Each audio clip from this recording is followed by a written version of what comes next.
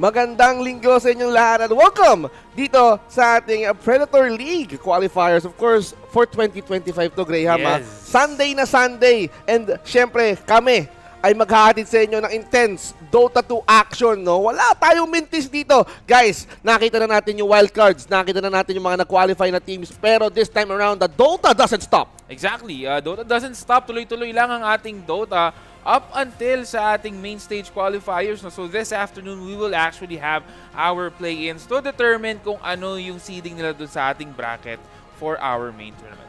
By the way, mga kaibigan, sa mga kakanood lang dito at samahan nyo kami, of course, all throughout the day dahil mahaba-habang group stages action to, no?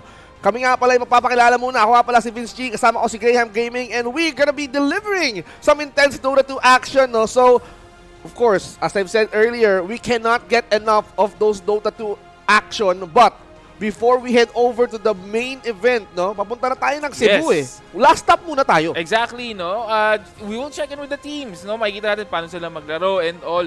So, as for the teams as well, ito yung first taste nila dun sa ibang teams din, no? So, magkakapalagayan na dito. And it is actually a good timing kasi this is also renaissance of of our meta. So, medyo nagbabago yung meta natin. If you are watching the pro leagues, medyo nag-iiba yung mga hero picks from our previous games, and mamaya makikita natin yan. But before anything else, Predator Gaming is authorized to officiate Predator League PH 2025 as an official tournament registered under the approval of the Games and Amusement Board in the Philippines. So legit pa sa legit ang ating tournament, Vince. Matik yan, at syempre supervised by Gab, and that means each and every player, of course, has to give their all. Syempre, if you wanted to be the next Filipino athlete representing your country in terms of these games like Dota 2, Yeah. diba? You have to give it your all, diba?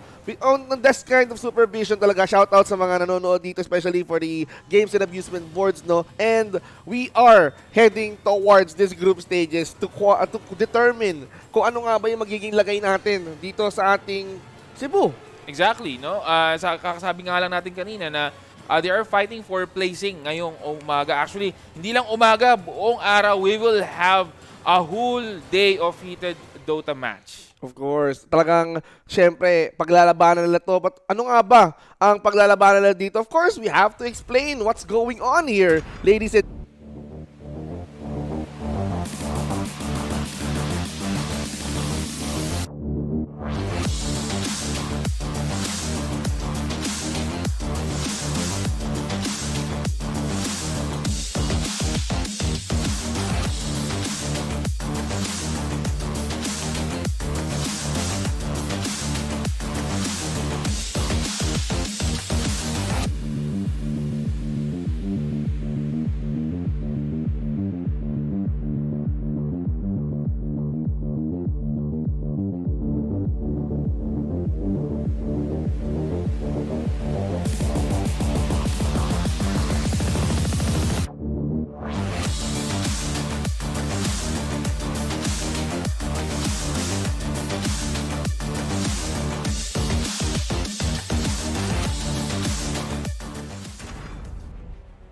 as you've seen on the video, we're currently in the play-ins. Natapos na yung kahapon yung Valorant, but this time around, we're talking about Dota 2.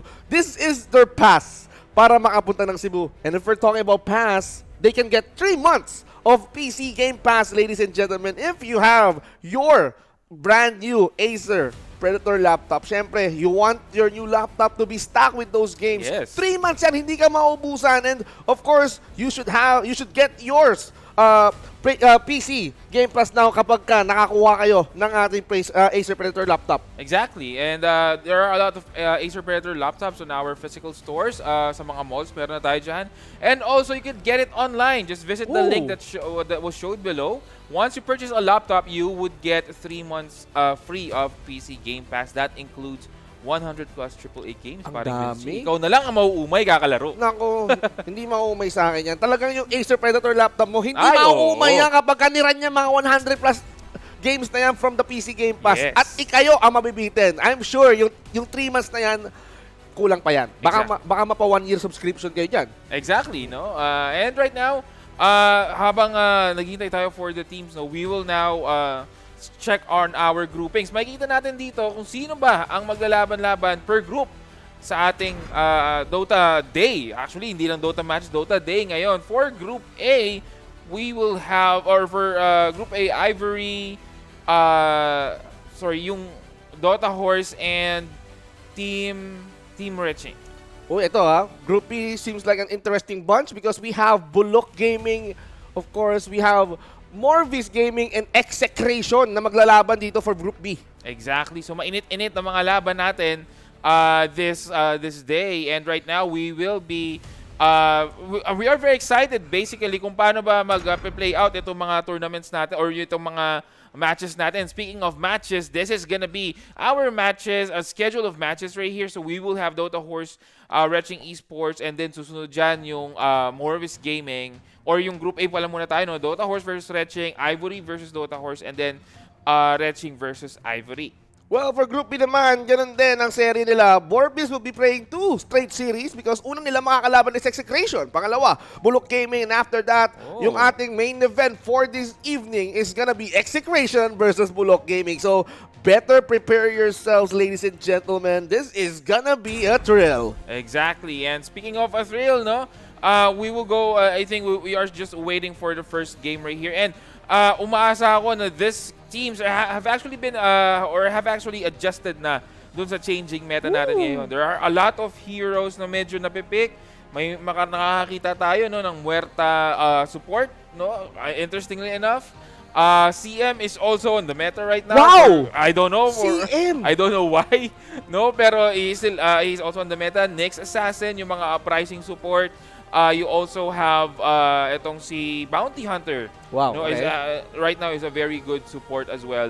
So yeah, later siguro we'll touch on why they are on the meta right now. Pero what I'm excited about right now is the match one that we will have right here, Dota Horse versus Retching Esports. Alam mo, no, I'm seeing the icon, seeing the logo talaga, you know, it reminds me of the good old days. The courier, the good old Dota Horse, okay?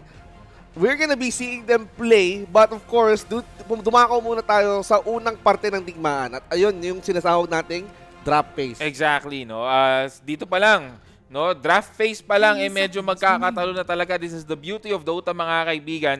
Etong draft natin for Dota is very different from other kind of MOBA games kasi malaki ang impact ng draft sa Dota. Pero speaking of draft, we will now go to our bans right here. Sand King, Shadow Demon, and Naga Siren. The usual bans, kahit internationally, ito yung mga nakikita nating bans na talagang hindi pinapalusot tong mga hero na to. Well, typically, you don't want a Naga Siren dito sa game na to dahil aside from isipin mo kung carry ba to, isipin mo kung support Naga ba to, ang pinakamahalagang skill niyan is that yung setup, which is manggagaling sa Song of the Siren, and of course, yung farming capabilities nito, if is a carry, sobrang bilis niya mag-farm.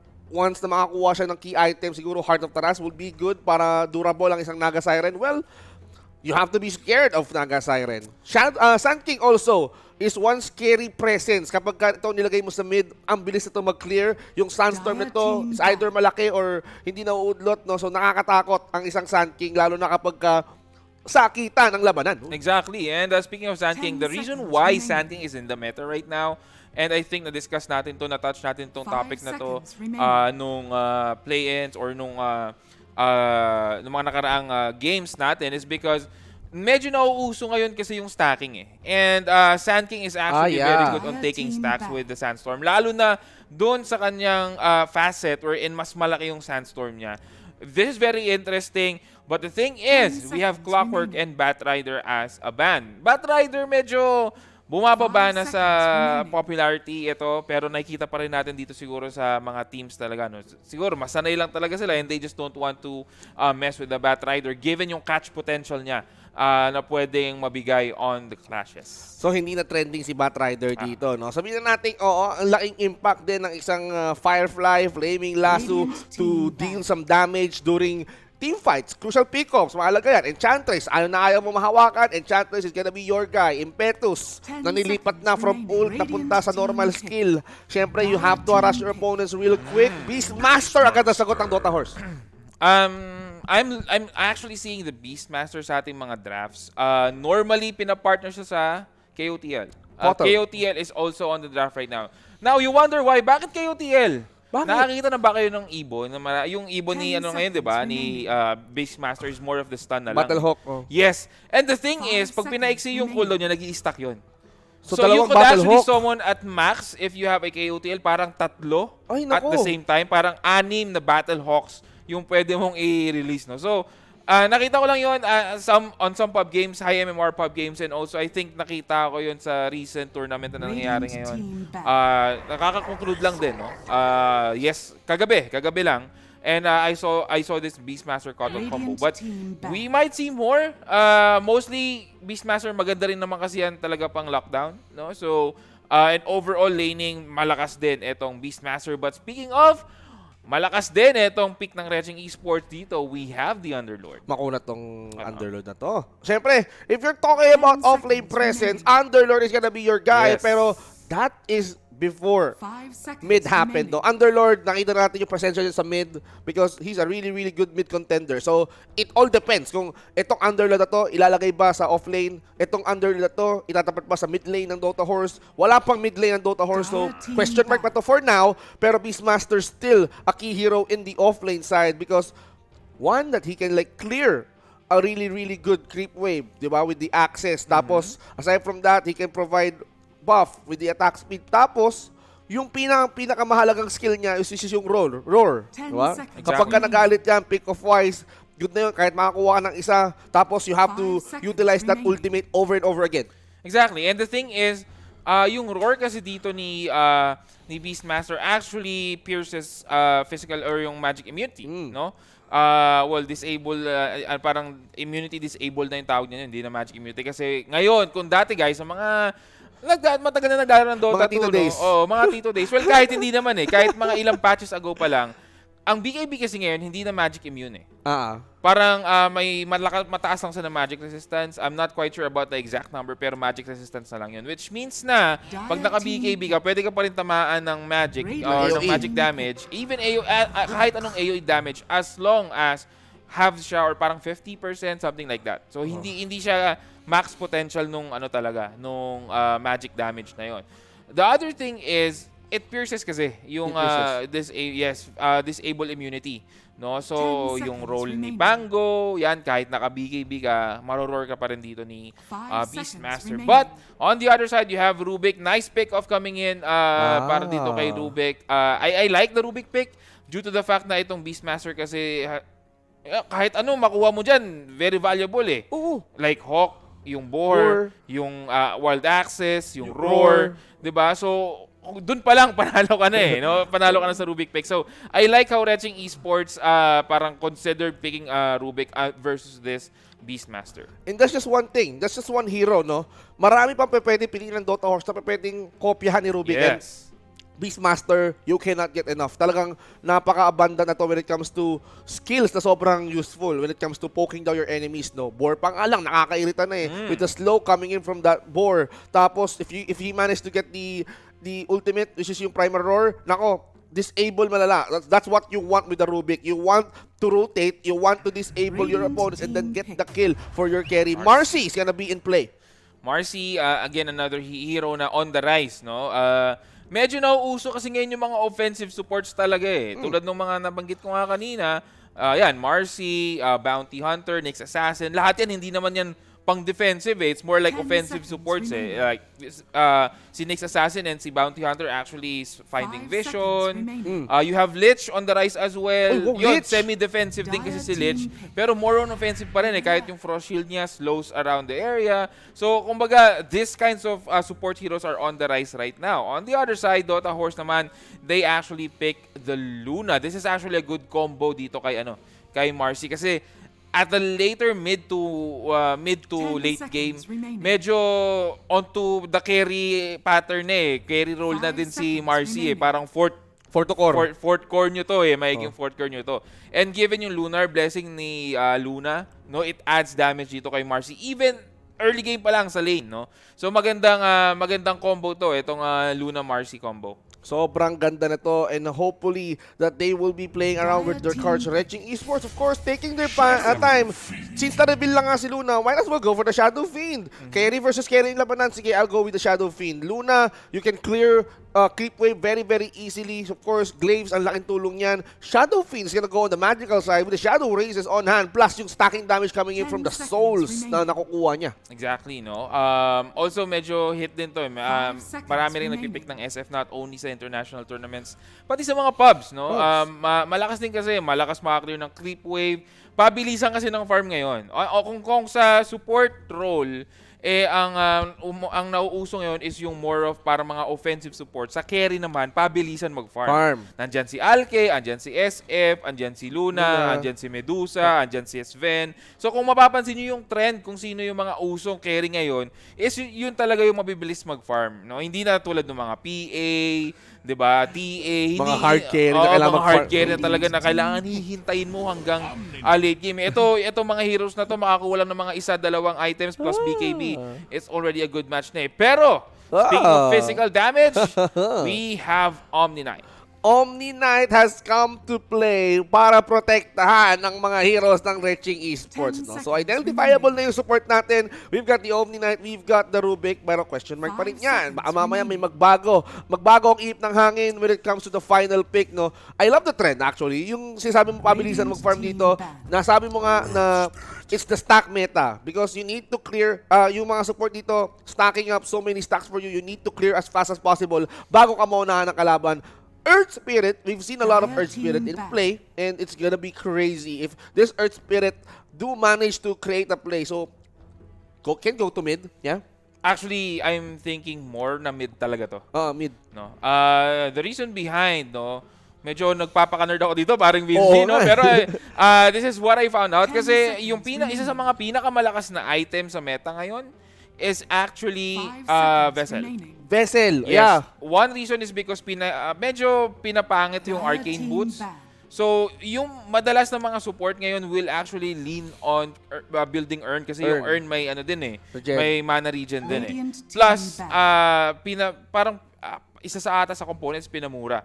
So the thing is, mas okay siya versus you building up an arcane boots. And same thing no, with the trend na uso ngayon yung mga supports na hindi kailangan usually ng arcane boots. But relies heavily on the Urn into Vessel. And with that being said, etong si Earth Spirit is natural carrier ng Vessel yan. Kaya nakikita natin mostly sa mga tournaments yan na mid lane yan. Tama yan. Gulong, Vessel, just to poke down your opponents with the DPS. Kapag ka naubos mo yung Vessel, get some souls para ilagay sa Urn or sa Vessel. And then that's a good harassment. So we're gonna be seeing a lot of action coming in from the Ember Spirit. Removing the Ember Spirit in play. Okay, so ayaw masunog ng isang Earth Spirit sa mid. Ayaw niya ng kapatid na natutusta. Pero huwag natin kalimutan na nandiyan pa yung mga besties niya, yung mga kapatid niya. Muerta, you're talking about Muerta. Tinanggal din sa usapan. Might be a possible candidate for them to pick as a mid lane. Pero I think why though? I mean, Earth Spirit is gonna go highly likely on mid. Yeah, ito yung sabi ko sa inyo, Muerta going on support. No? Nakikita ko rin na may mga nagpipick ng Muerta support. The reason behind is yung ulti niya kasi is pinabuff. Kung dati parang level 1, 6 seconds, level 2, 7 seconds. Ngayon, on all levels, 8 seconds na siya. So which means that the earlier na makakuha ng level 6 itong Muerta, mas malakas yung lane nyo. Ay, naku. So yun yung iniiwasan ngayon ng Reaching Esports. And Dota Horse will actually pick etong si Grandma, no? Si Granny. Yes, si Snapfire and Storm si Spirit on the other hand. This is actually a very good pickup for Reaching Esports kasi medyo very disturbing sa clash etong ulti ni Snapfire eh. So at least meron silang catch, no? Meron silang huli dun sa likod and meron ding chase down for Earth Spirit. Yun yung pinaka-importante dun kasi Earth Spirit alam naman natin na very mobile na hero yan eh. Hindi madaling hulihin yan si Earth Spirit eh. So baka magbagong ip ng hangin dito we might see an Earth Spirit go towards the support role. We can see Snapfire going mid kasi baka iniiwasan nila eh. They are trying to anticipate the lineup but let's see, baka mamaya kayang tangkehin to ni Earth Spirit. Sabi nila, wala akong pake kung kapatid kita. We're gonna be having a battle at mid lane. That's what we want though, but It's all gonna matter on who's gonna use these heroes. I'm so excited, Graham. Dito Yes. sa unang serie na to, no? Dota Horse ang Rechi. Bakit nabakbakan to sa simula? Exactly, umagang-umaga. Actually, patanghali na tayo mga paragoy. Bago pa man mag-umpisa yung ating game, kumuha na kayo ng pananghalian dyan. Sakto, masarap kumain habang nanonood ng Dota. Ay, nako. Imagine having your breakfast, your brunch, your lunch, no? Habang nanonood ng intense Dota action, mga kaibigan. Unang laban pa lang ito ng Dota Horse at Reaching Esports. Tandaan natin, no? Itong tinatawag natin na play-ins, yung group stage, Group A, kung saan maglalaban sila dito. I think this is a best of 2 series. And whoever gets this win will be getting their head start. Exactly, no? And yun na nga, best of 2 sa mga gantong best of 2s, very important, no? Ang each game. Hindi pwede na manalo tayo sa isa pero okay lang na ipakawala natin sa yung isang game. Hindi kasi siya ganun eh. When it comes to best of 2 placing, every game is very important kasi yung game na natalo kayo, baka yun na yung game na sana naipanalo nyo na and nakakuha kayo ng higher seeding sa bracket. So, yeah, I'm very exciting to see and expecting din ako sa mga teams na to kasi these are new names, no? Well, there are some names naman na nakikita na tayo na medyo familiar na. Pero given that these are mostly teams that we haven't we haven't seen in the pro scene talaga usually, very exciting ito pero ito. Nakakamiss-missan na. Sana all miss Sana all all miss you. ka. Nako. Nagkakaroon ng dito. I miss you. Sana all. Yan yung magandang good morning na bati. Good morning. Parang ano yan eh. Kumain Stand ka na muna ba? tapos I miss you. Kumain ka na ba? I miss you. Uy, grabe naman yun. So, habang inintay natin sila dito, no? While they're trying to get back, I can see someone drawing from the minimap, no? Are they gonna try to at least invade or probably launch a sneak attack while we welcome Blue? Ito na yata ang gagawin ng Reaching Esports. Iikot yata sila para gulatin ang Dota Horse, ha? Exactly. And right now, this is very interesting to see. Both teams have actually a different kind of dynamic. Medyo magkaiba yung dynamic ng team both teams ito. Reaching Esports is more on the kill side. Although when it comes to team fights, ang lamang lang nila is yung Raze and yung Pit talaga. Pero on the other hand, itong Dota Horse, parang Vince G, no? You have the Magnetize, you have the Roar, you have the Eclipse. Meron ka pa rin yung jump ni Marcy na pwedeng maka-stun ng multi-heroes, no? Ng maraming heroes. And of course, yung kay Snapfire, no? Yung ulti ni Snapfire na masakit talaga sa clash. Medyo ma-out position kayo if hindi kayo makapwesto ng maayos. Pero let's see, no? Pwede rin naman mag-switch eto. May nakikita akong iba sa pubs na mini-mid lane etong si Snapfire. Pero nagkakaroon ng konting palagayan dito. Parang Vince G, no? Mukhang hindi sila magkakakitanin. Baka hating kapatid lang for our first runes. Nag-drawing lang naman. So probably nag-decide sila ng ruta. Smokes is now gone. Tapos they're just anticipating kung sino nga ba ang matutukso na lumapit sa kalahati parte ng mapa, no? It seems like Dota Horse wants to come up on top lane, though. Are you ready for some action? I think each and every one nandito nag-aabang na. Tapos itong si Omni Knight, nako, para may binabalak siya sa Gedli, Try to play some wards para ma-delay ang pag-spawn dito ng camp, no? First, bounty rune na per grab. Sino ka makakakuha ng lamang or probably 50-50 ba to? Uy. And yes, that is may isa pang rune na hindi ata nakuha, so mukhang kukunin din. So 50-50. it's gonna be a fair trade lang sa ating rune. And again, it's gonna be a mid lane Earth Spirit dito. Medyo stat-based ang mid lane Earth Spirit natin kasi, no? More on nagbabank siya sa stats. Maybe we could see some bracers later on para dito kay Earth Spirit. Pero eventually, ibibenta na rin yung bracer niyan. Gusto ko yung micro na ginagawa dito ng kinokontrol niya usually yung creeps, pero parang alam ko for the first wave kasi hindi mo pwedeng agawin yung aggro kasi. That was actually update past mga ilang patches ago na. Kasi yung iba nung dati ginagawa. Hinihila. Hinihila on the first wave pa lang. So kumbaga, first wave pa lang, medyo nagkakasiraan na ng aggro dito. Pero yun nga, parang hindi nga maganda for the game yun. So pinatch out ng Valve. Wala, ayaw nila. Pag first game, first wave, bigayan ka agad. Huwag na yung huwag na yung salasihan, no? Ayan, no? Ibigay nyo na. Ibigay mo lang, ayan, no? Magkakaroon sila ng dito, sakmalan actually on this mid lane, but on the bottom lane, seems like Luna is doing a tremendous job holding off his lane, no? We're gonna be seeing him on the safe lane. Actually, ito si Marcy, ready na for a rebound, no? But he's not gonna do that. Look at Storm Spirit, though. Itong si Atos, nako, Dump account pa nga yung ginamit. Ano to? Katumbas na Smurf account? Bank account talaga eh, no? Dump. Pero eto sa mid lane, I think mas lamang dito early in the game, no, itong Earth Spirit. Medyo mas maraming pangulit kasi. Although, meron din namang remnants etong si Storm Spirit. But the thing is, at early levels, yung peak kasi ni ni Earth Spirit might go on the level 3. Imagine meron kang stun, meron kang chase down, and meron ka ring silence. Pero on that bottom lane, this might be our first blood. Giro will actually run for his life, pero hindi ka na aabot sa hagdan, kaibigan. And you're gonna get down. It's gonna be Luna getting the first blood. Yung bracer ni yung bracer dito ni Underlord, nakakuha ng Luna yung courier, no? Plus that first blood, no? That's a really, really good start for the Dota Horse. Ngayon, igi pa ng tubig yung labanan. Storm Spirit, he managed to get his water rune. Habang itong si Earth Spirit, no? Also, he got his water rune. On the other side, no? He's gonna try to, utilize every remnant na meron siya para ma-punish. Ganun din ang ginagawa ni Atos Dump, no? This is a really, really close matchup, but I wanted to see the Dire safe lane. Kamusta na ang safe lane ng Reching Esports, no? Most likely, I can see that Shadow Fiend is advancing. Habang in Dota Horse off lane, si Beastmaster, he was forced to play defensively.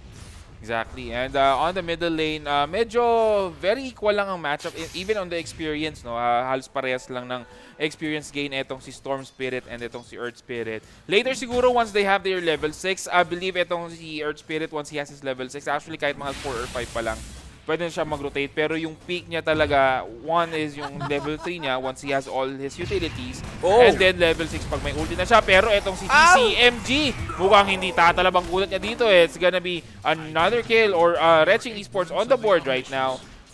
Yeah, it's gonna be Omni Knight. Sayang lang kung si SF sana nakakuha ng kill. But still, Omni Knight getting the kill right there is still good. Still gold on the pocket para dito kay SF. And that's a way to punish down the heroes ng Dota Horse, no? That means Beastmasters, teleport papunta ulit dito sa top lane para rumisponde, no? Sayang nga lang talaga because he could maximize the soul na pwede niyang makakuha doon, no? Pero in terms of the punishment in the bottom lane, look at Giro here receiving so much damage with Magic Stick, Blood Grenade in para ma-punishment dito si Marcy. Marcy needs to run away. Hello! Hindi siya makahabol dito because he managed to pop in that salve. Exactly. And ito na nga, medyo na-damage ng konti si Marcy doon. Nabigyan ng, hindi nga konti. Parang nabigyan talaga si Marcy doon kasi almost muntik na siyang mamatay eh. Pero, yun nga, no, yung strength ng Marcy Luna lane is nandito. You can just simply jump out and then Luna susundan lang yan ng Lucent Beam for that mini-stun and then medyo right-click na lang yan. Masakit pa rin yan, dalawang yan. Good matchup lang dito kay Underlord kasi medyo makunat siya naturally. Pero speaking of, there goes yung barrel dito, yung shotgun ni Snapfire killing etong si Omni Knight. That's gonna be another kill on the board para sa Dota Horse. Good scatter blast commitment para kay Granny. Yan. Magandang Snapfire connection to, no? Alam niya na mapunta doon eh. Hindi ka welcome dito. Ang ginagawa mo sa teritoryo ko, lupain ko to eh. Bang! Shotgun finish. Really, really great start for the Dota Horse as well. 2-1 ang score. Yung bottom lane natin dito, receiving pressure from the creep wave. Habang naglalagay lang sila ng information dito. Marcy naglalakad sa harapan ng CCTV because he wants that bounty rune. And I can see the attempt of the Marcy. Is he going towards with iikot lang ata siya dito for that sneak attack though. Kailangan maging ready dito ang dalawa from the side of Reching Esports sa may bandang baba. Pero I think they have that information because of the wards that they placed. Exactly. Yun din gusto ko, no? Medyo maganda yung ward placing. Given na merong Earth Spirit dito, etong Reching Esports kailangan medyo mag-up. Kumbaga pagandahin pa nila yung wards nila. Although gusto ko yung ward dun sa bottom lane ng Reching Esports just for that rotation ni Earth Spirit. Given na level 6 na rin to, and speaking of rotation, we will now see a smoke, mga kaibigan. This might be a disaster for SF. Medyo lamang si Earth Spirit dito kasi may catch potential si Earth Spirit eh. Makakahabol si Earth Spirit unless level 6 na rin si SF na kahit pa paano may ilagan niya. Pero mukhang hindi yun na may case. Level 4 pa lang, muntik na nga, mastan si SF. Pero there goes your Magnetize. The damage is all out for the side of Dota Horse. Mapapatay ba nila si SF on time? Yes, they will. Mukhang sasama pa nga dito si Omni Knight. And tuloy-tuloy lang yung pagbagsak ng bato dito ni Earth Spirit. Pero nakuha with the telekinesis and pumasok na rin ito si Storm Spirit. Hahabol sa dito kay Earth Spirit. Will there be a kill? It's gonna be a deny on the neutral clip. Nice play coming in for Earth Spirit. I love the dedication. I love the commitment. Alam talaga ni Earth Spirit. Alam ni Aray na mapapa-aray siya doon. And Aray there's talaga. nowhere else to go but to talk to the neutral creeps. Kunin nyo na lang ang buhay ko. Huwag nyo na akong ibigay sa kanila. And that's a good commitment though. Ang damot mo naman, sabi dito ng Raging Esports. We want your kill though because you killed one of our own. Yeah, and this is our replay. Hindi tumama yung initial rolling boulder niya para dun sa stun dito kay SF. Pero still, yung additional armor na binibigay ng tower is actually very good. Pero speaking of, there's gonna be another engagement and it's gonna be Beastmaster falling down. Mukhang gumagante ang Raging Esports dito. Pero on the other side, namatay din pala itong si Pit Lord. Nako, kinukuha Pit na Lord nga sila talaga. dito. Yeah, mo na. Alam, they get the reference, you know. Mga titos dyan, alam naman kung sino ang OG Pit Lord. Another blood grenade being thrown out to the Rubik. Giro now try to at least use the Fate Bolt para lang mabawasan ng damage dito yung members. But he's gonna try to do yung ginawa ni Aray. It's not gonna work though. Yeah, masyado siyang malayo dun sa neutral creeps kasi, no. Muntik-muntik na, no. Kung sana, kung ako yon, kung available pa yung telekinesis ko na lang yung creep way papunta sa akin. Just to make sure na matatamaan ako. Pero still with that, medyo 50-50 pa rin yun eh. Hindi pa rin sure ball yun. Pero, nice rotation. Ang ganda ng ginagawang rotation dito. This is how you should play Earth Spirit kasi hindi naman siya napababad talaga eh. Pero there goes the rolling border into the Eclipse, mga kaibigan. Pinaulan na ng Lucent Beam. And that's gonna be another kill para dito kay Underlord. 2 consecutive deaths na para kay Underlord. Binati mo si Earth Spirit, ito rin pakitang kilas, no? He managed to roll down the Underlord sa may bottom lane, gets that kill. Nice rotation. Here comes the Earth Spirit on the mid lane as well. Battlehawk nag-dive sa harapan ng isang Anton Dump, and Anton Dump will be trying to hide himself from trouble. Nako, Exactly. i-open niya na yung main account niya. Exactly, no? Medyo muntik na. If that could have maybe a level 6 Beastmaster with Aurora, baka napatay nila doon si Storm Spirit. Pero kulang pa sa levels. On the offlane side, both teams parehas nabubugbog yung offlane nila, pero both teams naman is striving onto the safe lane. No? Medyo lamang lang ng konti si Luna kasi namatay si SF kanina eh. So medyo delay lang ng konti yung items, yung experience gain, pero level 6 na etong si SF. If they want to get a fight, then they can. No? Requiem is available. Siguro ipon lang muna ng souls. And then once souls are available, pwede na sila mag-rotate. And speaking of, nagkakaroon na may invincibility. Etong si Storm Spirit, mapapatay niya ba?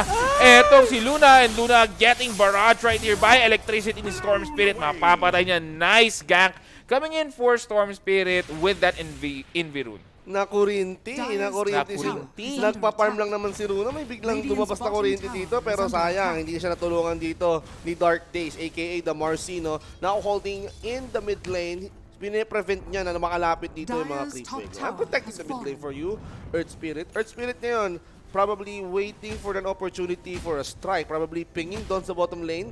No, still available pa rin yung wards dito ng Raging Esports. No, if they wanted to sneak on Oracle BCD, probably matutunugan nila yan and they can set this up. Si Beastmaster, I think he's gonna go straight for that. Pero speaking of, mukhang ang nag-go straight, eto si Storm Spirit. Roar will be there, but will that be available? No. That's just too much numbers coming in para sa side ng Raging Esports to handle ito ni Beastmaster, and that's gonna be, again, Beastmaster going down.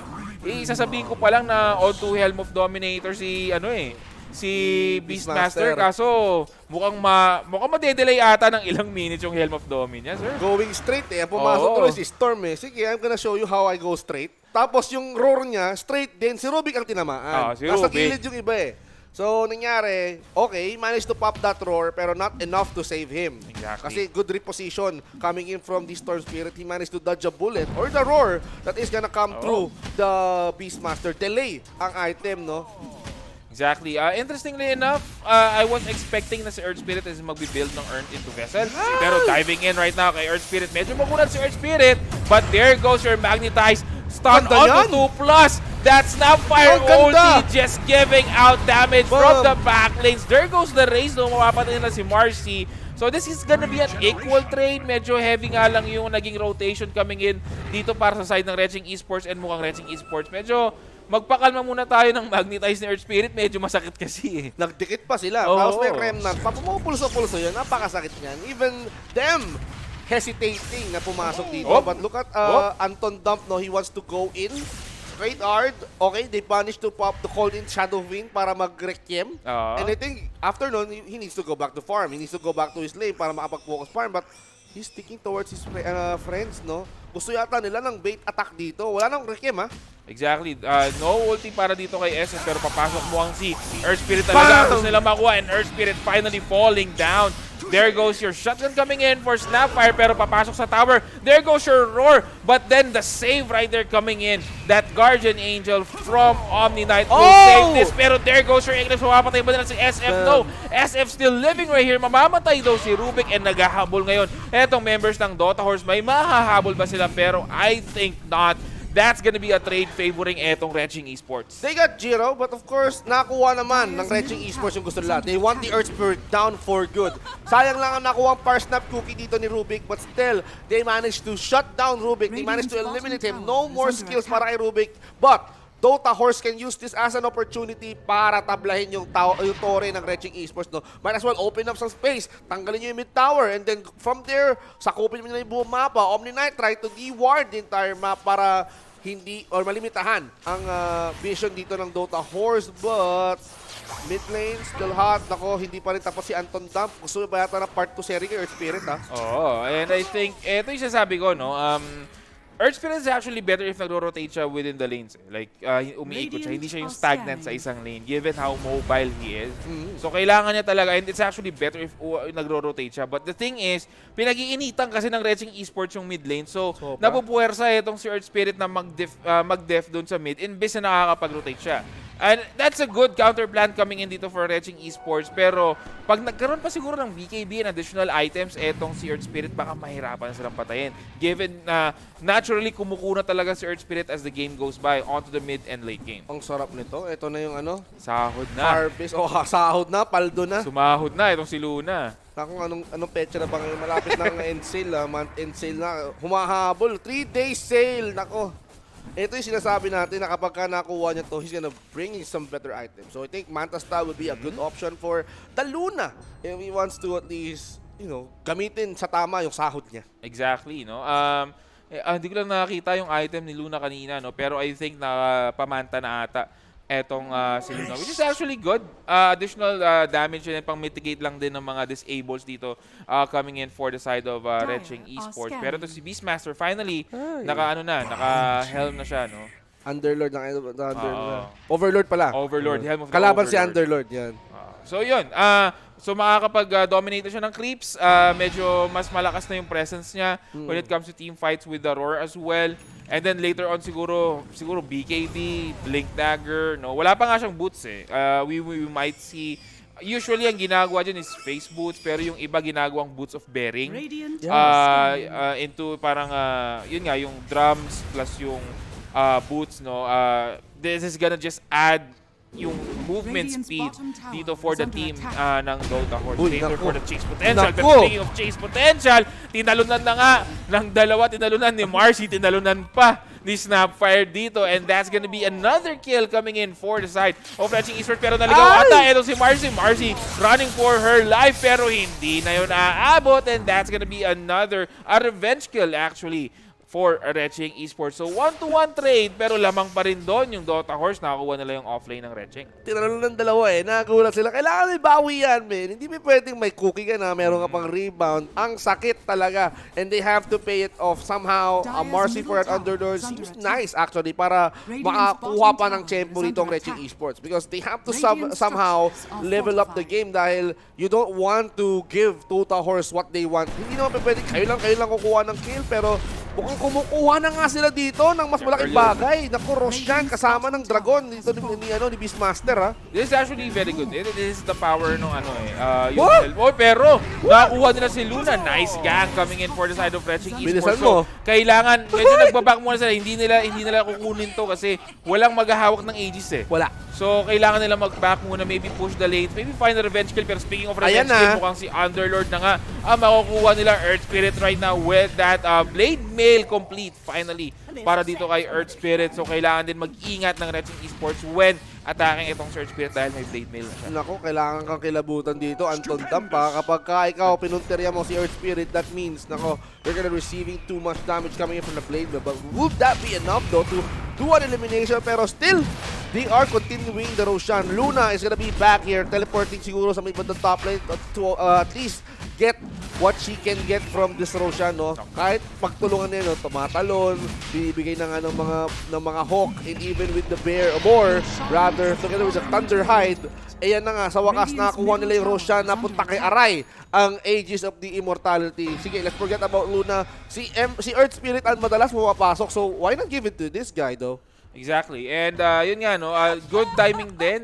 Once na nakuha nila yung Helm of the Overlord, there are 2 tanks na. Basically, with the Helm of Overlord pa lang, makunat. Naturally, makunat na talaga si Beastmaster. Kukunat talaga siya. Pero given the damage kasi medyo nahuli na siya, yung kunat niya is hindi na masyado natin mapapansin. Later on, siguro pag nakakuha pa siyang additional items, pwede. Pero finally, etong Dota Horse, getting that middle lane, this will open up a lot of options para din sa Dota Horse on the map kung saan sila pwede mag-rotate. Nako, hindi pa rin tapos. Kailangan niya mapunta sa 3-day sale. Luna still farming up after the Manta style on hand. Sakto maganda yung kuha niya, mga 16 minutes and a half. Nakapag-Manta style na siya. Underlord going for the sustain utility. Mecha on hand. Pero akala niya mahuli niya si Aray dito. But no, that's a good pit actually. Pero nice try. He can go for another pit. But will that set things up? I can hear Storm Spirit though. Where is he? Ito na, pumasok na nga ito si Storm Spirit on the backlane. So he's gonna try to get Luna. But Luna right there will try to live still. Wow! Medyo makunat na ito Luna. Finally falling down. But that's a lot of commitment para dito kay Luna. Will that be enough? Luna still down. Earth Spirit just on the front line. Finally triggering that Aegis. Wala nang ulti itong side ng Reching Esports. Round 2 para kay Earth Spirit. No BKB daw, so maiipin siya dito sa gitna ng pit. And that's gonna be 2 crucial kills coming in from Reching Esports. Sa habol pa ang Dota Horse.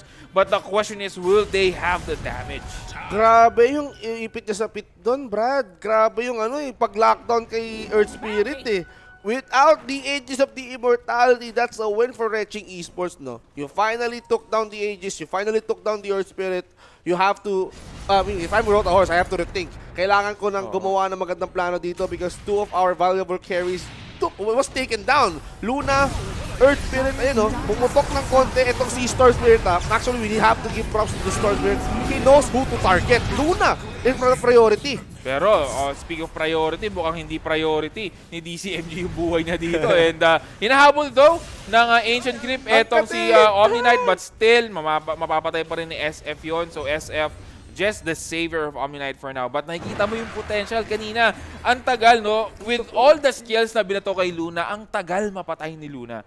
What if may additional items pa siya? Like maybe Pike, BKB, no? Same thing with Earth Spirit. Once na nagkaroon ng BKB dito, medyo malilimit yung damage ng Reching Esports given na mostly ng damage na binabato ng Reching Esports is magic damage. Nako, speaking of limit, no? Uy, nako, sky's the limit yata. Somehow, nag-isip si Anton kung tatalon ba ako. Pinging. Ping siya. Nako po!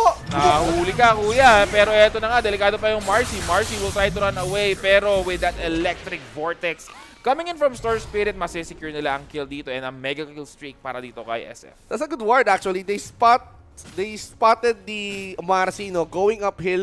He's gonna try to retake those little wards right there. Tapos, nakita ni Storm, okay, wala tong kasama. She's vulnerable. Sige, kunin natin tong kill na to. Sayang to eh. Ito na yung pagkakataon ni Storm Spirit para mag-snowball and he's utilizing every opportunity para he can get whatever kills he gets para mapigilan ng Dota Horse because Dota Horse is doing extremely good and Reching Esports needs to put a stop and this is really working. Exactly. Speaking of ward placement, no, yung ward placement na ginagawa ng Reching Esports dun sa gitna is actually the usual, one of the best ward placement. No? If you are playing Pops, hindi siya pansinin kasi eh. Hindi mo akalain na may ward dun eh. Pero ang maganda doon kasi, kita mo yung river, kita mo yung kung sino yung dadaan sa river, and kita mo rin yung rune. So at least, kung sino man yung kukuha ng rune, you have an idea na kung saan babagsak or kung nasaan yung rune. So which is, again, very worth it yun. No? Very worth it na ward. Kaya sa mga nanonood natin dyan sa viewers, alam nyo na kung saan kayo magwa-ward next time. No? And now, speaking of which, smokes up para sa Dota Horse. Hopefully, sana hindi sila nakita rito ng Reching Esports and they wanted to go on the Omni Knight. Omni Knight, nako, sinabugan ng Between at Araw. Nako, buwan pala yun kasi si Luna yun eh. Luna. Si Luna yun, si Dawnbreaker yung Araw. Si Araw, walang Dawnbreaker dito, tinanggal sa si Phoenix, no? Pero yun nga, no, nice kill coming in for the side of Reching Esports. Medyo concerned na ako if Dota Horse, medyo mapapaisip ako, no? Medyo kanina pa nakakapag-farm ng dire-diretso itong SF. Pag nagkaroon ng item to, actually, pa-BKB na nga to eh. So yung magnetize dito ni Earth Spirit, although, again, damage mitigated na lang yun, yung BKB, no? Pero malaki pa rin kasi hindi naman siya parang nuke ang hindi nuke ang magnetize eh. It's more of parang damage over time. So, medyo mahirap, kumbaga, hindi na ganun ka-effective yung magnetize dito. Pero siguro sa ibang heroes din, magnetize is not designed naman for one hero lang. So it's really for clash. So yun lang, kay SF medyo mahihirapan silang i-burst down itong si SF pag nagka-BKB na siya. Yeah, especially you mentioned DOT, no? Damage over time coming in from that pulse na manggagaling dito sa magnetize. Well, you have to be scared about that. Baka mamaya, in a split second, he can regenerate yung health. So you have to consider that factor. Shadow Fiend, as we speak, nakapag-farm up na. He's getting durable as the time goes by. Smokes up, natanggal yung smoke. Roll in coming in from the Storm Spirit. Kinuha yung skill. Somehow ang nakuha dito is Lucent Beam. Buang ito na, pumapalag na sila. Earth Spirit, sinalo lahat with the Blade Man, but not enough to keep him alive. And here comes the sustain. Meron ng kagaling dito sa likod, but they're just clearing out the neutral camp. But they got what they want. Hindi man nila nakuha si Luna, but they got the Earth Spirit. Exactly. Medyo nagiging head-hick na dito yung yung Omni Knight kasi yung kanyang Guardian Angel pag nagamit niya. Humahaba palalo yung buhay ng mga ka-team niya. So, kailangan siguro ng talagang burst down or kung pwede naman na si Omni Knight muna yung targetin nila before they could actually go into the clash. No? Para mapuwersa lang ni Omni Knight ng maaga yung Guardian Angel. Pero ngayon, 15-13 ang ating scoreline, paring Vinci. We already have 3K gold lead para sa Dota Horse, which means na nakakapag-farm pa rin ng maayos etong si Luna. Humahabol This is really, really good for Electric Esports kasi early game they were behind. Nakakuha sila ng way para ma-shutdown bagay ang Dota Horse. Luna is farming freely, but nung nag-scale up itong si Storm Spirit, doon na natin nakita yung mga engagement niya. He tries to roll in, he tries to get those very, very effective kills. Omni Knight, raramdaman na natin siya. He's really, really becoming a really, really annoying support together with the sustain na nanggagaling kay Underlord. Pwede nakaharapin ni Underlord to kasi protektado siya ng Guardian Angel niya So, you have to watch out for that. And let's not forget the Shadow Fiend that can be the star of this clash. He can go in, tapos biglang magpasabog ng sama ng loob. Protektado pa rin siya ng Omni Knight. You have to keep that in check. Plus yung Rubik, he can steal out some crucial skills. Especially yung mga Lucent Beams, Roar, Disables are really useful when it comes to retching. Exactly, no? And hindi pa ako nakakita ng magandang spell skill galing kay Rubik. Ewan ko, siguro hindi lang natin nakikita. Mga Lucent Beam, pero namamatay siya kagad. Kumbaga hindi big skills yung nakukuha dito ni Rubik. But still very effective din naman, no? Disable, yung kanyang burst down. Pero speaking of, eto na. Yung push coming in for the side of Dota Horse is actually very good. Yung tower taking capabilities nila is sobrang bilis given na meron silang Beastmaster with his Ancients plus yung Luna, no? So, may nag-requiem doon. Hindi. Nag-fake out lang ng requiem. Pero pumasok na nga itong Storm Spirit. It's gonna be DCMG. Pero the force snap out. It's gonna be a kill coming in for the side of Electric Esports. Nahabol pa sila dito. Delikado itong si Snapfire. Snapfire being chased down as well. 2 down for the side of Dota Horse. And hindi pa sila tapos. They are gonna try to chase someone else. Pero etong si Luna medyo pa-sexy muna tayo dito sa puno. Hindi tayo pwede makita. Parang Buti walang scan. Hindi ka pwede lumabas dyan, Luna. Nako, hindi safe. Huwag ka lalabas. Nako, you're lost in the woods.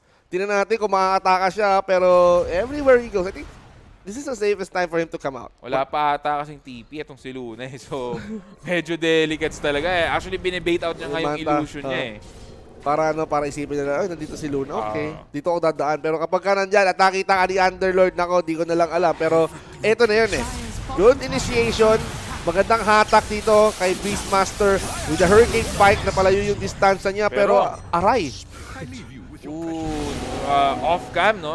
Hindi man off-cam, pero pinapakita lang kasi natin yung replay. Pero namatay doon itong Earth Spirit. Very crucial to, no? Yung kukuha ng Electric Esports, very crucial. Pero speaking of kills, there goes your Roar coming in para dito kay Storm Spirit. Will that be enough? The damage is enough, mga kaibigan. It's gonna be a kill right here para sa side ng Dota Horse para kay Earth Spirit. Pero there goes your Lucent Beam and your Eclipse Guardian Angel now being casted down. Will the damage be enough kumakana pa etong si Luna, and Luna, it's gonna be a 2v4. The damage is there though. The Angel keeps doing their job, mga kaibigan, and SF will fall down as well. Make it a team wipe, Luna. Yes, it will be. It's gonna be Dota Horse getting that team wipe para dito sa ating Game 1. I thought we've seen it all. Reggie Esports almost coming back. Naku, nagpaparamdam na sila, pero nangyari, Dota Horse prevented the casualty with a really good reposition. If we can play that one again, makikita mo si Marcy ang puntirya ng isang Storm Spirit. Nako, sabi dito ni Beastmaster, lumapit ka dito. Eto, sisigaw ako! Rar! Ang cute, di ba? Well, other than that, no? Pero ang ganda rin kasi ng ginawa dito ng ng Dota Horse, no? Medyo hindi kasi nila pinansin itong si Luna. They actually focused dun sa Beastmaster and doon sa mga ancient creeps niya. By that time na tumatagana itong si Luna dun sa ibang members, sumasabay na yung ancient creeps. Mamatay dito itong si Beastmaster, pero yung ancient creeps si Beastmaster is doing a lot of damage on the clash, and makikita nyo ulit, medyo nightmare for the side dito ng Reggie Esports, pero team white para sa Dota Horse. That is a really good counter-attack. Imagine kung itong si Luna hindi nakaligtas doon sa previous team pa sa top lane. Kung hindi siya na-stuck sa puno at nakatago ng maigit. Hindi mangyayari yan. And good thing, El Karim managed to make his presence felt. Parang feeling ko kaka-teleport na lang doon eh. Exactly. Actually, nagpa-farm siya dun sa may bottom lane kanina eh. Oo. Pero nakapag-TP agad siya na, kumbaga, caught off guard din yung Reggie Esports doon. No? Medyo blind spot kasi yun eh. If you would look at yung replay kanina, or kung nakita nyo yung replay kanina, medyo blind spot yung area na yun. Oo. Unless nasa high ground kayo, makikita yun. Pero if you're going from the secret shop, hindi makikita yun eh. So that nice positioning as well coming in para sa Dota Horse, specifically para dito kay Luna. Well, for Reggie Esports, they have to rethink kasi somehow they got the momentum but they suddenly got stopped because of that team play, team fight, no? Ang nangyari dito, it was really a nice setup though, but they didn't even anticipate na may manggagaling na attacks coming in from the sides na hindi pa nila nakikita because of the fog of war. Ngayon, back to farming ang ginagawa ng Reggie Esports. They have to bounce back. They got their items already. Luna, after ng Phylactery, na-upgrade na niya into Kanda. Nako, talagang Wakanda forever ang build niya. This medyo masakit na, kaya pala. I was actually looking at Luna's item, or I just wanted to look at Luna's item kanina, no? Pero given na may Kanda na pala siya, medyo yung critical is nandun na. Kahit itong Storm Spirit siguro, kahit wala pa siyang BKB, given na may Aegis naman siya, and papunta siya sa Butterfly, no? So, this is gonna be very good for the side of Dota Horse, pero hahabulin pa nila itong si Rubik dito. Ito nga, mukhang mamamatay si Rubik. Rubik will not survive that engagement. 4 heroes ang dinala ng Dota Horse dito, and they are gonna continue to push this bottom lane. It's time right now para sa Dota Horse to attempt that high ground given na may Aegis pa sila. Nako, mukhang gusto na lang balagbagin dito yung mga Tore, and now Reggie Esports needs to play defensively. They have the high ground advantage. Kailangan akitin to ng Dota Horse. Dota Horse, although they wanted to barrage the bottom lane, place some wards, at eto na nga dito ang Reggie Esports anticipating the push. Iniwan na nga lang dito ni Luna ang kanyang mga ilusyones, samantalang ginulong na, itinulak pa palabas ang isang shadow pin. Kailan ka maglalabas ng sama ng loob? Ito na nga ating nakot na bahagya ang mga members ng Dota Horse, but we can see the Guardian Angel being popped in. Elakrim, he managed to get a double and he's not stopping. Right clicks after right clicks.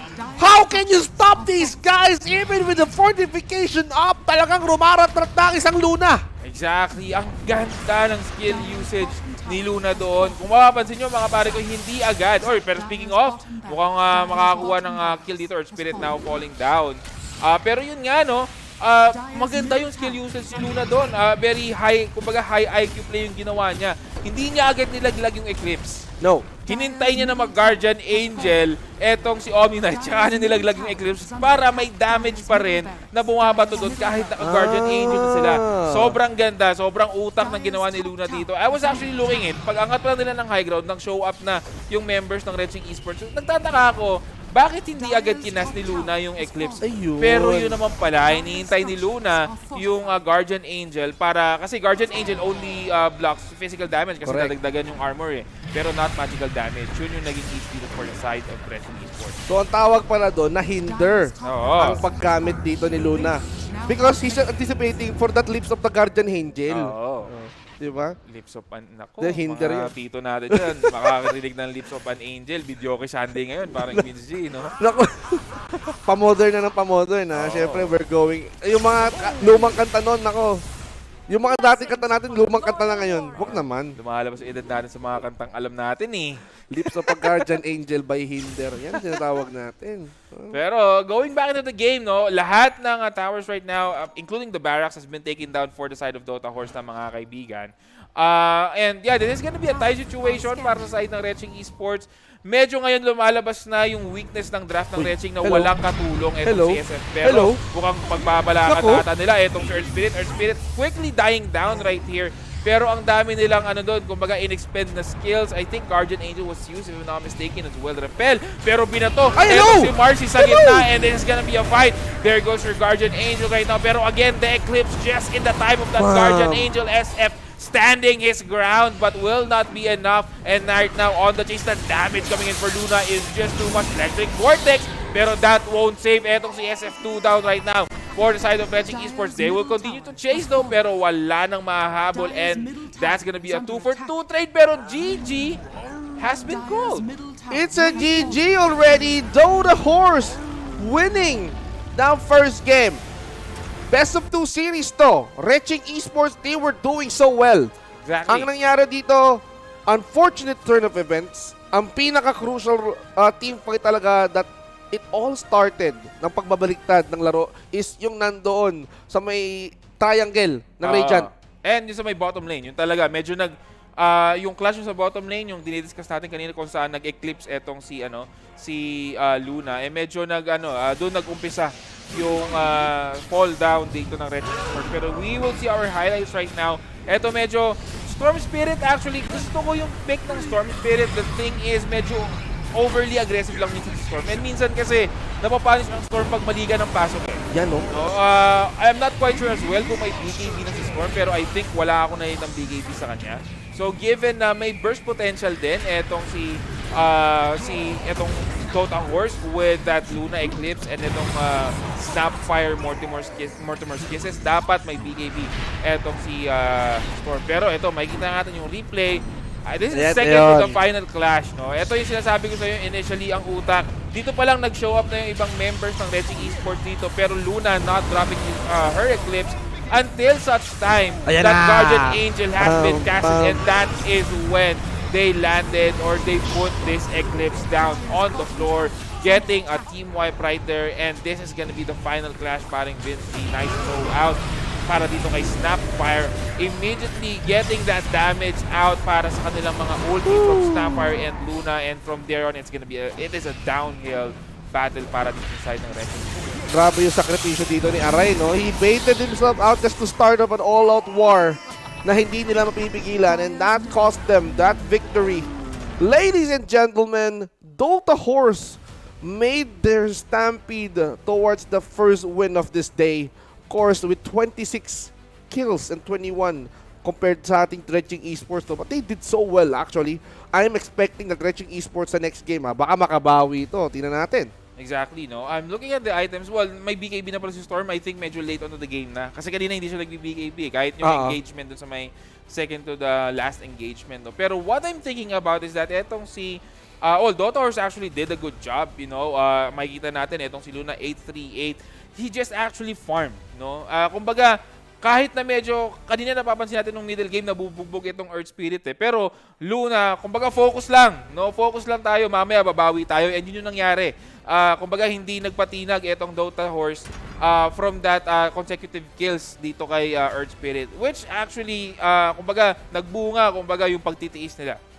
So that is an intense game number 1, but we need to give our props to El Karim. Luna is your MVP. Sabi mo nga dito, he farm. He survived the woods. He came out strong and he managed to get 8 kills, 8 assists. He only died twice in this entire game and he managed to farm up really decent items. El Karim deserved that MVP spot, and because of what you've said, yung pagpipigil niya para doon sa Eclipse, eto na talaga yung naging mitya para i-turn out niya yung game na to in their favor. But Graham, no? That's just game number Game 1. one, yeah. And we still have one more game. Tingnan natin kung tie ba or magto-2-0 nga ba dito ang Dota Horse. Of course, mga kaibigan, might as well grab something dahil alam ko na kailangan nyo mag-hydrate. Ladies and gentlemen, we will be right back here on the 2025 Predator League qualifiers. Kaya huwag kayong alis, kami magbabalik.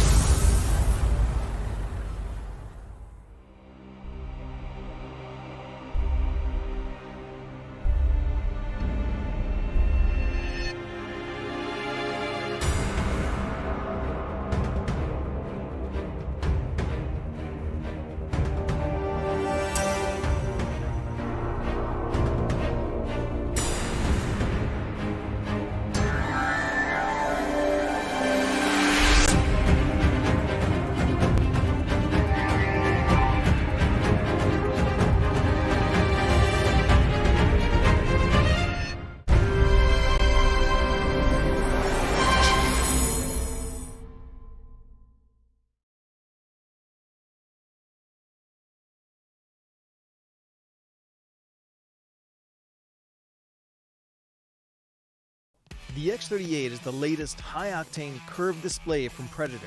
This zero-frame behemoth has a 37.5-inch span and a 2300R curve in glorious 21:9, so that you can feel your peripheral vision with pure gameplay for all-out immersion. And with a very ergonomical stand, positioning this colossal display is quite easy, allowing you to tilt, pivot, swivel, and adjust the height as needed, so that comfort is maintained even through long gaming sessions. Naturally, you have all the latest ports needed, as well as 2 powerful 7-watt speakers should a headset not suffice. Though the X38 is ideal for hardcore enthusiasts and esports pros alike, what sets it apart, besides a crisp, ultra-wide QHD Plus resolution, is the Agile Splendor IPS panel it uses. This panel makes it possible to push the response time up to 0.3 milliseconds, while maintaining a color gamut of DCI-P3 98% and Delta E less than 2, so that colors and details remain vivid. Add on the 175Hz refresh rate and you have a blisteringly fast monitor that keeps all the fast-paced action coming through nice and smooth with almost no ghosting, color bending, or torn frames. To make sure those frames look as pristine as possible, NVIDIA G-Sync keeps frame rate locked to the output of your GPU, while Display HDR 400 certification allows you to enjoy HDR content in or outside of gaming. So if you're looking to go all out, it's time to introduce the monumental X38 to your game setup.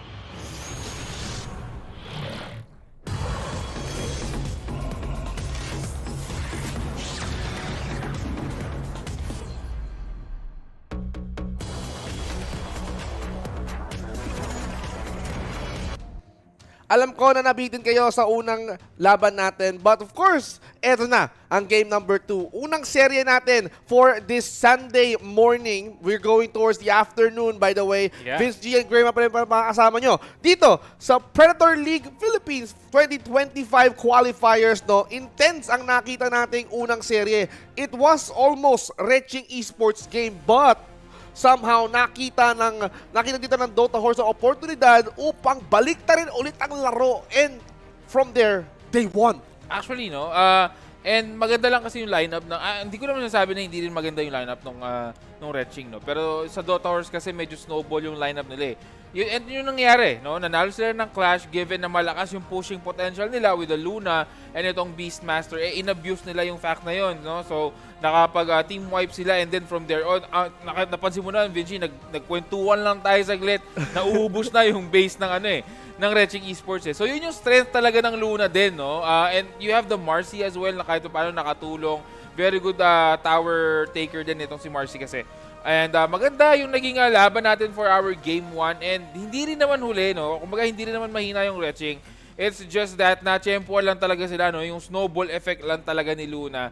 And malay mo naman makabawi ang Retching Esports. Actually, that is the best kumbaga best scenario for Retching Esports for this series. Baka panalo man lang sila kahit isa.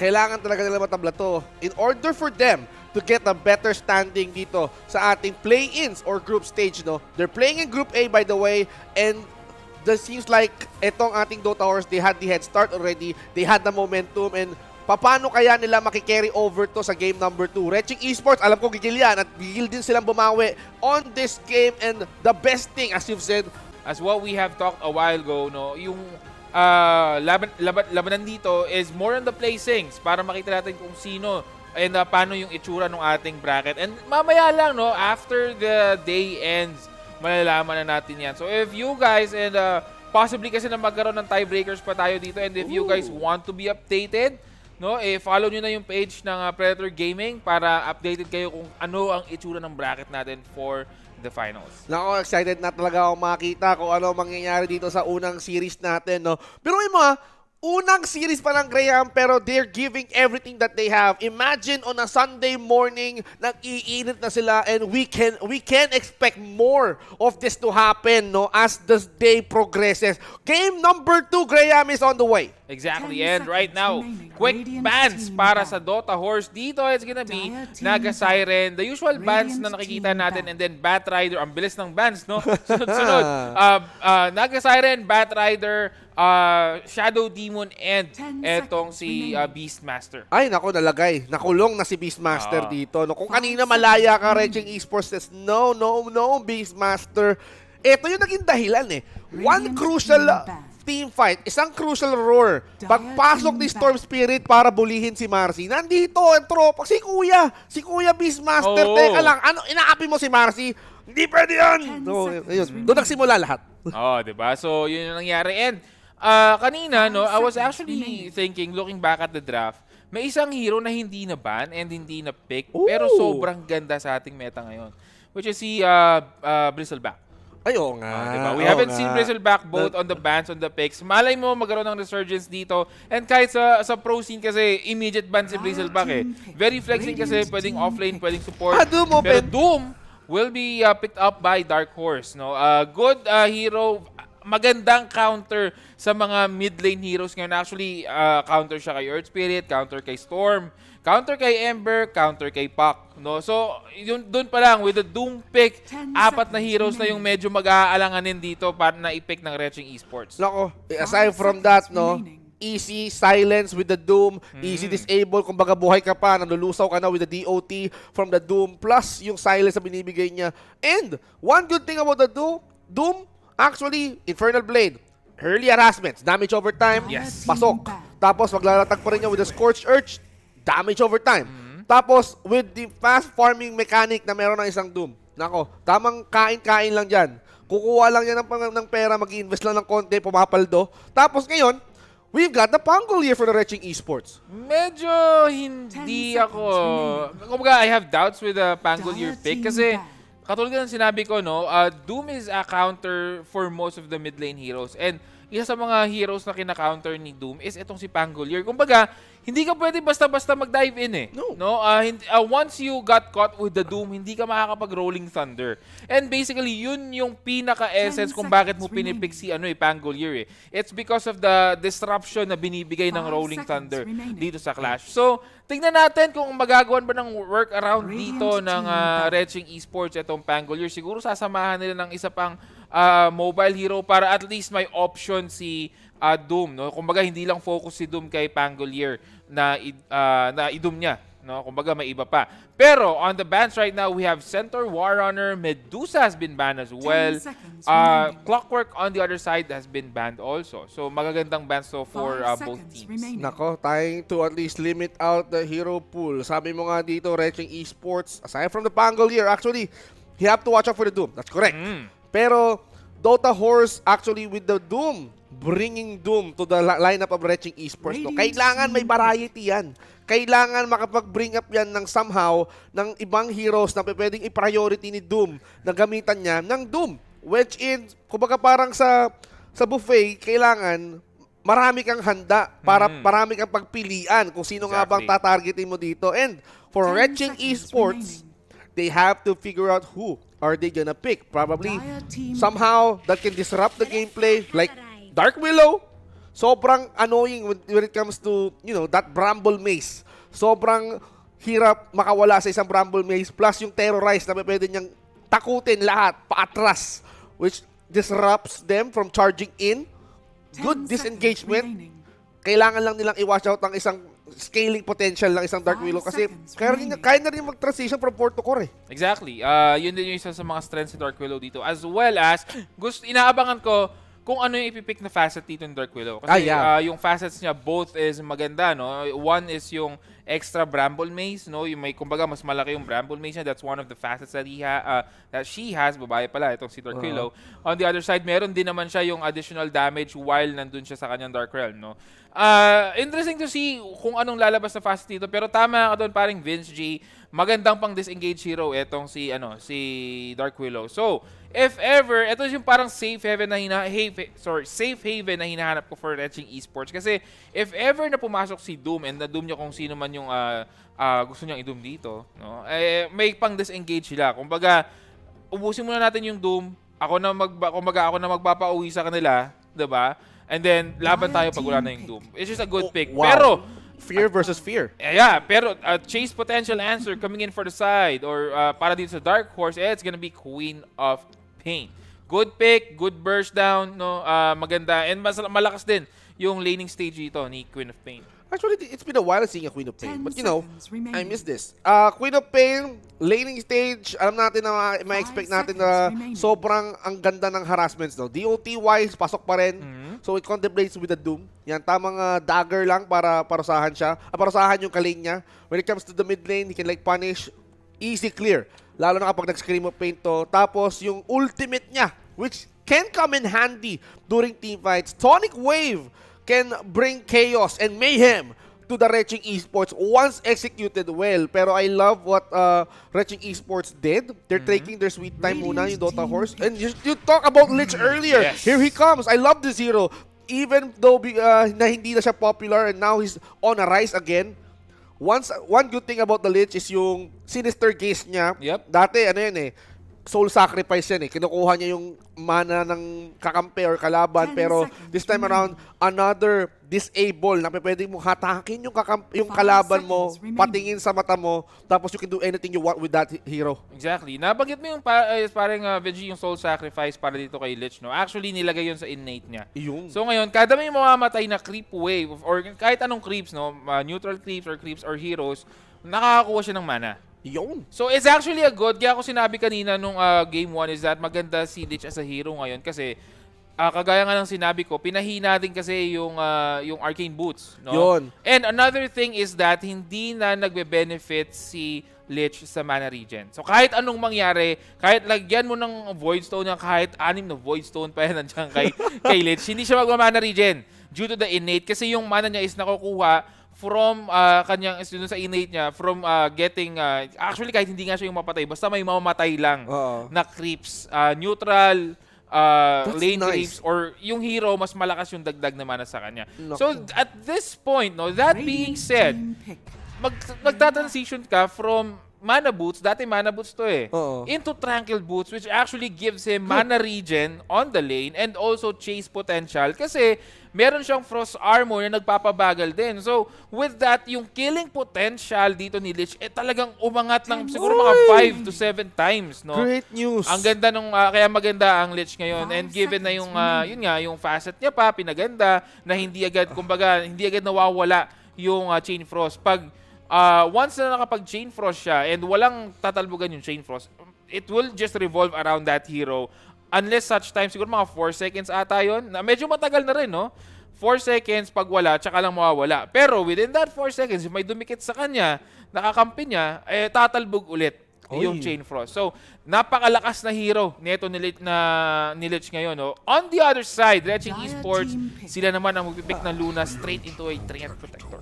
Nako, Luna and Treant Protector. Retching Esports saw the potential of a Luna. Kanina, Shadow Fiend ng gamit, but this time around, they want to tear and pulverize down the barracks, the towers, and kahit yung mga stacks na pwedeng i-provide ng Retching Esports para sa Luna na to. Ito ang susi sa tagumpay ng Dota Horse kanina, and ito ang magiging susi ngayon ng Retching Esports.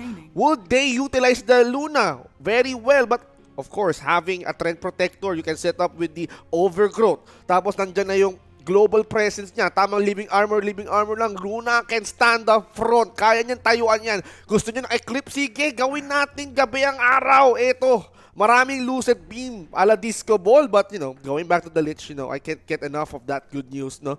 Transitioning to the Tranquil really helps. Kasi, for me, just like a Crystal Maiden issue, di ba? Bakit ka nga naman magmamana boost kasi Crystal Maiden na magamit mo, di ba? Mag-focus ka na lang sa Hell Regen, lagi ka nabubuli. And uy! Nako, hello, Grimstroke. Ang ganda ng pick ng Dark Horse dito, or ng Dota Horse dito, no? Grimstroke, kung mapapansin mo, paring Vince G, lahat ng heroes before si Grimstroke, lahat yan puro single target. Uy. Okay, so kumbaga, if you're gonna use Grimstroke's ulti, busog na busog. Yung sulit na sulit yung Grimstroke ulti kasi other than Scream of Pain though, lahat ng skills na meron sila, yung Chain Frost, isipin mo parang ko, Chain Frost! double Chain Frost, double Doom. Tapos naka 299 unlimited ka pa. Nako, napakasaya niyan. Only Chain Frost bounce. Tapos nako, imagine the Soulbind. Napakasaya ng isang ng Grimstroke. Ang ganda, I just would like to commend Dota Horse on dun sa draft nila, no? Ang ganda on how they build the draft. Very explosive. Ang ganda, although kung mapapansin ng iba, Grimstroke support lang yan. Pero hindi. If you would think about how Grimstroke would be used within the clash, no? Yung Shadow Poison dito o yung Poison dito ni Queen of Pain, yung Doom ni Doom, syempre si Lich, yung kanyang Frost Nova, and yung Chain Frost niya are all single target na pwedeng doblehin dito ni Grimstroke. So medyo kailangan ng konting pag-iingat for Retching Esports. I think they need to rush their BKBs just for that one. No? Pero still, ang maganda pa dito, Doom tumatago sa BKB, Sonic Wave tumatago sa BKB. Chain Frost, hindi mo mababato initially. Pero pag binato mo sa katabi niya, tatama pa rin sa'yo. Yes. Hindi mo lang mababato initially yung Chain Frost doon sa ano. Hindi ka matatarget. Pero kapag may katabi ka, yari ka. Exactly. And yung ulti ni Grimstroke dito will also pierce BKB. Ang sarap. So, ang ganda. Oh, you missed this guy. You missed this guy. Okay. Imagining utilizing the goo with the bristleback, single target, okay. So, okay lang, kahit hindi mo na idamay sa Soulbind dyan. Pero, imagine a bristleback being an annoying guy. It's either you go goo, you go quill spray, pwede to.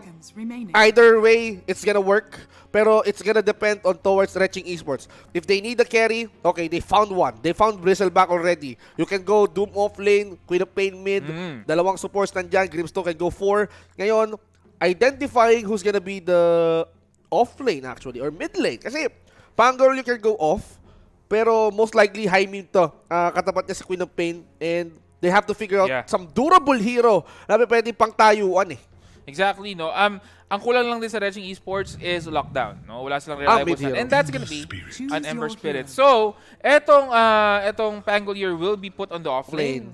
Which I think is actually better than the mid lane kasi medyo mahahara siya doon ni Queen of Pain. Range versus, melee matchup versus sa Queen of Pain specifically, medyo hindi magandang matchup yon. Ember Spirit, medyo yung kanyang Flame Guard, yung kanyang Flame Shield will actually help mitigate kahit papano yung magic damage on the lane na binibigay dito ni Queen of Pain. So, that's actually a very good matchup as well. But I can't get over yung pag-build up ng draft dito ng Dota Horse. Ang ganda.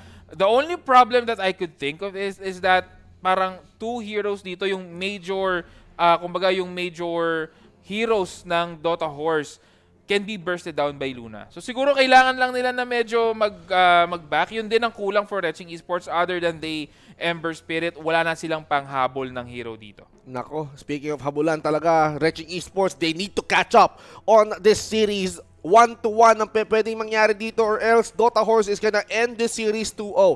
Ngayon, excited na ako makita mga kaganapan dito. The draft is very, very beautiful. Game number 2, we're gonna be expecting, Graham, na this is going to be a mayhem na kailangan natin matutukan. No? Kung yung game number 1, masyado nang masaya, mas masaya pa makita na sa game number 2. And I can wait to see kung sino nga ba magwawagi sa dalawang to. Exactly. And while we are waiting sa mga tao dyan sa ating stream, you guys are in for a treat. It is gonna be a very good match for our game to just sa ating first series. Parang Vince Gino, wala pa tayo sa second, third, fourth, fifth, and sixth series natin. Ang ganda na ng mga picks and ang ganda na ng mga laban dito. So if you guys are watching, no, i-comment down nyo kung sino mang team yung sinusupport nyo dyan sa ating comment section. And para malaman nila na you guys are supporting them. And lalo silang ganahan maglaro. Nako, mga kaibigan, mas ganado to dahil dalawang team nakasmoke kagad-agad. They wanted to at least go near each other at sabi nila makita tayo sa baba. It seems like the bottom river is gonna be occupied, smokes being popped. Ngayon, early to for them, they have that information. Reching and Dota Horse, parehas gustong umamba. They wanted to get ahead of each other. Sabi ni Oracle, teka lang, na-expose ako, mag-back muna tayo ng bahagya. Exactly, na medyo na doon, na huli. Ito si Pangolier huli pero hindi kulong. Hindi kulong. No? Pero they're gonna go ahead and maybe get I think it's gonna be an equal trade lang dito for the runes, no. Pero in terms of first blood potential, medyo malaki ang first blood potential ng Dota Horse dito. They have the slow, yung Chain Frost, depende kung anong kunin niya, Frost Armor or Chain Frost para kay Lich. Both are very good. Pero for laning purposes, I think mas magandang kunin ni Lich yung chain o yung Frost Armor, no? Para lang just for protection. And against a Bristleback, imagine you have a Goon na pang slow tapos yung Frost Armor also slows yung sa lane, no? Medyo it's gonna be a hard lane for Luna given na naturally makunat to. And I think it's gonna be a 2-4-2 rune. Yes, it will be.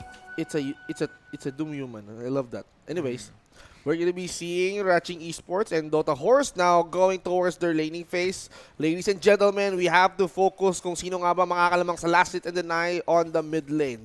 Wala muna tayo nakikita bakbakan dito, but it's all about the last hit serye between the Ember Spirit and the Queen of Fate. It's going to be Aray. And of course, itong si Anton. Oh, it's Kael now. Si Anton Dump. Kanina, it was Aray. He's now Kael. Oh, so interesting. Medyo nagbago ata. Parang tingin ko yung pangalan kanina, parang Aray. Hindi niya ata pila swerte siya dun So nagpalit siya ng pangalan. Nako, speaking of laning phases, ladies and gentlemen, Queen of Pain, or probably itong si Atos Dump lumalamang na when it comes to last hit. But of course, itong si Kaela, he's focusing more on denies. Kasi nga naman, I'm gonna try to at least lessen itong ating creep wave para hindi mo nga naman makakuha, no? And of course, on the side lanes naman, supports are doing their best para sa harassment. And even Jiro, no? He puts a stomp towards the sentry wards, no? Hopefully, he got a observer wards onto that. Or probably, tinanggal niya lang yung sentry ward para loosen up yung creep camp at makapag-stack siya later on. But look at El Karim, though. El Karim here running low, but he's not even scared because I'm a Bristleback, by the way. Kaya kong talikuran ang problema ko. Exactly. Pero medyo tricky yung Bristleback. No? On the early levels, malambot pa talaga siya. Mostly pag hindi niya pa napapa-level yung Bristleback niya, yung kanyang third skill. Pero ito nga, speaking of, naghahabol na. Etong side ng Reching Esports and mapapatay ba na si El Karim? No, that's gonna be safe play coming in for El Karim. Pero medyo ma-halt yung farm dito ni El Karim. Pero ito na, lumalabas na yung strength. First blood on the bottom lane. Ang nakuha nila yung Luna, Dota Horse. Ang ganda ng first blood nila doon.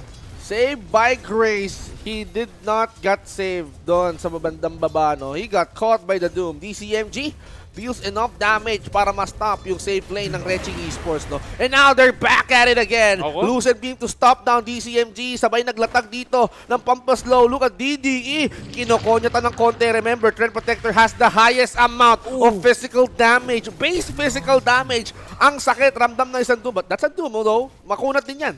Exactly. Yung kunat niya is not on the HP, it's more of the armor. If you would look at Doom, 5 armor. 5? Beginning, no, at level 1. Actually, level 2 na siya. Mas mababa lang siya ng konti kanina. I think yung plus 3 is because of the tower. Yes. Yan, wala na. Yeah, I'm correct. So, yung plus 3 is because of the tower, no? Sa mga hindi nakakaalam, if you are near your tower, you are having additional armor. Correct. Kaya yung iba medyo nag-hesitate mag-tower dive kasi may additional armor kayo mas makunat kayo ng konti. So, kumbaga yung mga close calls, minsan ganun yung nagiging yun yung nagiging dahilan kung bakit hindi sila namamatay dahil sa armor protection na binibigay ng tower dito. Uy, now, balik tayo sa mid lane, no? Kael focusing on his last hits. I-give muna sila ng tubig, no? Queen of Pain here.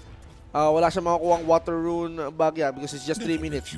But sabi dito ni Earth Spirit, ni Ember Spirit though, I'm gonna go to the bot lane. But I can see that the bottom lane is quite active. Look at save by Grace. He's gonna need that Grace in order for him to save himself. DCMG ngayon kinokonyatan na isang DDE, no? Yung taong puno natin dito, gustong sunugin ang isang Doombringer. But is he gonna bring Doom again though? Luna is not having the best of the lanes para dito sa... Imagine Luna 10-0 and this is actually 4 minutes na pero off position. Etong Grimstroke, hahabulin ba nila? The damage is there being slowed down dito by Trend Protector. Pero will the damage be there? Finally, one Lucid Beam. Will they get it? And the stun will kick in. Nice stun para dito kay Grimstroke but he will still fall down. DCMG mukhang nadelikado pa nga siya dito. Makakaligtas dito kay Grimstroke pero the stick will be activated and he will now run back to the tower just for that. Nice engagement right there coming in for Reching Esports. Pero it could have gone worse for Dota Horse, no? Maganda rin yung ginawa ni Doom na iligtas yung sarili niya. One good thing about the Scorched Earth, he gains health regen. Yeah. Kaya matapang siya tumayo. He knows that he got magic stick. Tapos itong si Luna sa si Grimstone, itong si Luna sa si Trend Protector, spam ng skill. So Magic Wand on the way. Hindi ako takot, no. Saluhin ko yan lahat. So for Doom, he got a natural sustain coming in for the Scorched Earth. Tayuan niya yan and while dealing damage over time, which is really good to punish down the Luna, no. Even though Dota Horse managed to get one first blood kay Luna, no? Reching Esports somehow answers to that, but look at El Karim. Kanina level 1 pa lang, binubugbog na siya because they know na wala siyang bristleback and Zenki knows that he's gonna take the fall kay Oracle BCD. Ngayon, El Karim is gonna follow suit, but he's gonna try to spray down the Quill sa harap ni Oracle, no? He's gonna hit onto one, pero muntik na mamatay sa swashbuckle. El Karim here is a pangwisik and he's gonna take Nero with him. Sayang, akala ko aabutin ng cool spray etong si Pangolier, no? But luckily, nasa edge lang yon. I believe nasa edge lang ng AoE radius ng Quill Spray si Pangolier. And kung inaabot siya, it's gonna be a double kill para dito kay Bristleback. But still, nice engagement coming in for the side of Reching Esports dito. Para, yun nga, no? That's a double kill.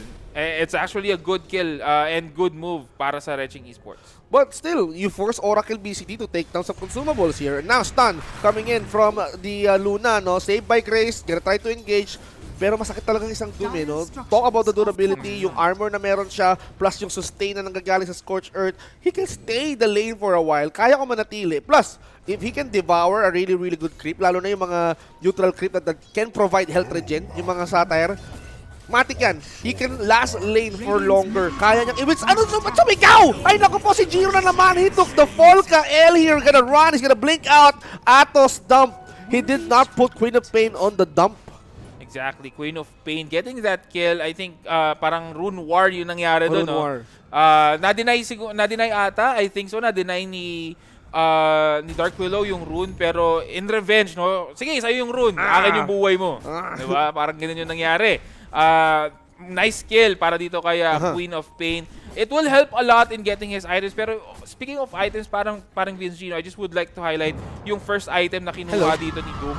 Which is actually very good. Nag-boots agad siya knowing na malaki yung movement speed advantage niya. Once na first item boost siya with the Scorched Earth. Oh, naku. May regen ka na. Mabilis ka pa. You got the boots, no? Forget the apple bottom jeans, mga kaibigan. Boots with the fur. Pero walang fur yan, ha? Ito Wala. si DCNG, no? He's gonna try to withstand itong mga members ng Retching Esports. Though, Doom is doing a really solid here. But how can he survive this? DCNG, Magic 1 dito, 7. Pwede niyang gamitin to. But what happened here? That's a payback, though. Eto na nga, and mukhang nakuha dito sa may mid lane, etong si Queen of Pain. On the run ngayon, etong si Ember Spirit. Hahabulin na ibang members ng Dota Horse, pero that's not gonna be enough. DCMG also in danger, and I think finally they will take DCMG down. 2 kills para sa side ng Retching Esports, and maganda, bumabawi na ng konti itong Luna dito. Paring Vince G, nakakuha na siya ng items, finally. Yun, actually mabubuo niya na yun. Konti na lang. He's gonna go for the Dragon Lance. Bristleback now aiming for that early Aghanim Scepter. Uy, actually maganda yan, ha.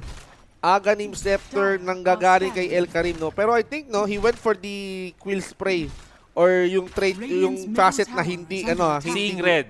Seeing Red. Yeah, Seeing Red yung facet na yan. So sa mga hindi nakakaalam, once na nag-activate yan, mas lumalakas yung damage ng Cool Spray. It's just that hindi kayo mag-share ng vision with your teammates. Pero speaking of vision, mukhang iba ang nakikita ng Dota Horse dito. 1 down. It's gonna be Luna going down. Pero will they have more kills? Bramble Mace has been used to, has been popped up. Makukuha si Lich. And itong si Doom just sipping out doon sa Bramble Mace. Mabubuhay pa si Doom dito. Medyo makunat. Etong si Doom, will the damage be enough? Finally, a lot of commitment being given back. That's worth it para sa side ng Retching Esports dito. And Lich mukhang tatakbo na lang siya just for safety. Senki somehow nakapagbagay ng wards, pero they got the wards over there, man. He got caught. Look at that. He got caught by that ward. Exactly. Nakitang-kita. Etong si Lich John. No? Ang tapang ni. Oo, matapang talaga. Although, maganda rin yung kill na ginawa ng Dota Horse. Good kill though. Lamang yung Retching Esports doon. Pero the thing is, pag hindi kasi nag-scale itong Luna ng mabilis, medyo maa-outscale siya ng Bristleback dito. Lalo na pag nagkaroon ng Aghanim si Bristleback. So I think, kailangan mag-switch up ng tactic etong Retching Esports dito as we see etong si Luna na mamamatay dito. 3 TPs yung dumating doon. Pero yun na nga, hindi naging enough yun. Nakuha nila yung dalawa. So nakakuha sila ng Lich and dumuntik pa nga makatakas itong si Lich. But na-secure ni Ember Spirit yung kill kay Lich doon. He had the wards over there. Even though Senki almost died, nakapaglatag muna siya ng wards before he got taken down by the Ember Spirit. Gusto lang naman kumuha ng rune. Sabi niya, okay, I'm gonna get a rune. Place some ward over there. Kita ka, sir. Halika dito. Sige, lalagay ako ng remnant dito. Sleight of peace. Hindi tumama ng sleight. Salong-salo mo lahat eh. Parang jumpscare yun kay Lich, no? Sakto, no? Mag-Halloween na. Medyo semi-jumpscare yun. Kahit ako nalagaan, uy, matay ako. Paano? Biglang may sleight of peace. Pero look at this. Kael blinks to the rune actually. Goes in for Senki. DDE now trying to absorb way too much health with the Leech Seed passive, no? Atos Dump tries to at least go with the Searing Chains para malakton si Senki. Look at DDE. He got taken down by Kael. That's the nice playback because he managed to activate a health regen rune. Mga kaibigan, the fight isn't stopping. We can see that itong si Atos Dump is gonna try to remnant out of safety. Kael blinks in, slows him down. Atos Dump here is gonna try to run towards the tower. Kailangan niya yung armor boost dito. Pero where is Queen of Pain? He went way too advanced. He wants to poke down Jiro. Tamang kurot lang. Hindi niya naman yung dagger. He's gonna go out. I just wanted to look, pero habang nangyayari yun, namatay etong Doom sa may bottom lane, no? Gusto ko lang makita, I haven't seen any Frost Shield na ginamit ni Lich dito. Oh yeah. So hindi ko alam kung Sinister Gaze yung kinuha niya just for that additional range and lockdown para dito kay Ember Spirit. Or hindi niya lang nakakast yung Frost Shield. Kasi Frost Shield, I believe, sa ating meta, no, is one of the strongest skills na meron in combination with most of the items ngayon. Pero yeah, Frost Shield now being used on the tower. It could have been better siguro kung nagamit kanina sa Clash. Siguro nagamit, hindi lang natin nakita. Frost Shield actually slows you down. You can use that towards the tower, no? Kung si Trend Protector, kayang pagalingin yung tower. Ayaw pakunatin yung tower with the Frost Shield. Now, Kael tries to hold it out. Ini-slow naman ng Frost Shield yung mga creep wave dito. Bramble Maze just to disrupt itong si Kael, no? He's gonna blink in para kumuha lang ng mga neutral creep sa may bandang baba. What's happening in the bot lane?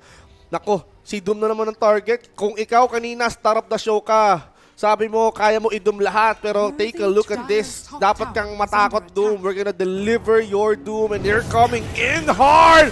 Doom, without anything to do, he got bursted out real quick. Ang kwento ka natin kanina sa draft, paring Vince G, it's gonna be Doom who is gonna be the hunter, pero he's the one being hunted. Ngayon, no? Pero on the other side, Luna, hinahabol dito. 3 heroes from the side of Dota Horse. I think this will be enough, pero the damage is there. Scream of Pain, will that kill? Etong si Luna, no. Instead, Queen of Pain will go down and mukhang susunod si Lich. And that's gonna be 2 down para sa Retching, or para sa Dota Horse. 2 kills on the board for Retching Esports. Retching Esports mean business here, ha? Parang ayaw nilang magpatalo. After that loss up against Dota Horse, they almost got that game. Pero sabi dito ng Retching Esports, etong game number 2, sisiguraduhin amin to. Tatapusin namin tong serie na to na panalo kami, natalo kayo. Gusto namin tabla tayong lahat dito, and then we're gonna be walking away to it. Dota Horse still has time though. Hindi pa natin naramdaman na isang Bristleback, but we have to be scared of what Retching Esports can bring to the table. They can end this real quick habang nasa kanila yung kalamangan eh. Correct. You're actually correct on that one. I think hindi na nila kailangan maghintay doon sa item pa ni Bristleback. Although I believe parang nakakuha ng stock etong si Bristleback, pero once na nagkaroon ng BKB, BKB plus etong Aghanims, medyo unstoppable na siya. Possibly another defensive item. Defensive item. So, depende. Pwede siyang mag-pipe, pwede siyang mag-Crimson Guard. Hello. So, either of Hello. that. Pero etong si Hello. Doom, mukhang hindi niya napapansin na nandito si Ember Spirit. Naghihintay lang ng ports etong si Ember Spirit, pero hindi nila i-engage. Alam niya. Oo.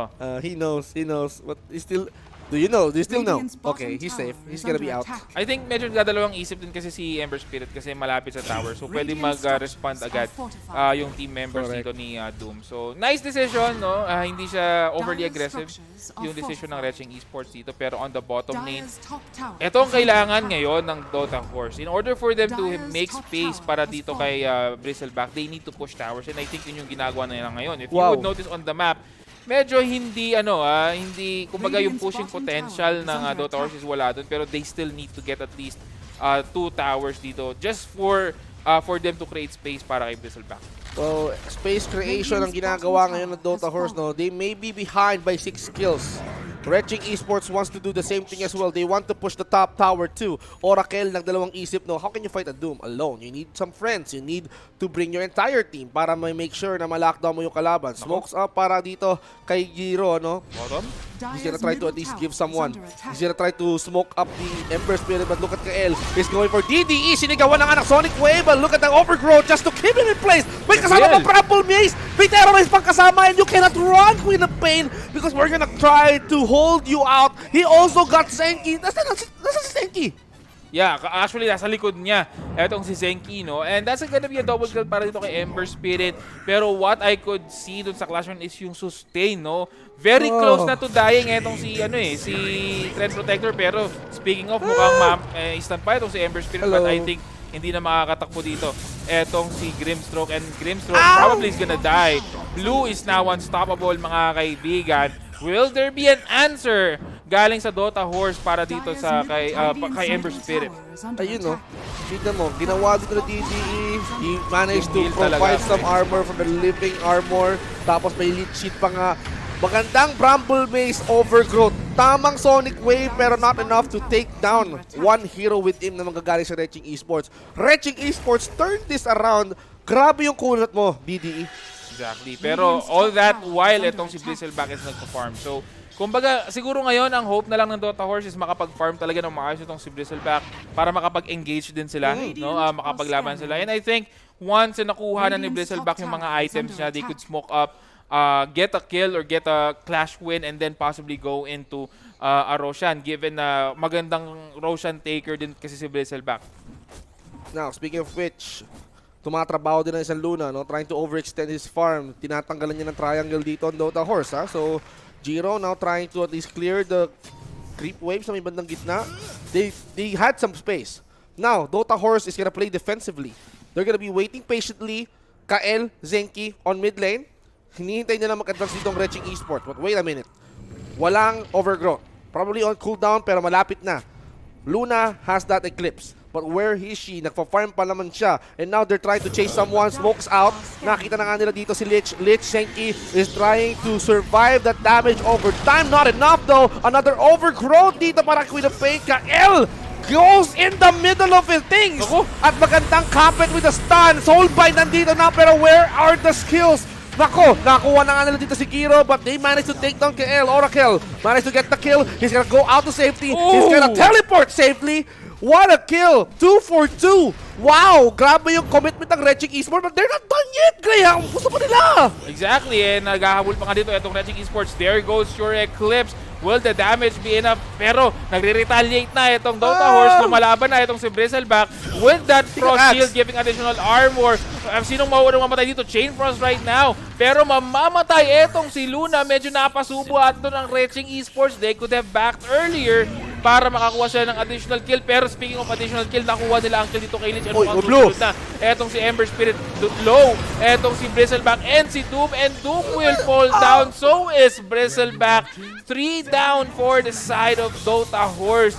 Nice engagement for Retching Esports. Good vessel commitment though para kay Pangolier, man. I mean, he went in. Alam nila na kaya nilang pahinain dito ang isang Bristleback. Just look at the engagement. Tingnan mo to si BTCMG, no? He managed to 8 somehow 80% of the Eclipse. El Karim handa nang humarap sa laban. Chain Frost para lang dito makuha nila yung kill kay Saved by Grace. Pero they didn't know na papunta na dito yung rest back ng Red Chick Esports, no? Once na pumasok si Antos Dump, itong si Blue, siya yung gumawa ng paraan para makarespond yung kalaban. Look at that. They managed to set things up.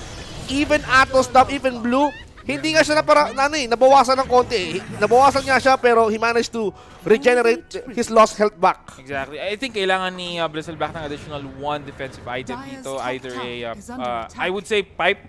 Pipe is actually a very good item kasi yun yung umubos sa kanila kanina, yung magic burst down damage na binibigay ng Retching Esports dito. So Pipe would actually help a lot in terms of defensive capabilities against dun sa burst damage na pwedeng ibigay ng Retching Esports dito. Also si Queen of Pain, kailangan niya na makakuha ng kill immediately sa backlanes given na may dagon siya. Nagdagon yung item niya.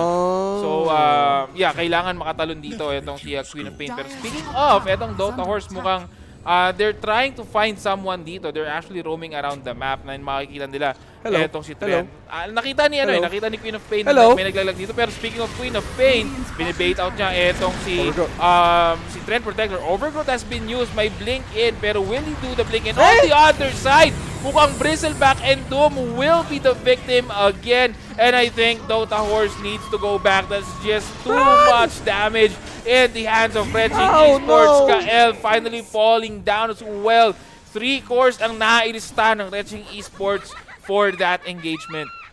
For a Trent Protector, 3 for 1 is a good stuff. Red Chick Esports now gonna try to march in. Sabi ni Save by Grace dito, hindi ako kontento man. I wanted to take the Ancient. Tatanggalin ko ng triangulo dito ang Dota Horse. Habang si Oracle, ready magwasiwas. No, he's not the hero though, but he's the player. Oracle BCD now trying to at least lead the creep wave papunta dito sa tower. But nandun na si Doom. He's gonna try to defend it. Blue, tingnan natin kung si Blue is gonna try to hold this off for the meantime. But smoke play coming in for the Dota Horse. Queen of Pain is still down though, but he's gonna be alive anytime soon. Exactly.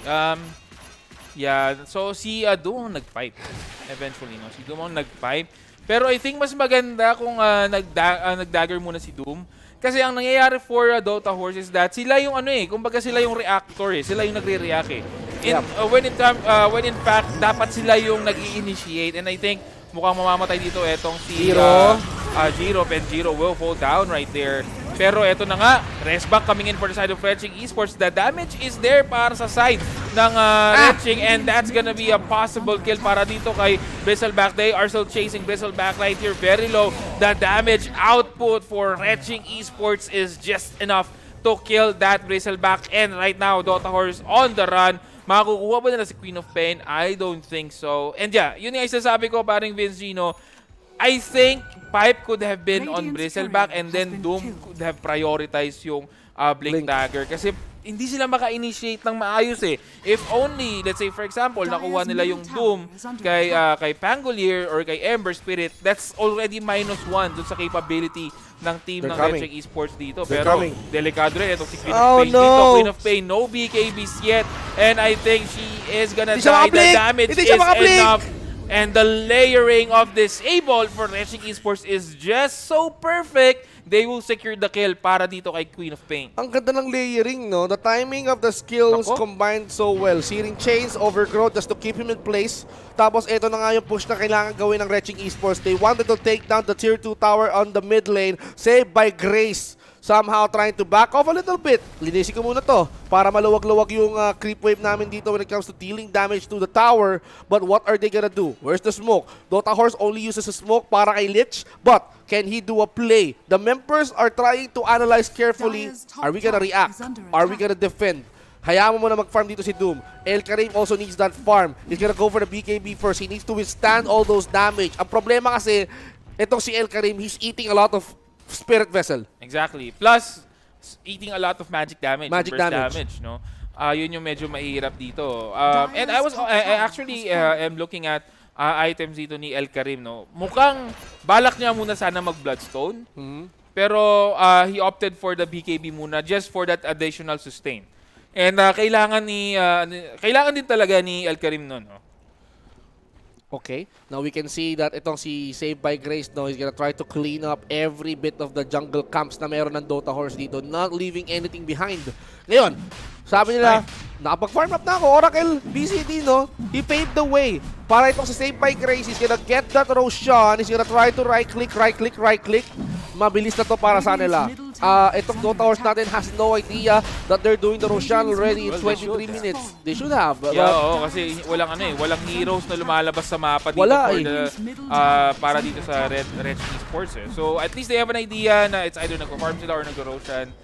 Pero mukhang hindi na nila i-contest. No, it's way too late. I mean, for Dota Horse, no, better focus on the farm kasi they're behind na eh. In this kind of situation, instead of them contesting with this, kailangan nilang maka-recover in terms of like farming. Queen of Pain has the highest net worth, 11.2k, followed by the Bristleback na kailangan mo talagang asahan.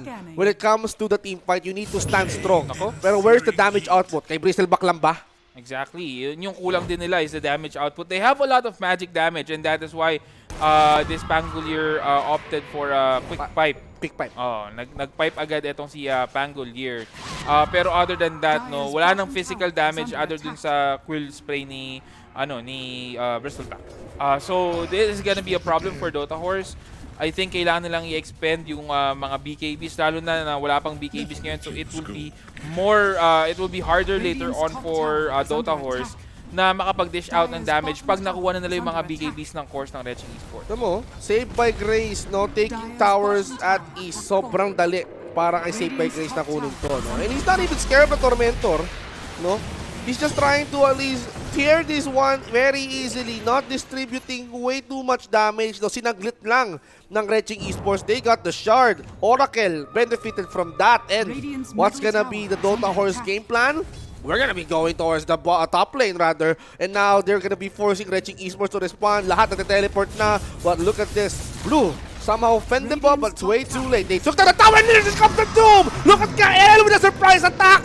Ember Spirit Blue, you cannot run away from that! Inapat ka ng Dota Horse! Exactly. Yun yung sinasabi ko, paring Vince G, no? Na kailangan itong Dota Horse would be the initiator, hindi sila dapat yung reactor given that they have a lot of good skills on their arsenal. Kasi pag naging reactor sila, medyo magkakasila ng BKB agad. And for this, if they are the one who is initiating, medyo they're gonna be caught off guard itong Red Check Esports and medyo mapapwersa yung mga BKBs nila. From there, maraming options ng Dota Horse. Pwedeng mag-back muna sila. Kumbaga, tanggalin lang natin yung BKB duration and then go in. Instead, yun yung nangyayari ngayon for the side of Dota Horse. No? Kumbaga sila yung nagre-react. So, nag-aabang lang yung Red Check Esports kung kailan nila gagamitin yung BKB nila. No, I think this is gonna be a long game. This is gonna be a game of patience, ladies and gentlemen. No, neither of these teams wanted to back out. Doom now already has the pipe, but he got the blink. Midas para mas mabilis yung farm niya.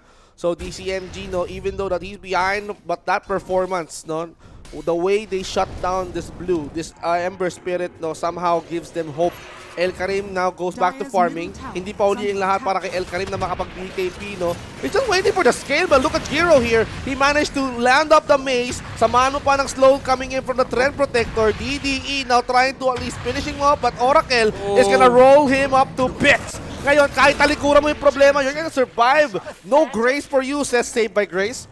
That's 1 minute off the map for Bristleback. And I think this is time for Retching Esports na makapag-push ng mga lanes, no? Although good thing din na yung mga lanes ng Dota Horse, so yung creep wave ng Dota Horse is pushing towards Retching Esports and not the other way around. So this will give a little bit time para dito kay Bristleback bago siya mabuhay. And then from there on, maybe they could re-engage dito. I like the item build for Bristleback na nag-BKB siya. Again, hindi yung physical damage kasi yung pumapatay kay Bristleback it's the magical damage So, good item for BKB. Pero ang tanong, aabot pa yung BKB bago makapag-push itong Retching Esports sa kanilang high ground? They wanted space. They wanted to maximize every bit of it, no? Ang bilis ng wave clear nila. Imagine the swashbuckle tapos yung normal attack lang talaga ni Saved by Grace. And now it's time for them to pulverize all the towers. Right clicks after right clicks.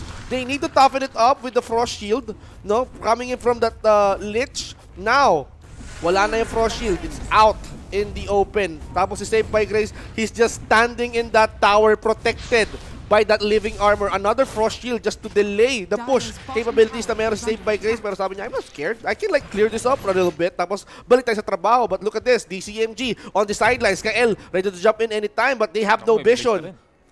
May blink na rin itong Trend Protector dito. So this could actually be another form of initiation para sa Retching Esports. So instead of them waiting for siguro Ember Spirit or Pangolier going in, may option na mauna itong si Trend Protector. Pero speaking of, Yules right now para dito kay Queen of Pain. Will there be a follow-up? TP out. They will try to find Queen of Pain but they actually get strong.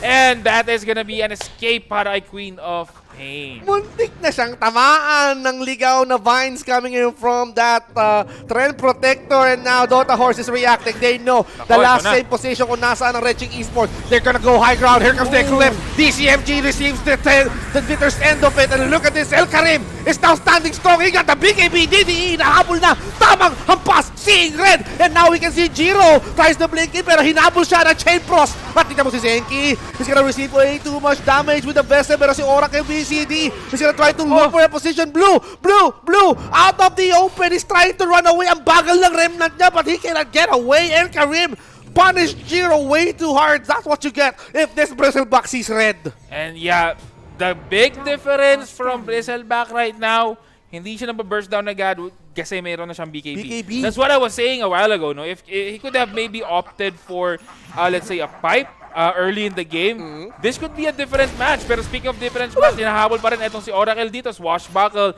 out, pero Kael, very little na rin ang mana dito. Pero the slow now coming in, will there be some sort of disable? The stun is there, yung kinuwang facet dito ni Grimstroke is the one where he could control yung stun niya, yung ink swell niya, no, kung kailan puputok. So that's actually a very timely facet to have. And right now, the push is gonna be there. And if you would look at this one, BKB as well on Doom. Kahit namatay si Doom dito, no, okay lang. He casted the Doom on that good target with that Luna, also Chain Frost. And again, Vinci, what I was saying, you need to be the initiator if you are Dark Horse or Dota Horse. You need to be the initiator, not the reactor. And if you would look at the difference, Paragoy, no, they were the one who initiated. Pero speaking of, will there be enough damage? I think there will be, and that's gonna be a kill. But still, Dota Horse showing their horns right now. Kumbaga, nakikita na natin yung sungay nila and they could actually fight with Retching Esports, no? And kailangan mag-ingat na rin ng Retching Esports ito. Hindi lang sila pwedeng basta-basta na mag-take ng fights and they need to kumbaga improve their warding game given na may Blink Dagger na itong Doom. Nagpaparamdam na. Look at this. Bristleback now, second off the network chart. Hinahabol nila din si Kael. Kael needs to blink out. Yule Scepter just to buy time. Nilatagan na nga ng Bramble Mix. Another Yule Scepter just to keep him at place. Terrorize para tumakbo. Pero he managed to blink just in time. And now he's being chased down by the creep. Inonyatan ng isang puno. Kael forces the Dagon just to get away from it all. And now the crowd will be holding him into place. They know where he's at. Wala na siyang mana, konti na lang. He managed to go for a one blink, but no! Somehow Kael retaliates by Saved by Grace, but he took the fall. What is this? That's gonna be a worth kill. Pero Grimstroke also falling down. But Luna getting killed, that's the story of the clash, paring Vince G, no? Dinakot, pari. This will actually, kumbaga, ipopause muna or kumbaga ma-stop yung sanang push na pwede magawa ng Retching Esports onto that high ground. They will wait for Luna again, buying time para dito sa Dota Horse to get their items. And unti-unti, nakikita na natin yung strength ng Dota Horse dito. Bumisit eh. Grabe yung burst tank capability, no? And imagine, no? Si ate mo. Utilizing every bit of fuel scepter just to buy time for you to blink. Wala nang kamana-mana dito si Queen of Pain. He managed to force down a sliver of a mana. He knows that he's gonna be taken down. Okay, sige, papalag na ako. I'm gonna be taking Save by Grace with me dito sa respawn timer, Exactly. no? Now, delaying that pushing capability ng Retching Esports, no? Dota Horse can now make a play out of it. Pwede nilang lakihan yung espasyo nila all throughout the map, and Retching Esports need to defend right now. Exactly. And yun nga, good presence of mind din para dito kay Queen of Pain, no? Yung mana management niya. Kasi kanina, if you would look, tama yung sinabi mo parang Vinci, no? Kumbaga, very low na on mana si Queen of Pain. And Queen of Pain just has enough mana to cast that Dagon kay Luna. He actually opted to cast that Dagon rather than blinking out for safety. That presence of mind na hindi, kailangan ko mapatay itong Luna, kahit mamatay ako, at least medyo may stop yung push ng Retching Esports dito. And yun yung nangyari. With that, Luna has been on the, nagkakape muna si Luna habang patay siya. And hindi nakapag-push yung Retching Esports. This will buy more time para sa Dota Horse for their course to get their items. I'm not quite sure kung ano it's gonna be a Lotus Orb dito. Pero hindi ko sure kung anong magiging items ng Dota Horse. Maybe additional defensive items. Blink Dagger now on Lich. Nice initiation dito. And I think Dota Horse, mukhang sila na ang mag-attempt ng Roshan. Grabe yung yung graph. Sabi nga ng All-American Rejects, swing, swing, swing, and it swings towards the Dota Horse right now. Nako, we're going in the middle of the things, mga kaibigan. Ibang klase din yung pag-retaliate ng Dota Horse. No, they waited for the perfect time. Si DDE nag-overgrow sa tatlo. Nandito si Save by Grace, nasa ng Eclipse. Smoke up, ay nag-dust para makita. Mabulilyaso, tao puno, nasa ng Eclipse. Wala, hindi niya kayang gawin gabi ang araw, pero somehow the fight is starting. Right click lang para kay Grimstroke. And now the Usurper once again. Jiro trying to buy some time. El Karim is there with the BKB on hand. Itong si Oracle tumatakbo na, but he got something para hindi siya tablan. And look at this, DCMG with the BKB na wala nang bagya. The pipe is keeping him alive, but El Karim gets a double even though nawala si Doom. Okay lang. Look at Luna, he got Doom! Oh my goodness, you need to run for your life. Save by Grace. Hindi mo kayang gawin yung ginawa ni Kael dito, no? Hindi mo kayang harapin yung problema. You don't have Dagon.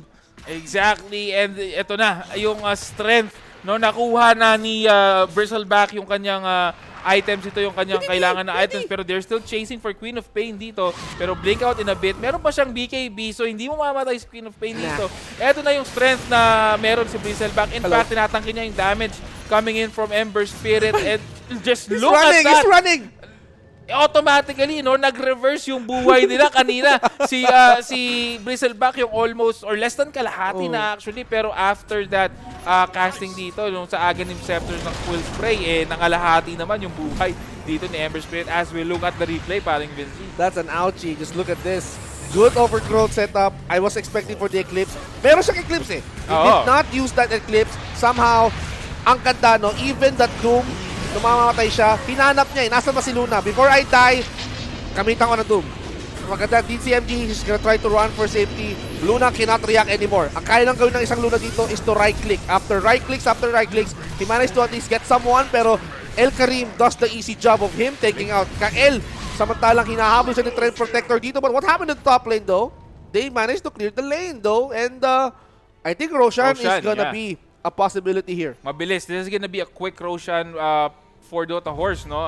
Given na meron silang Bristleback. Pero I think, iba ang plano ng Dota Horse. They are baiting this Bristleback and mukhang gusto nilang makahanap muna ng at least 1 or 2 kills para lang ma-sure nila na hindi na magko-contest etong Retching Esports para dito sa Roshan.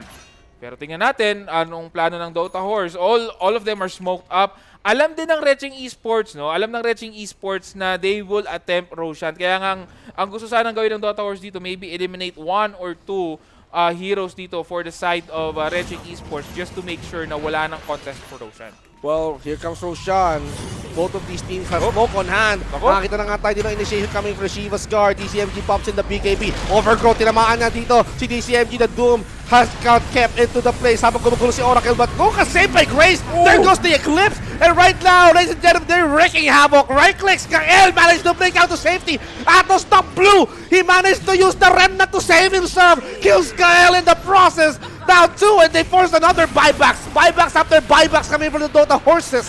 Samantalang ito, yung pinapin natin dito patay, but no, El Karim here trying to stand up to the problem. Nakita na nga nila dito si Pangolier, and they're gonna try to burst him down. The Doom has been consumed. Wretching Esports right now needs to retaliate on the attack. Nakita nila yung taong puno, sinibak ni DCMG. El Karim is gonna chase, saved by Grace, but he got the living armor. Somehow, yung dust nag-connect, pero they did not chase any further because look at Blue. Blue is back into the fray, and now with the U-Scepter ni Jiro, they're gonna put El Karim onto his position. Kinamitan na nga ng lahat ng skills, and even with the magic immunity, he's standing strong. Oracle, you need to run for your life. Kahit gumulong-gulong ka pa, you're not the entertainer. Mga kaibigan, look at this. Even the Grimstroke, he's gonna try to find a way to prolong this. Bristleback is still standing. He's the only guy alive from the Dota horses, and there seems to have a problem. They're having a problem with the Bristleback.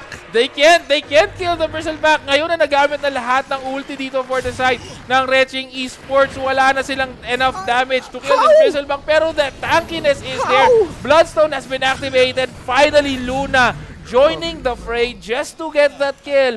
And after a series of buybacks and diebacks, it's gonna be Wretching Esports on top of that clash, and their prize is Roshan with that Aegis. Okay, so it seems like tama yung ginawa nila.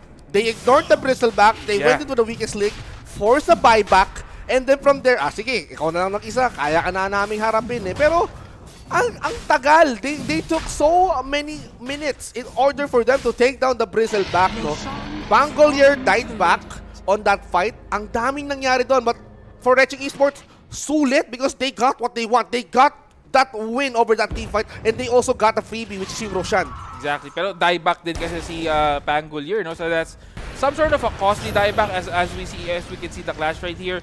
They know na wala sila magagawa for the meantime para kay El Karim, so they actually opted to look for another target. And yun yung nangyari dito.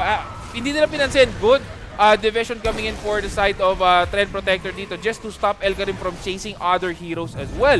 And right now, medyo nahuli lang ng konti yung dust dito ni Doom, kaya hindi nakita si Luna. And that could have been a different story if Luna was actually revealed by that dust. And from here on, mag-isa na lang etong si Bristleback. He got the kill though, pero hindi enough yon to make sure that they will get the Roshan. El Karim is still chasing. It actually was some sort of 1v4 situation para dito kay El Karim, pero strength in numbers etong nangyari para sa side ng Wretching Esports. And from here on, I think dito na, no, mamamatay etong si Bristleback. Yeah, and imagine, no, mag-iiba ang narrative kapag kunwari natamaan ng dust, nahabol nila si Luna, they shut him down, but saved by Grace, adding damage to this punishment nila mula kay El Karim, no. Blue, saved by Grace, no, not letting Bristleback survive on that. After that, they go Roche. Ngayon, we can now go back dito sa intense team fight na to. 9K na ang kalamakan ng Wretching, and now they are trying to end this game by opening up the tier 3 tower. Banners up para samantalang kaya nilang kunin to. After the tower, of course, we've seen some Frost Shield trying to buy some time on it, together with Saved by Grace trying to clear as fast as possible para nga ma-open up yung barak. But how? I mean, look at Bristleback, no? He's gonna try to go dito sa may riverside, but is he gonna try to go for a sneak attack though? Nangongolekta ng courier to si Bristleback dun sa middle tower. I think they just wanted to give up muna etong barracks. They know that they still have fight in them. It's just that kailangan lang siguro ng additional item, possible additional item for the side of Bristleback. Kaya sige, bigay na natin yung barracks. Let me farm a little bit. Opting for Kiras etong si Bristleback. And I think yung level 25 na talent is yung attack speed, yung damage, kumbaga, no? So, magiging right-clicker na rin etong si Bristleback after na makuha yung Kiras. This is gonna be interesting. A build na hindi natin masyado nakikita sa, Well, in Dota in general, kasi hindi naman umaabot sa gantong usually yung mga Dota games, so sa gantong oras. 14 minutes patapos na to. Diba?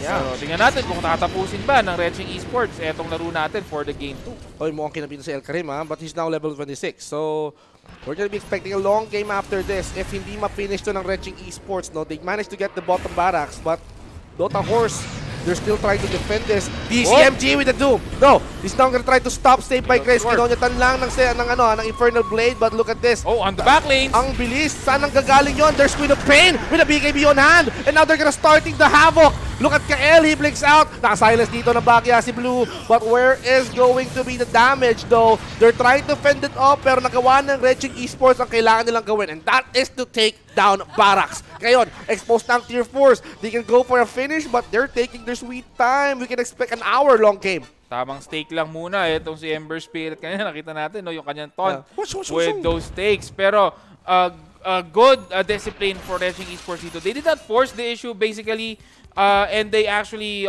waited. Kumbaga, they just get the barracks muna. No? They did not overextend even though nakakuha ng magandang overgrowth etong si Trend Protector. Hindi sila overextend doon. Pero nakakuha nila finally a shard para dito kay Ember Spirit. I think yung shard niya is yung Fire Remnants may damage na rin. If I'm not mistaken, okay? As far as I know, ewan ko kung binago na yun or what. I'm just not sure kung sa shard or sa Aghanim Scepter yon. Pero with that, no, medyo mas mapapalakas yung firepower dito ng Reching Esports, and they have more capabilities to fight and burst down this Bristleback really quick. Grabe. Ang bilis mag-clear dito ng isang Bristleback, no? Yeah. He's going for that Kiras. He has the Hyperstone. Queen of Pain is figuring out how to solve that mana problem, no? I can see her going towards the side of Vice. Ito si Save by Grace now, Luna, no? Figuring out kung makakaabot ba itong Skadi. But still, can come in handy. Giro got his smoke pop. Nako, nag-react siya dito. He managed to use that reality para makatakas siya ng Bagya, no? Blinks out to safety, but I think Dota Horse got alerted as well. So, ang malaga, they have to make sure na buhay itong si Bristleback. He's gonna be the guy that's gonna start the fight. He's gonna be on the front. BCMG can figure out. Kailangan niya ma-figure out kung sino yung dapat niyang i-doom. Napakahirap nito eh. Because you mentioned it so on the draft. Marami siyang pwedeng i-doom out, but he needs to figure out who is the crucial hero to disable during the fight. Oh, pero ito na nga, pumasok na ang Reching Esports dito. May mahabol ba sila? I think I'm hearing Rolling Thunder somewhere, pero baka it might be a fake Rolling Thunder lang, no? Pero still, Dota Horse now on their base, they are playing the defense game right here, and mukhang lalaban din itong Dota Horse, no? Medyo, I like how Reching Esports is actually showing discipline and caution. Hindi sila yung reckless team na papasok na lang. Lamang kami, papasok kami, lalaban kami. No, they are actually acknowledging that Dota Horse still has that firepower to defeat them with the right circumstances. Pero yun na nga, yun yung iniiwasan ng Reching Esports dito. I think they might want to wait for another Roshan, which will be in approximately 2 minutes from now. And they're possibly farming muna their buyback. If you would see the buyback status dito, mostly kasi ng Reching Esports is walang buyback. It's either kulang sa gold. Mostly, actually lahat sila, other than Luna, no, na may buyback, pero lahat sila kulang ng gold dito. So, yeah, it's actually good, no? The discipline coming in for Reching Esports is actually very, very good. They know that one fight might cost them pag wala silang Hello there! DCMG right now pops the Chivas. Muntik nang tamaan yung taong puno, but he's gonna try to poke itong si DCMG. Right now, Dota Horse, they're gonna clear out the mid lane, no? Kasi somehow, Reching Esports is really, really good at demolishing itong creep wave, no? Para maitulak, papasok ng base ng Dota Horse. Now, going towards the triangle, they're still trying to figure out kung paano sila makakuha ng resources here. Save by Grace, mabubuo na kaya niya ang kanyang Skadi. At itong si Blue, no? He's gonna try to figure out kung magte-teleport ba. Okay, 43 seconds pa, maaga pa, na-traffic lang si Loshan saglit, no? Maaaring malate pa yan. Tingnan natin. Nadaan sa EDSA eh. Nadaan sa EDSA. Linggo naman ngayon, maluwag. Di mo sure. Di ba? Di natin sure, mamaya tanghali. Ako, traffic na. But look at this. Dota Horse right now, waiting, anticipating the push na pwedeng gawin ng Reching Esports, but somehow may kulang eh. There's something holding them back. And I think mas magiging confident ang Red Team kapag nasa kanila ang Aegis. Exactly. And yeah, mukhang farming game muna ngayon. I'm looking at how Dota Horse will actually try to come back into this game. Again, the Bristleback is there. The thing is, yung sa late game potential nila is not that strong. Yep. No? At the late game kasi marami ka nang pwedeng i-counter kay Bristleback Although he's gonna switch to the right-click build. Pero still, it's not the usual right-click hero like Luna, na kaya talagang mag-carry up until the very late game. And this might be a problem kung for Dota Horse pag medyo pinatagal pala ng pinatagal to. Pero ito, nakita nila dito. Itong si Bristleback and they're gonna run.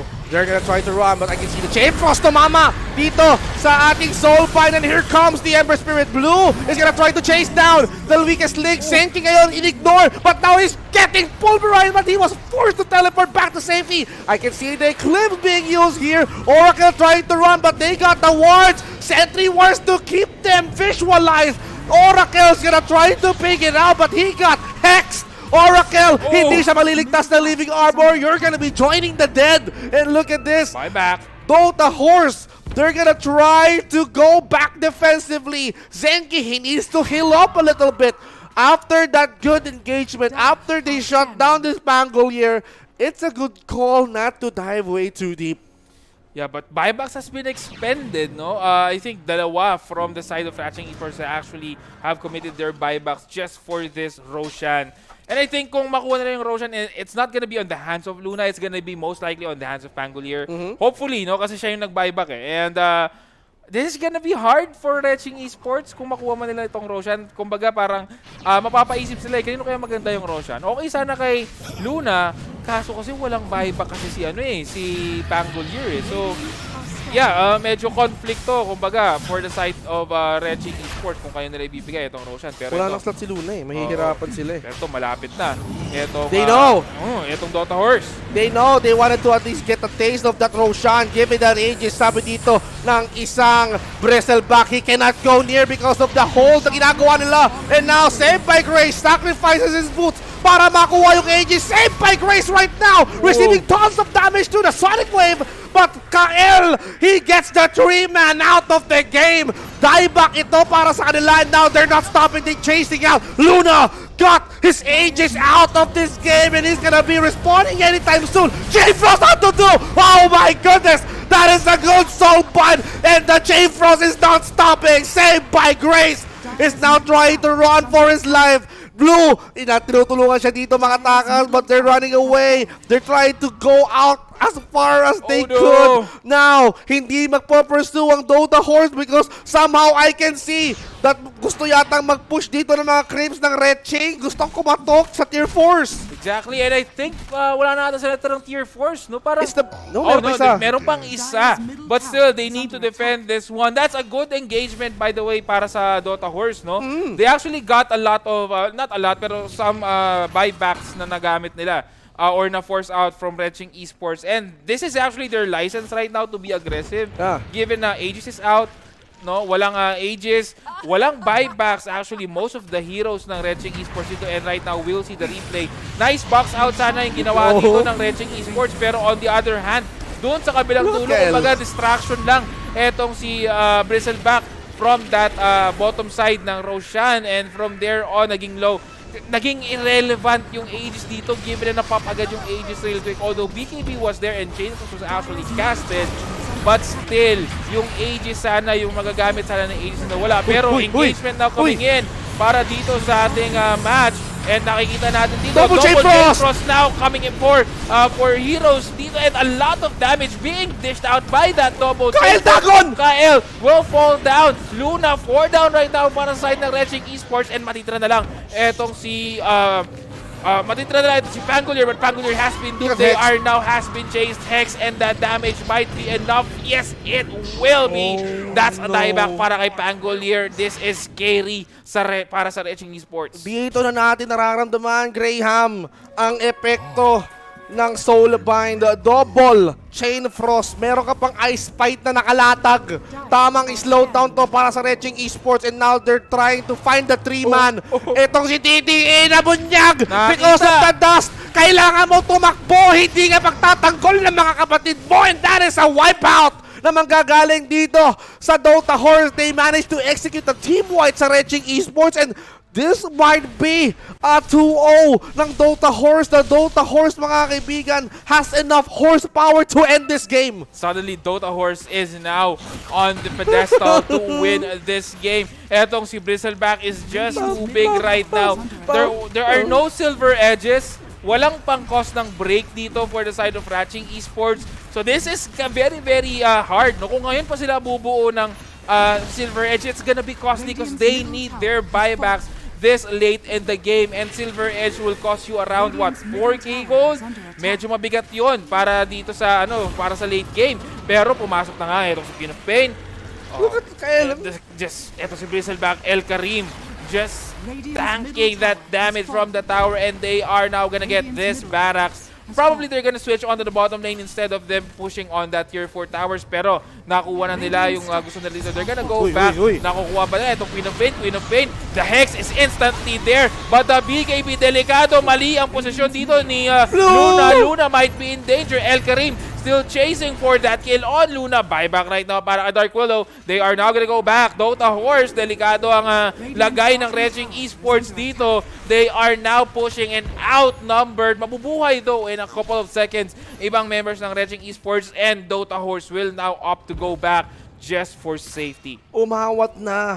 Tamang awat na ngayon. The rules has been reversed. Reching Esports now playing the defensive game. And if they lose this defensive game, it's gonna be over. 52 minutes into the game.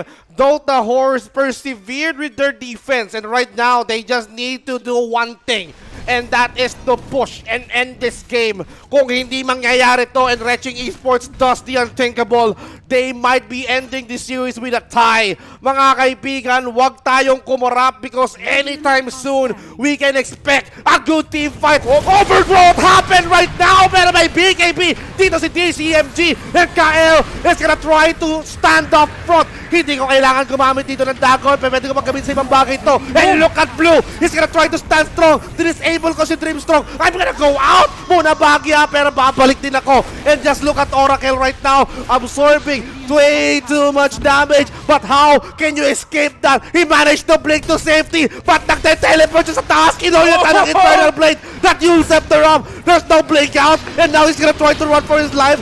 Shield Crash para kumulat ng Bagya, pero Oracle is hurting way too much, and that's a Dagon finish. Double death para dito sa Dota Horse. 2 kills ang nakuha nila, and that's 2 crucial kills. Walang overgrowth, walang Pangolier, out of buyback. Etong si Luna and etong si Ember, this is gonna boil down to the next Roshan. Kung aabot pa tayo sa next Roshan in the next 2 minutes, or simply like what Bristleback is doing, they are pushing right now on the bottom lane. They are forcing the issue sa side ng Reching Esports ngayon. And right now, mukhang napakalakas ang Dota Horse. Wala pang answer ngayon. Again, papaalala ko lang sa mga nanonood, walang silver edge holder ang Reching Esports, and that is the problem that they need to answer right now. Aside from Luna, yes, no? Luna, I think, kailangan niya isakripisyo yung silver edge niya for a better item, eh. Pero how can you disable El Karim Bristleback? Kailangan mo lusawin ng isang Bristleback, no? Level 30. That is gonna be a really, really bad problem. Oh, they have the banner. They still have the banner. DCMG here being crowned by Jiro. Look at the look at the Skadi potential, but look at them. Look at the Dota Horse. They're marching, they're making their stampede way through the bottom tower, opening up the barracks. El Karim knocking on the doorstep. Look at Jiro using that Yule Scepter up para ma-delay ng Bagya dito. Si El Karim, pero mas napapalapit lang ako. I don't even care. I'm gonna swash this barracks, no? I'm gonna whoop this. Way too bad. And tingnan mo naman, hindi nababawasan dito si El Karim kahit nakaharap na siya. But look at this! Eto na, BKB has been used, El Karim using that Bloodstone as well just to go back, no? And nasa likod, etong si Ember Spirit, but the damage, the burst damage coming from Queen of Pain. Another Scream is available. Zigzagging as Ember Spirit Rider, pero mamatay etong si Lich. Dieback has been used. Dota Horse might be in danger dito, and they are now gonna try to run out. El Karim just waiting for that bait out. Delikado pa rin etong si Pangolier, but Pangolier will get caught by Doom Rider, and mamamatay pa nga ata etong si Pangolier. Even with the Aeon Disc, he cannot survive the Doom and return the favor. Tignan mo, itong si Bristleback, El Karim is gonna try to front, saved by Grace. You need that Grace right now to survive, and even with the break coming in from the Silver Ridge, hindi mo mapapatumba ang isang Bristleback. 3 members down inside of Red King. Kapalit ng isang Lich.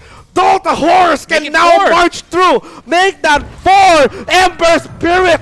Can you do the unthinkable? Buybacks. Can you survive buybacks after buybacks, Luna? And of course, itong si Trail Protector is gonna do everything they can to defend the base. This might be the last hurrah for Retching Esports.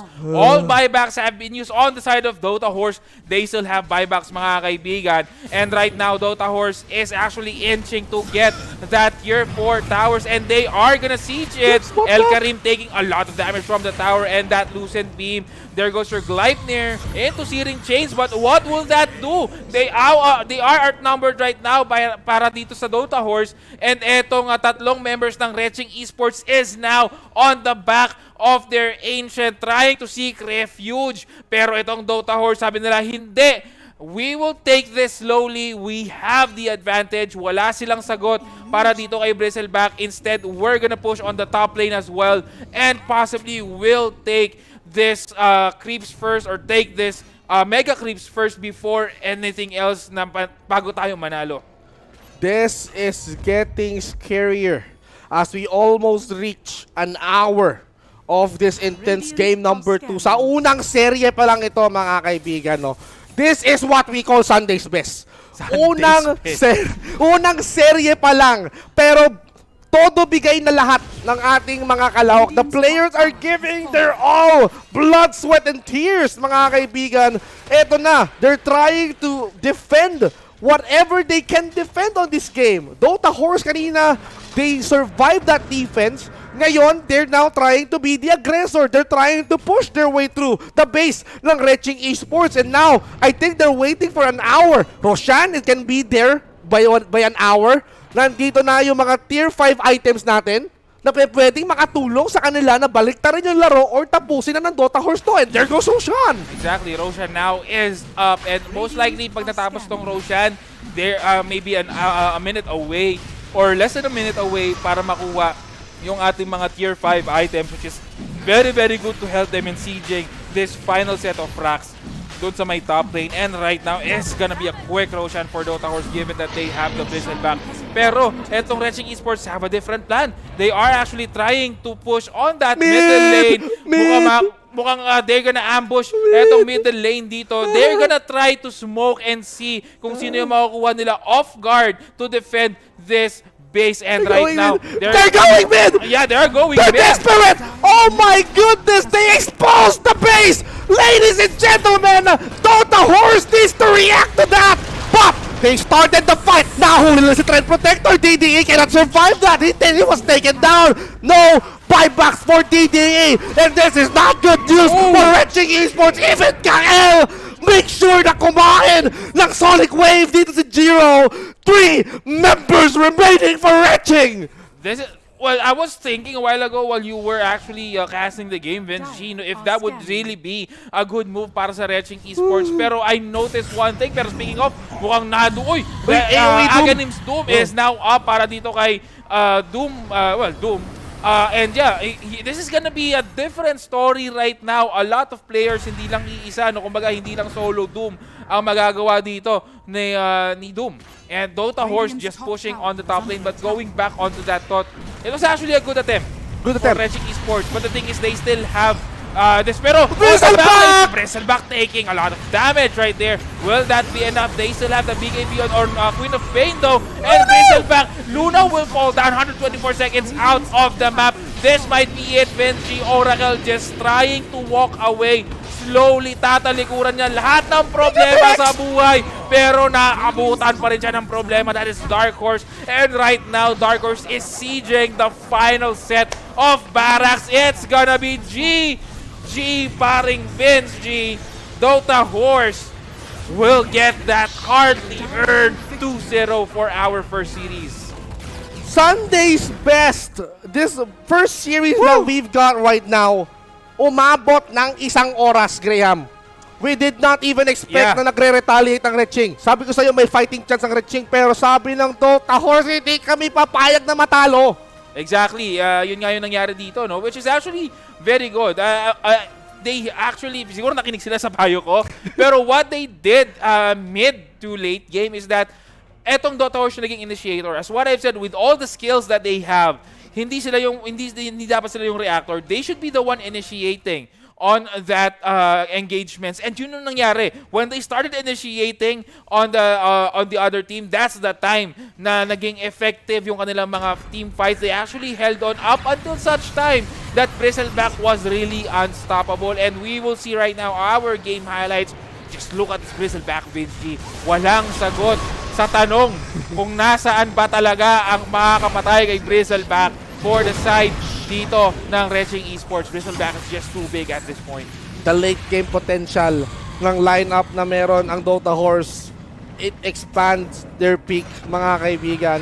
And with that peak alone, they managed to found an answer para tapusin at baliktarin itong laro. Reching Esports may have a good mid-game, early game, pero sabi dito ng Dota Horse, yung lineup natin, pang end game to, pang late game to. And just look at Luna. I mean, Luna on that last fight, no, maganda ng effort eh. Binulabog, man.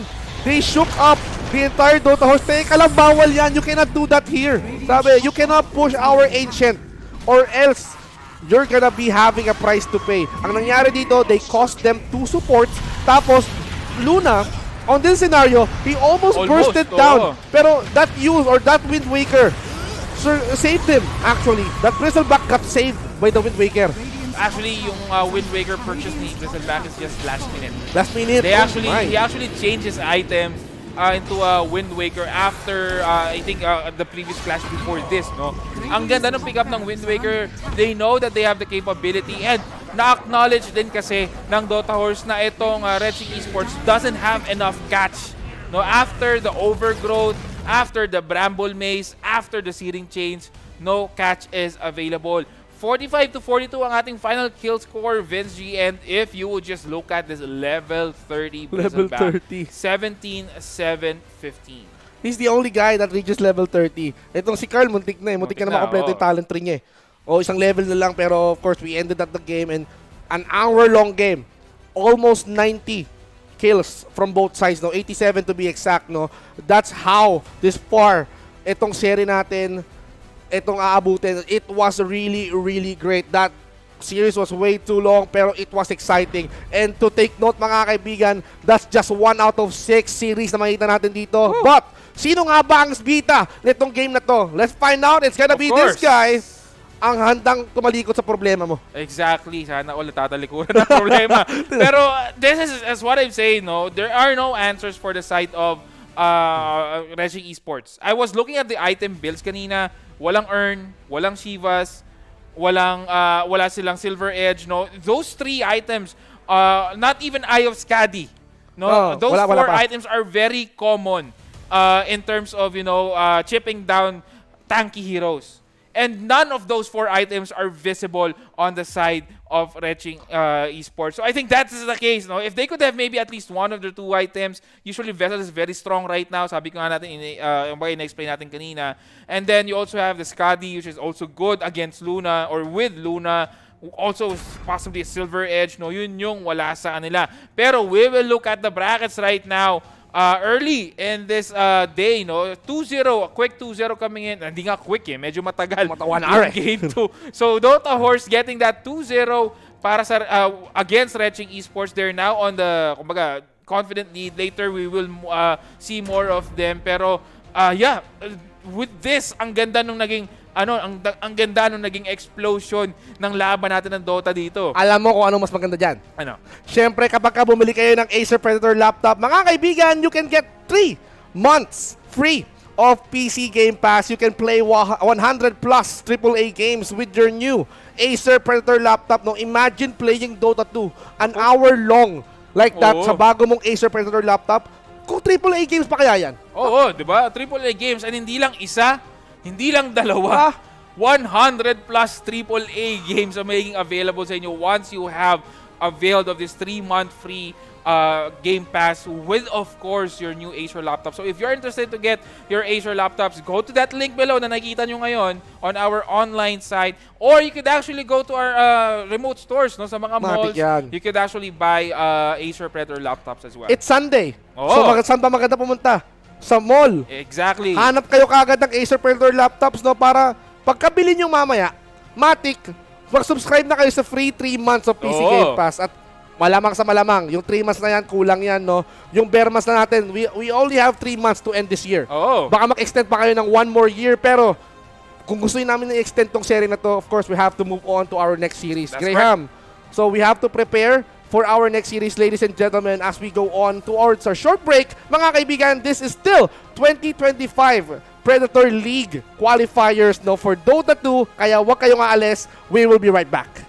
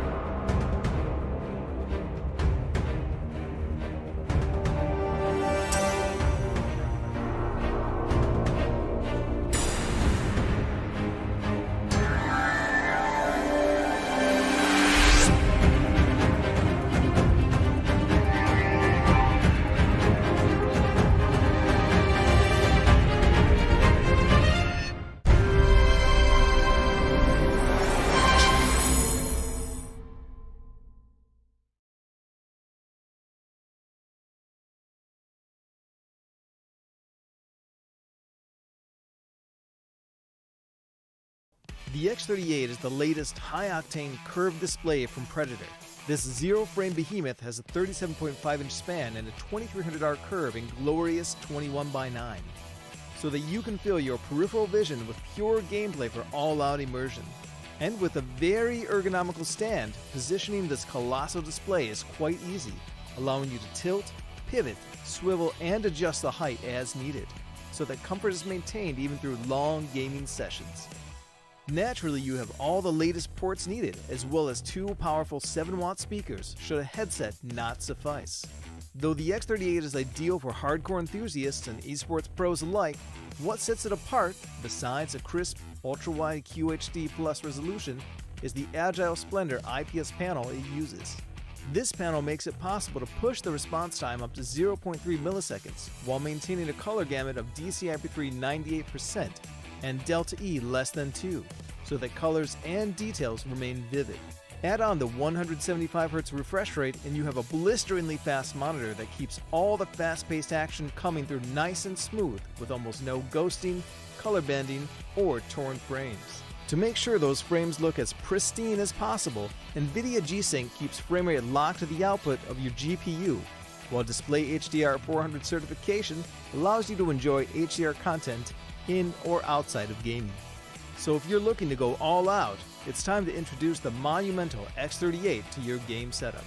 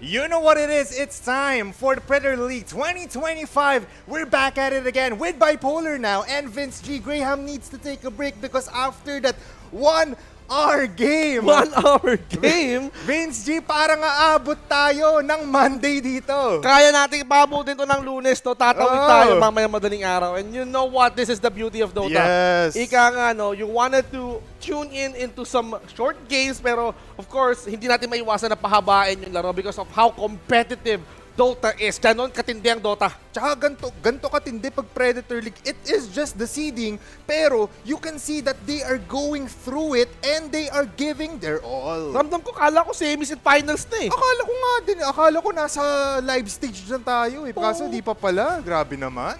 Teaser pa lang pala to. Nagpapatikim lang natin to, patikim lang natin to. Pero kamusta naman yung yung break time natin on Tijan after that very long series? Wala na akong pakialam. Basta tatayo na lang ako because I wanted to see more of this action, ladies and gentlemen. After kong makita, they set up the standard, Dota Horse and of course Retching. Ang ganda ng serie nila on that first one. Sabi ko nga dito, that's first of the Sunday's best na pwede natin makita dito, and then followed suit.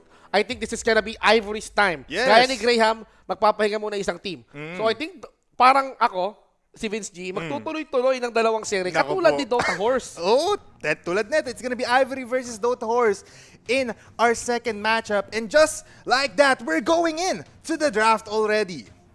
I am so excited kung ano ang pwede na dalhin dito sa ating draft, no? Naga Siren is being banned out, but you know, pero imagine Dota Horse last picking a Bristleback out of nowhere. You know, it's possible eh. You can see it being effective on their part kasi post one Bristleback, it's a surprise factor. Hindi mo alam na in 30 minutes into the game, may parang 600 plus damage na siya pag na full stacks niya yung Quill Sprays.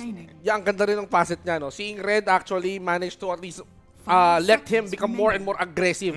At nag-workout siya dun sa late game, but of course, let's forget about Bristleback because this is a different series. Yes. Dota Horse managed to pull that off, no? And they're removing those key annoying heroes. Naga Siren is one. Of course, Sniper and Marcy can be an annoying thing as well.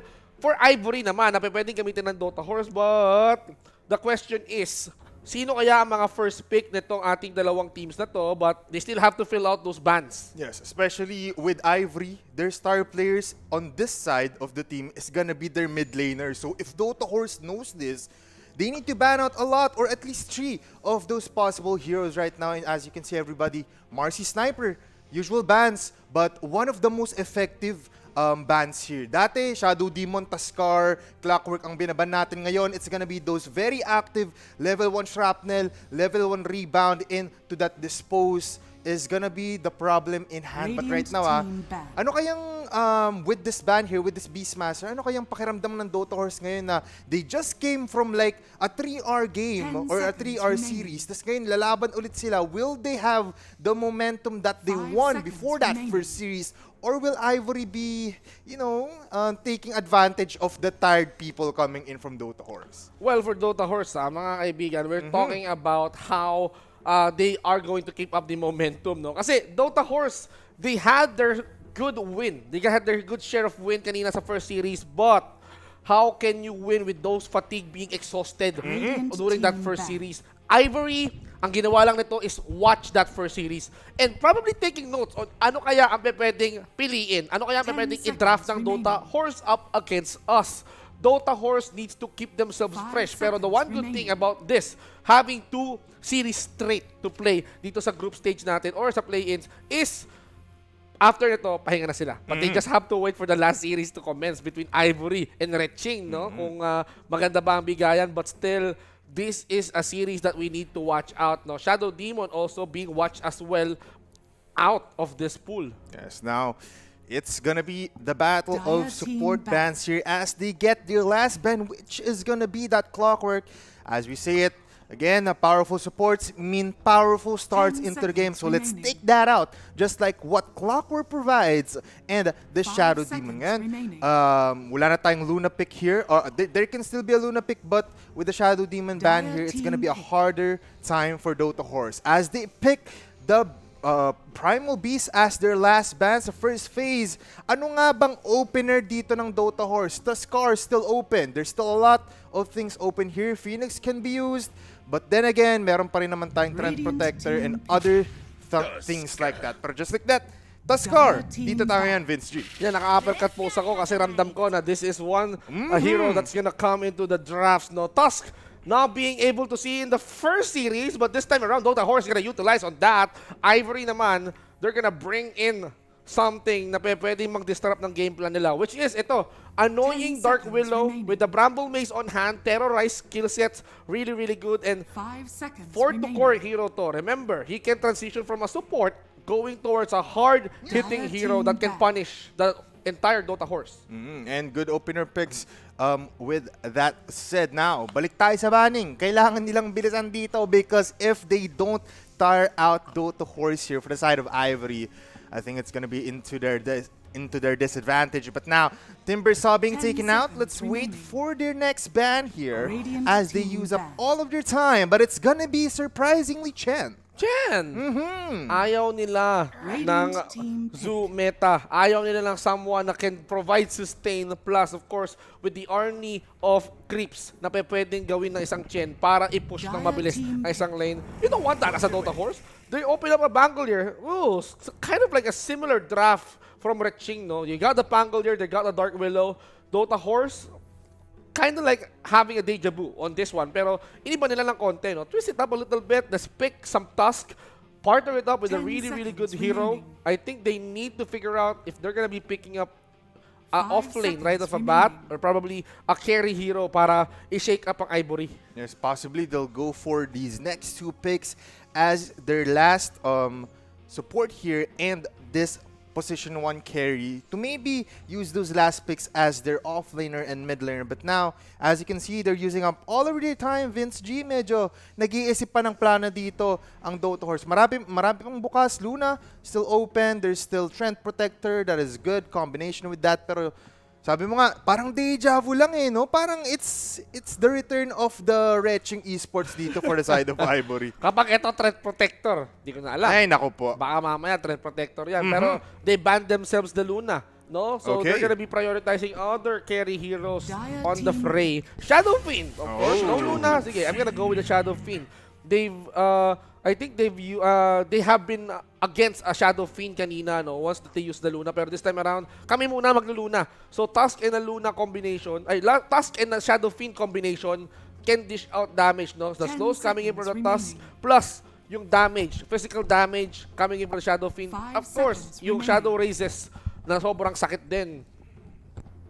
Tama ka dyan. So, with this said, kailangan na nila gawan ng isa pang support probably para makuha na nila yung mga open supports dito for their side. Wow! But Wow! quick Invoker pick. Sabi natin, baka gamitin yung last two, 4th and 5th pick para sa mid laner. Pero kung wala namang magka-counteract at nakuha na nila yung possible mid laner, off laner nila pati isang support, bigay na natin yung Invoker. Sige, okay yan. So, isave na natin yung ating last picks with an offlane na support pick. Pero, sige, kaysa makagaw pa, kaysa ma-remove pa, if we're good with Invoker, parang feeling ko sabi dito ng Dota Horse kanina, dapat mag-Invoker kami. Pero we have to save this one para magtuloy-tuloy ang momentum natin. No? We already won 2 games. We already won an hour-long game. Pero this time around, I think, parang gusto nilang manalo within the time limit. But in case of an emergency, lalo na sa mga scenario na baka umabot tayo on an hour-long game, Invoker can set things up and hold this game para sa Dota Horse, which is they're really excelling at, katulad na nakita natin last game. Tsaka I like the matchup with the Invoker dito against a Pangler na possible mid laner nila for the side of Ivory. Kasi kung isipin mo, yung scaling nila medyo subpar, pero kapag umabot na tayo ng late game tulad niya, nag-i-invoke na nga si Invoker, medyo malalaman natin, will this Pangler set the blaze on fire or the team on fire, or will this Invoker pop off later on? Pero just like the combination, Rolling Thunder into the Arena of Blood, Mars now being picked for Ivory. This is a good pick. Imagine a Bramble Maze followed up by the Arena of Blood. No? It can go either way, pero this gives a platform para kay Pangolier na gumulong with the Rolling Thunder. No? They can utilize this kit at nakagandahan nga sa Mars. Every time I see Mars, I bring this up. This is an off-lane hero that you need. Aside from a Beastmaster na mabilis din yung cooldown with the Roar, Arena of Blood has a really, really fast cooldown. That means it's an AoE that can set heroes up with a pretty less cooldown that you can use every time. Pwede mo gamitin for one man, pwede mo gamitin for team fights nang hindi ka nanghihinayang. Tsaka it counteracts these three heroes coming in from Ivory. It sets the ground really well for Ivory. But now, they're going for the Enchantress. Masakit yung impetus neto against sa Shadow Fiend, Vince Pagka G. gusto mo ng harassments talaga, impetus is the way to go. But of course, Ray's gonna bring in the specialty. DCMG special. Doom is gonna be returning towards the off lane for the side of Dota Horses. Okay, untouchable ka? I think not. I got the Doom for you. Binigay nila eh. Why not just pick it for the DCMG? We see it work last game, so why not use it again on their side? Maganda tong counteract to that Enchantress, just like what you've said. That untouchable will not matter if he uses that Doom on this Enchantress. Magiging useless siya, in fact. But now, with the last bans here for our third phase, is it gonna be Hoodwink being taken up? Medusa, tinatanggal na rin. What do you think are the next bans here, Vince G? Okay, probably sa Dota Horse, they're removing the carries. Okay, Medusa is one. Kasi kailangan na nilang mabilis mag-clear dito ng mga waves. And of course, the stacks na pwede manggaling. Morph can be a possibility, but Possible. There's a Doom eh. there's a Doom eh, oo. Pwede nilang kopyahin itong si Doom if they want to. But they need a hard-hitting carry. Luna is out, Medusa is out. Monkey King. Monkey King, medyo malapitan ng laban dito. But Kaso they really need the pusher just like what you've said. long range, yeah. Long range kailangan nila dito. They need someone from a distance eh. Hindi ka naman pwede mag-rely sa Impetus alone. Lina, possibly. Templar is a nice ban actually. Alam kasi nila na magre-rely sila sa long range. Dota Horse needs to fill up the puzzle. No, who's gonna be that support? Oh, Nyx! Okay, Nyx. another counteract to these tanky heroes. Enchantress, one pop lang yan ng Vendetta from this next assassin. Burado agad yan. Kung walang shield crash armor itong si Pangolier, it's gonna be GG agad for the side of Ivory. But now, they need to think quick and they need to think fast if they need that long range character and that healing potential. Let's go for Terror Blade, Vince G. That's good. Actually, I was expecting a Naga, pero since they ban it right off the bat, sige, okay lang. Terror Blade is one good hero that can transition towards a range form of hero. Melee hero ka kapag ginamit mo yung Metamorphosis, not only na magiging range form ka that can harass your opponent, plus, ang pinaka-benefit for Terror Blade is you can get additional damage, no? Long cooldown, that's gonna be a problem if you wanted to abuse this Metamorphosis, pero sulit na sulit. Kailangan mapo-workout mo ang isang Metamorphosis. If you wanted to take down towers, if you wanted to inflict way too much damage, you need to make sure na itong si Terror Blade can have as much space as he can need para ma-produce ng mga illusions that can hurt your opponents. Plus, of course, reliable ang Sunder. Plus, if he gets this Aghanim Scepter later on, yung Terror Wave na kaya maging parang another Terrorize for the side of their Ivory, magiging talagang AoE team fight itong Ivory right now. Okay, so magandang setup actually. With the Arena of Blood being the first thing, Bramble Maze, tapos yung Pangolier Rolling Roll Thunder. No? Imagine that. Tapos si Terror Blade, all he has to do is to hit together with the Enchantress. No? Ivory can rely on that, but it's up to the Dota Horse to stop that kind of aggression. Mga kaibigan, we are gonna be heading towards game number 1 of our second series. Yes, sir! We're gonna be seeing these heroes come into play. I'm excited to sino sa kanila ang mananalo. Ivory or Dota Horse? Dota Horse needs to win this one para magpatuloy ang kanilang momentum, or can Ivory stop this? Let's definitely see as we go into the Shield of Predator League 2025, into the lights. Everybody, this is our second series of today's matchup. Oras na para makita, will the Dota Horse prevail or will Ivory stand their ground and give us their first W? Tingnan naman natin that's Rupido. Okay, so I'm seeing some familiar names here. Dota Horse and Ivory right now on the smoke. Nag-pop bigla, so it seems like parang nagkaroon yata ng Beast 2-1 dito, no? Okay, Rupido and Ken on mid lane. With their smoke out, it's gonna be them 30 waiting seconds patiently. I to think they wanted to go on aggressive. They wanted to take and contest this rune up against the Dota Horse. But the Dota Horse also is anticipating that kind of attack. Kaya parang nakita ko nag-all-in sila. But I can see the split from the Ivory, no? Imagine, itong sila, Dark Willow and Shadow Fiend, they're distancing themselves. They're going towards the bottom rune. So, if anything happens dito at nagsimula ang Dota Horse na mag-engage, that means Ivory is gonna have a numbers disadvantage. We're definitely gonna be able to see a possible early game interaction. Pero ito naman, color pink dito ang ating Terrorblade. Very rare yan, ha? If you guys don't know. With Mahal that yan. gem, mahal yan, brother. At saka, napaka-pogi. Talagang pakitaan muna tayo dito ng mga sinabang nagpo-post tayo. You can see, these players are here to fight and to also parang showcase na rin, no, na it's not just about the game, it's about showing off. Uy, ano yan? Ano yan? Grabe naman yun. Ano yun? Uy, grabe naman yung kita na yan, mga kaibigan. Pero, of course, this is going to be an intense game between the two, no? Some of these players knew each other way back long. Probably sila nakakita sa high ELO, no? Sa mga high-ranking MMR, sila yata naglalaban-laban. But it seems like they need to fight team versus team on this one. Of course, I'm seeing some familiar names like Rupido, no? Tapos now, Aizen. yan, Aizen, of course, from the Ivory. But it's gonna matter on who's gonna win this first series, or first game.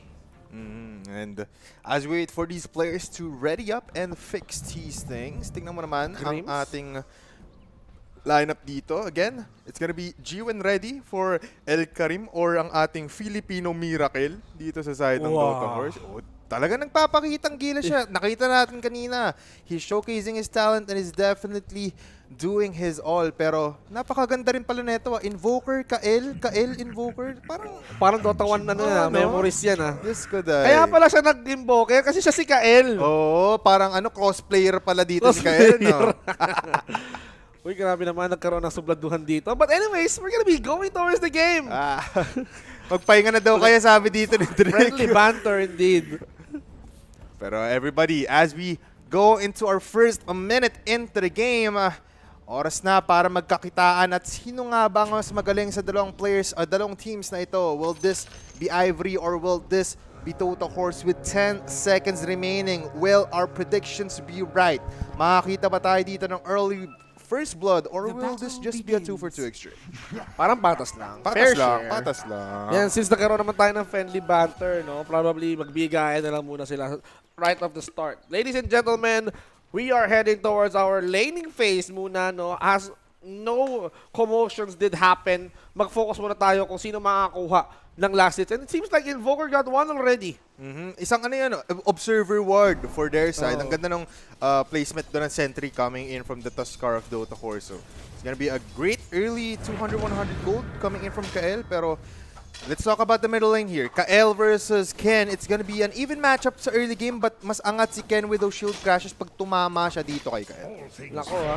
Actually, the good advantage being a melee is kaya mong kontrolin yung last hits. Pero with the Kael, with the revamp Invoker on hand, no? Kasi dati, Radiant's kinukuha mo turret yan, has eh. been Was, Uy! It's the top lane. It's gonna be Zenki with that initiation. Yung Shadow Raid tumama. Pero si Rupito nasa likuran lang tinatamaan si Tuskar. Drake now with Zenki being killed. Sabi na dito si El Karim mag-isa. Pero balik tayo sa last hits. Ang bilis agad ng engagement natin dito, Vince G. 1 minute into the game. 1-0 agad ang score natin. grabe yung commitment ni Drake na, no? Oo, Rufy do. Absorbing all those damage, pero si Drake ang bumibira. He managed to at least get that punishment, get that first blood in favor of Ivory. And look at Grims. He's gonna try to at least punish down the CMG. Doom kanina na seamlessly na kaya niyang i-withstand yung damage coming in from that last series. But Ivory is doing a really solid job punishing them. Uy, tsaka ang ganda na ito with the whips, it gives them the HP, and with the impale, tatama nga yung mini ravage doon, pero mukhang kukulangin. Kasi yung isa pang hit coming in from Terrorblade was disrupted with that impale, so easy going lang, hindi mabibigyan pa ng isang kill dito yung Ivory, but Dota Horse medyo nakakaramdam ng pressure coming in from their side. Grabe yung pressure na yan. Grabe yung tornado, ah. They're trying to launch Ken off in the air, pero sabi niya, I can do it. Meron naman ako shield crush. Kung gusto mo naman ako papalapitin, okay lang naman. We can do business close by, pero that's an early way for them to secure yung mga runes, no? And ang aga naman, no, pati si Ken, no? He tipped down the next assassin. Alam mo, nakakatawa ito eh, no? Pinag-usapan natin kanina, parang OG yung gameplay ng last matchup natin. Tapos ngayon, medyo nagkakainita na parang OG din, tapos isa pang team. And we love to see it. This is Filipino Dota, everybody. It's all banter, and it's all just good fun. The problem in hand right now is Dota Horse medyo nahihirapan sila in terms of last season 12. Tingnan mo naman, offlaners 13-2, pati na rin si Terrorblade is also 13-5. Yung gold lead, hindi naman lumalayo, pero medyo naging confident talaga dito yung Ivory with their lead. Tingnan natin Ken here trying to swashbuckle or shield crush itong si Kael, no? Just to control the creep wave. But it seems like in terms of like last hits, masaya si Terrorblade, no? And also Mars being the top contender, no? Both safe lane and off lane coming in from the Ivory. They're having a great time making sure na magko-connect yung last hits nila. And kailangan nilang i-maintain itong connection na ito with their side kasi kapag hinayaan nila si Mars na maging online early on to the game, mahirapan tong Shadow Fiend na to.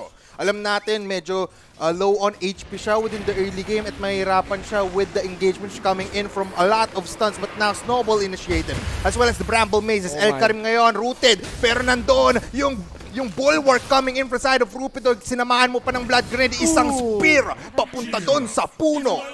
Right through the table, mga kaibigan, yung spear. Ibang klase yung galaw dito, but they're gonna try to at least come close. Ladies and gentlemen, hindi pa rin tapos ang balagbagan. After they got that kill, Kael goes forward. Hindi siya naghihinayang na pumasok, papalapit doon sa base, and they tip Ken out of good favor, man. Naku po, nagkakainitan na talaga tayo dito. Weak daw. Naku po, Kael, kumalma ka. Ayan na. Pinagbibigyan lang daw muna ni Ken dito. May kasama eh. Nalit lang si Grims.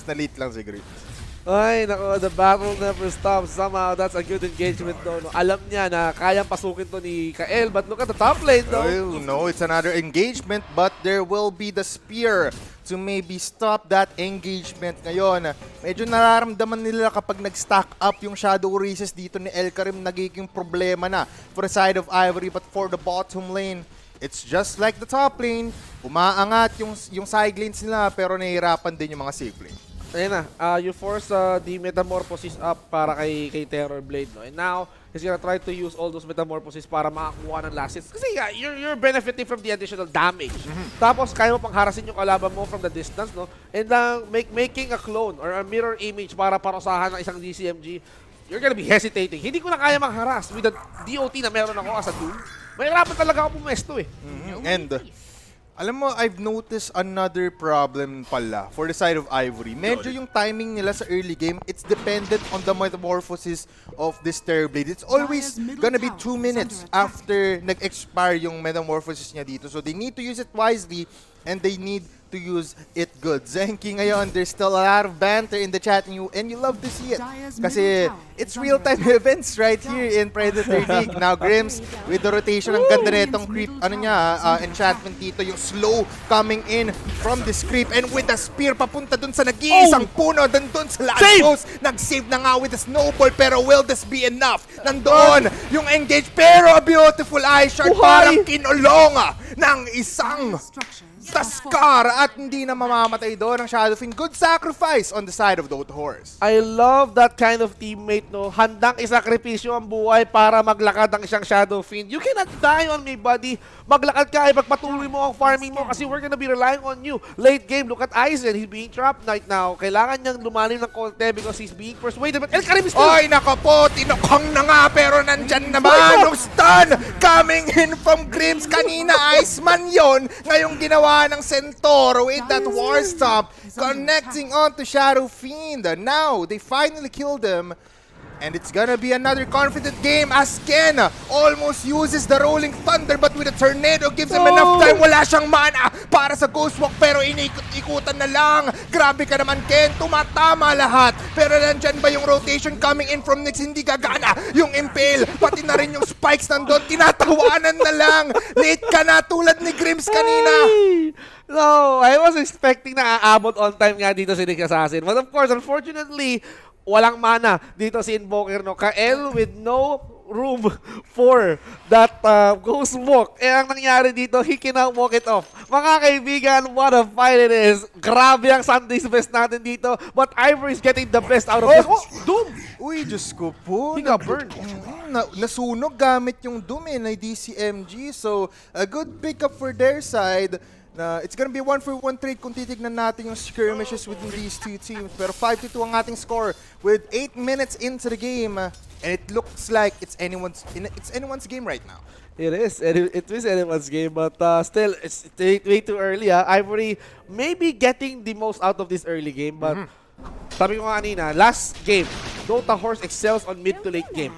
It's gonna matter kung paano nila i-hold to, but Ken, naku, wala ng mana, nakakuha ni Kael lahat. Wala rin siyang wala din siyang bote dito pero beautiful spawning there coming in from the Arcane Rune so they can engage you anytime. As 5 seconds remaining na lang dito sa cooldown na yung Rolling Thunder, it might be their time to go again and initiate on the top lane. Habang nagpa-farm lang dito sa Elkarim, he has 49-2 last hits and denies. He's very sitting much pretty pero with the TP coming in from Doom, there's also a TP coming in from Nick. Nandiyan na nga ang EMP, nandiyan na rin yung pangkulong dito ni Taskar Zenki with the drinking bodies and also Tornado. Hindi na kailangan kasi nandyan naman yung Milagro coming in from El Karim. But Ivory, they did a solid job. They overextended, yes, namatay si Rupido on that extension, pero malapit nang tumamba ang tier 1 tower sa may taas ng Dota Horse. No? They have to make sure na madedelay nila to or probably deny it and get the most out of it. Pero sayang if you have the fortification up, might as well use that. And cold snap! Naku po, walang mana dito si Ken. Wala siyang swashbuckle, wala na rin siyang Rolling Thunder pero nandoon yung cold snap. Nandyan na rin yung TP coming in from the sidelines. Arena of Blood pero nandun yung Tornado EMP combination. Nandyan na nga ang Spear. Nandyan na rin ang backup coming in from Zenki pero with the Ghost Walk, nandyan na naman ang pagkulong parang Paderno!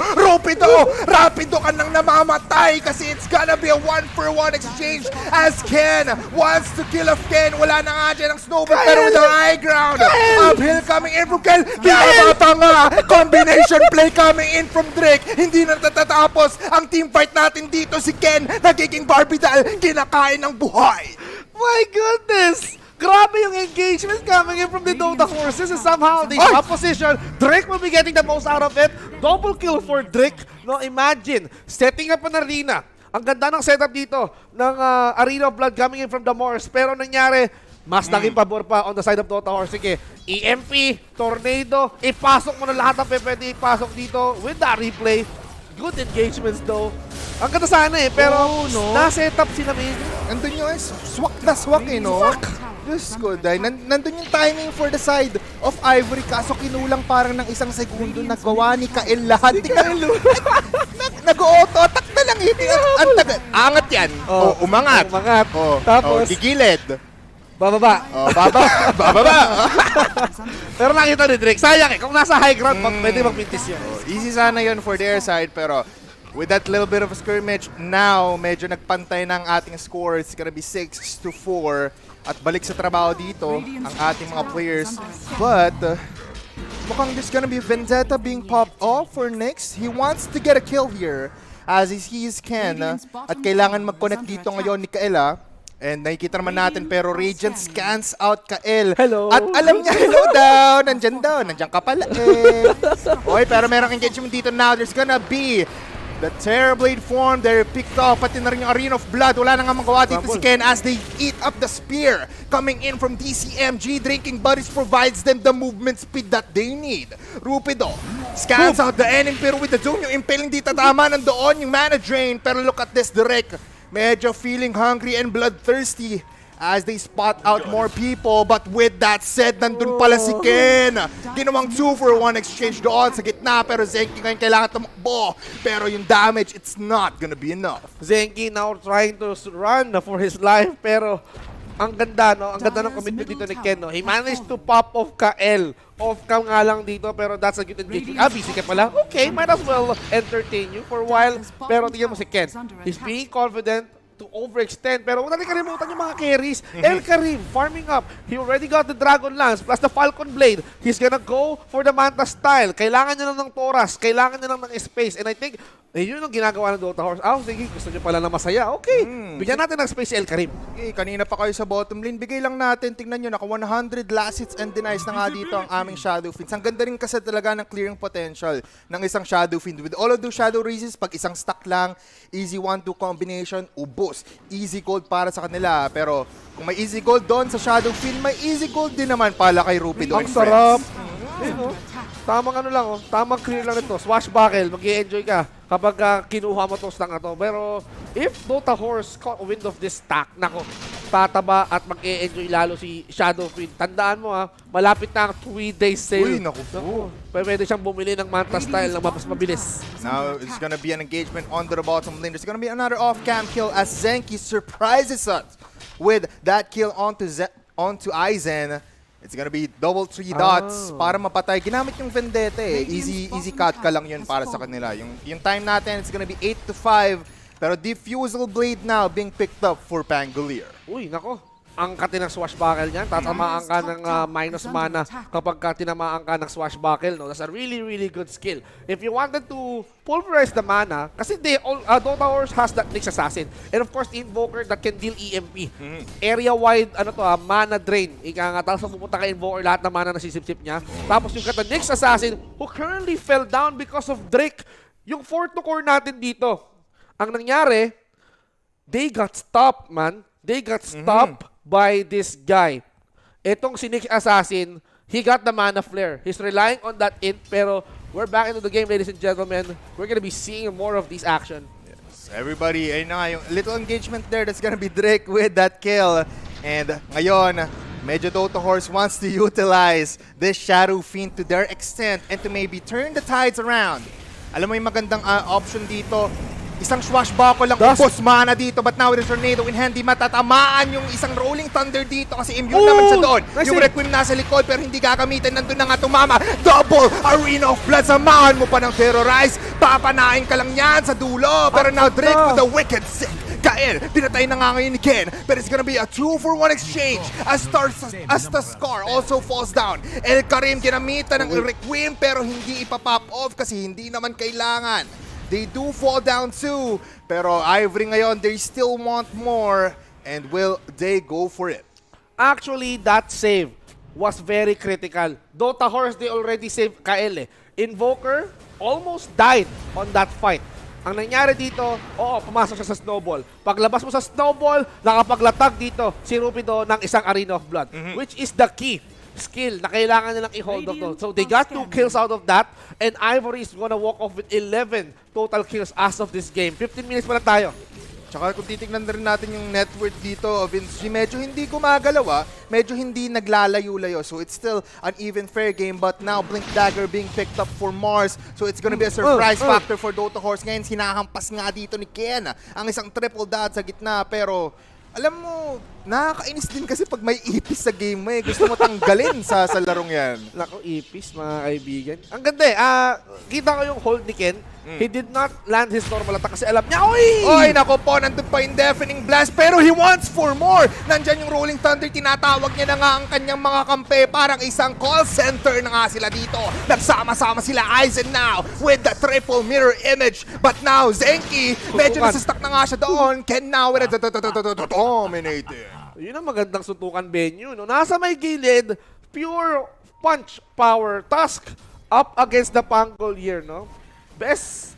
Talagang linggo-linggo, no? Sa linggo natin makakita talaga tayo ng boxing, Ay, naku po. Oo, tama ka dyan. Ganyan talaga, mga kaibigan. Pero, kung kuwabalikan natin yung fight na yun, Uy, may tornado, tapos ini-yules pa, pero nandoon yung combination play. Ang ganda ng pag-layering, parang isang croissant coming in from French side. Pero Dota Horse ngayon, dehado na naman ng isang player.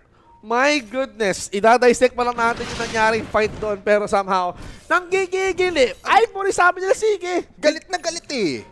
ka na mag-explain beat sa mayo. Sige, eto, team fight na naman. I-dissect mo to. Magpatong ng magpatong lahat ng mga senaryo. Pero, Zenki! Zenki, kaka-respawn lang yan, brother. Snowball into Drake, pero will it be enough? Zenki now falling low, and with one more hit, in-espada sa likuran. Parang naalala ko 3-player na kinas natin si Urwiu. Naalala mo yun? Naku po, parang ganun yung mangyayari dito ngayon para sa Dark Horse. Pero anyways, Ivory and Dota Horse, this is a really great fight. But still, Terrorblade now. Siya ngayon ang nasa top of the chart. No, in terms of like last hits, nasa na punta si Shadow? Okay, 198 last hits ngayon si Shadow Fiend. No? He's continuing his farm. Tapos, he's going for that Manta style. Ngayon, ang ginagawa ng Ivory dito, since ang strength nila is to pick off, ina-abuse nila to. Look at that. Even Rubito and Drake off-cam, they got Kael again! It's a continuous bloodbath for side of Ivory, and they're just taking all of the lives of Dota Horse. Dagon being picked up. This is gonna be a level 1 Dagon for the side of Nyx Assassin, so magiging advantageous yun para sa kanila. Pero kaya ba nila patayin itong Ivory na to as they go more and tankier every second of the game? Parang mapapatanong pa talaga eh. No? Kung kanina nag-work ko sa Queen of Pain, nag-Dagon 5 rush kagad yan. Ngayon, it's Nyx Assassin. Alam naman natin na natural Dagon holder itong si Nyx Assassin. No? You can burst them down with the Mana Flare. Can stop them with the Spike Carapace. Yung Vendetta mo, kaya mong gawing unpattable. Yung tipong dadaan ka. Ngayon, smoke on both of these teams. Eto na yun. Bipolar fight is gonna be on its way. And just like that, mali ang Winolor SpongeBob, pero yun pala yung Yules. Tinamahan na nga siya sa wit.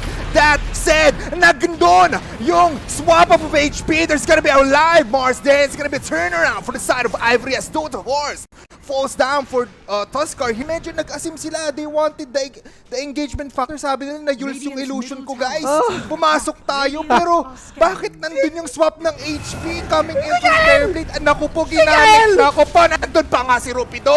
Ginamitan pa ng Yules kahit hindi ginagamitan ng Dust. And now, alam mo, di ko na alam sasabihin, Vince G. Ang tuloy-tuloy ang laban. Alam mo, naging confident ang Ivory eh. Alam nila na kasi Kael, he's gonna get away, pero tumama yung scan sa mukha ni Kael. And that's why sobrang confident ang Ivory na pumasok dun sa site na yun in order for them to get Kael again.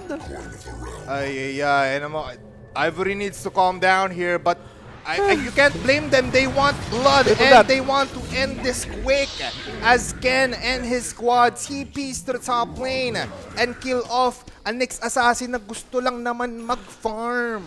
Kailangan niya ng Dagon 5 eh. Ooh. Oh my goodness, just look at the amount of aggression. Pero ang pinaka-partner talaga dito, all goes pa si Dota Horse. Kael, siya ngayon ang nakaka-receive ng sobrang tinding damage, no? The hatred coming in from the Ivory. Pero one good thing is that buhay si Shadow Fiend, and that's what matters. You have to look at the bright side kasi if you're Dota Horse, you need to look at the other objectives. SF still just farming all around the map, and they just said it like that. Nakita na nga dito si El Karim with that snowball play. It buys them time to maybe get out, pero si Ken ngayon now pinatay na nga lahat. Hindi magagamit ang reclaim kasi isang impetus na lang matatamaan ka pa. Now with the swap out coming in from Terrorblade, mag-isa na lang ang natitira dito ni Yules na nga ang biik. Pinaikot-ikot ang lechon at nandyan na nga si Nyx Assassin with that death.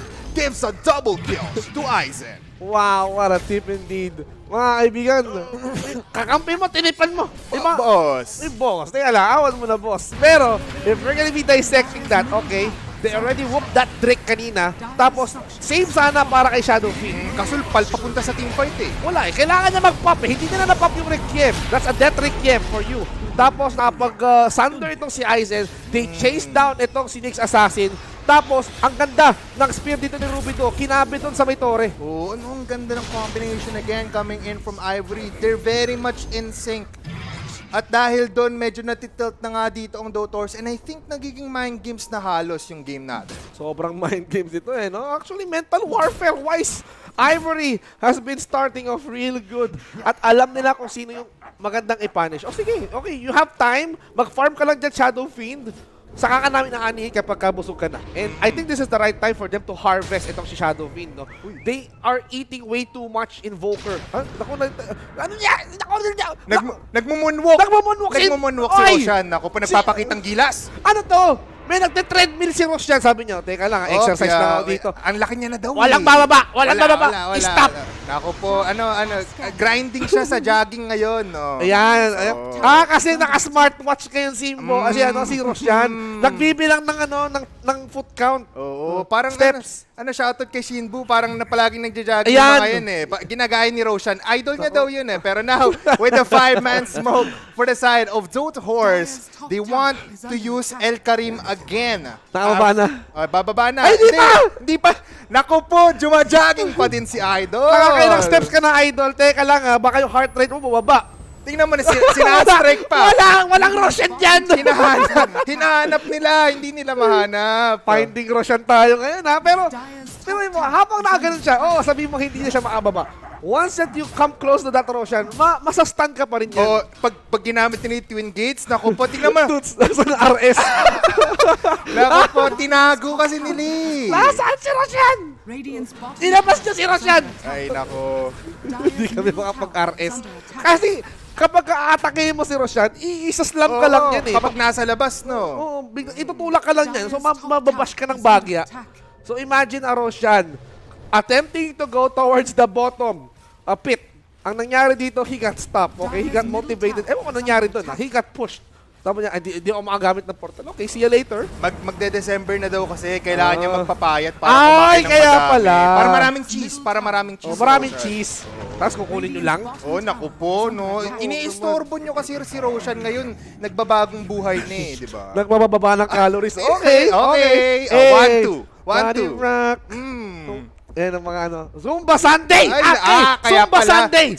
Sunday nag-exercise si Roshan pero kailangan na i-exercise ng Dota Horse ang kanilang mga heroes. Habang si Ken nasa baba, they will go for this Mars. The Impel is there. Cold Snap will connect. Rupido ngayon. Mukhang pupunta kay Roshan para humingi ng tulong. Pero nandoon yung Tornado. Pero with the Yules, denying them. Andyan ang Rolling Thunder Bulwark into blink out. Tinamaan ng umiikot na gulo. I'll always remember you kasi nandyan na ang Doom with the Requiem combination. Mauubos pero Thunder from the low ground. It's gonna be Terrorblade eating up all of the damage. Aizen now, kinain si DCMG. Andyan na nga rin si Zenki. Binigyan ng double kill si Aizen kahit low HP na siya. What is this game? This is the craziest game I've seen. Okay, to dissect that, it was almost a kill para kay Rupi doon, no? Papunta na siya kay Roshan eh. Tulong. Nagja-jogging lang naman siya, di ba? Pero hindi pala kailangan. Hindi, ang ganda ng pasok doon ni Ken. Di ba? Imagine that teamwork. Up until now, nagja-jogging pa rin. Nako po, na-inspire tuloy ako tumakbo. Ayan ang motivation natin dito. Stop carbs, man. Ay, naku po. New Year's resolution siguro ni Roshan yun, yung ginagawa niya. Ay, naku po. Si Roshan, hindi makita-kita. Medyo na flabbergasted tayo dun. Hala, flabbergasted daw. Flabbergasted? Spell that. F lang. F lang, sige. 27-7 ang ating score. And finally, our gold lead has reached the 5-digit mark. 14K for the side of Ivory. And just look at this, Vince G. 2 players coming in from Ivory also with the same net worth, 1,500 gold. At they're happily taking up all of the map control right now. Pupunta ba kayo sa Roshan? Teka lang, parang may attempt. Tingnan mo, hinahanap ni Ken.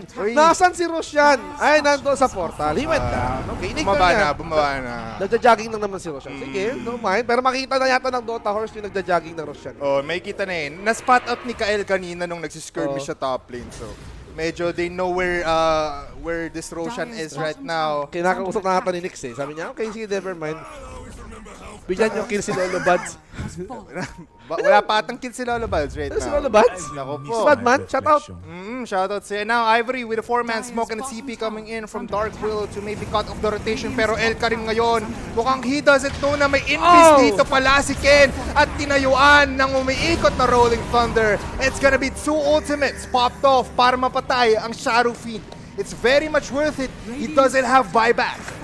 ang ganda pa rin talaga ng teamwork nila doon, no? Imagine this. DCMC walking off. Meron siyang BKB on hand. Ruby to na-silence ng Doom. Pero here comes the fight night. Drake got sumabog on that one. And just look at how they're disengaging. That spirit vessel will somehow slow itong si Ken. And he's gonna be popped off with a mind flare. Tamang impetus lang kay Kael. Pero he's gonna make it out the cut. And now, this is a disengagement time. No, I'm gonna snowball my way out. Ang gandang vision, Zenki with the drinking bodies just to at least make sure na mabilis sila. Plus the shield rune. Uy, Okay? ang ganda na.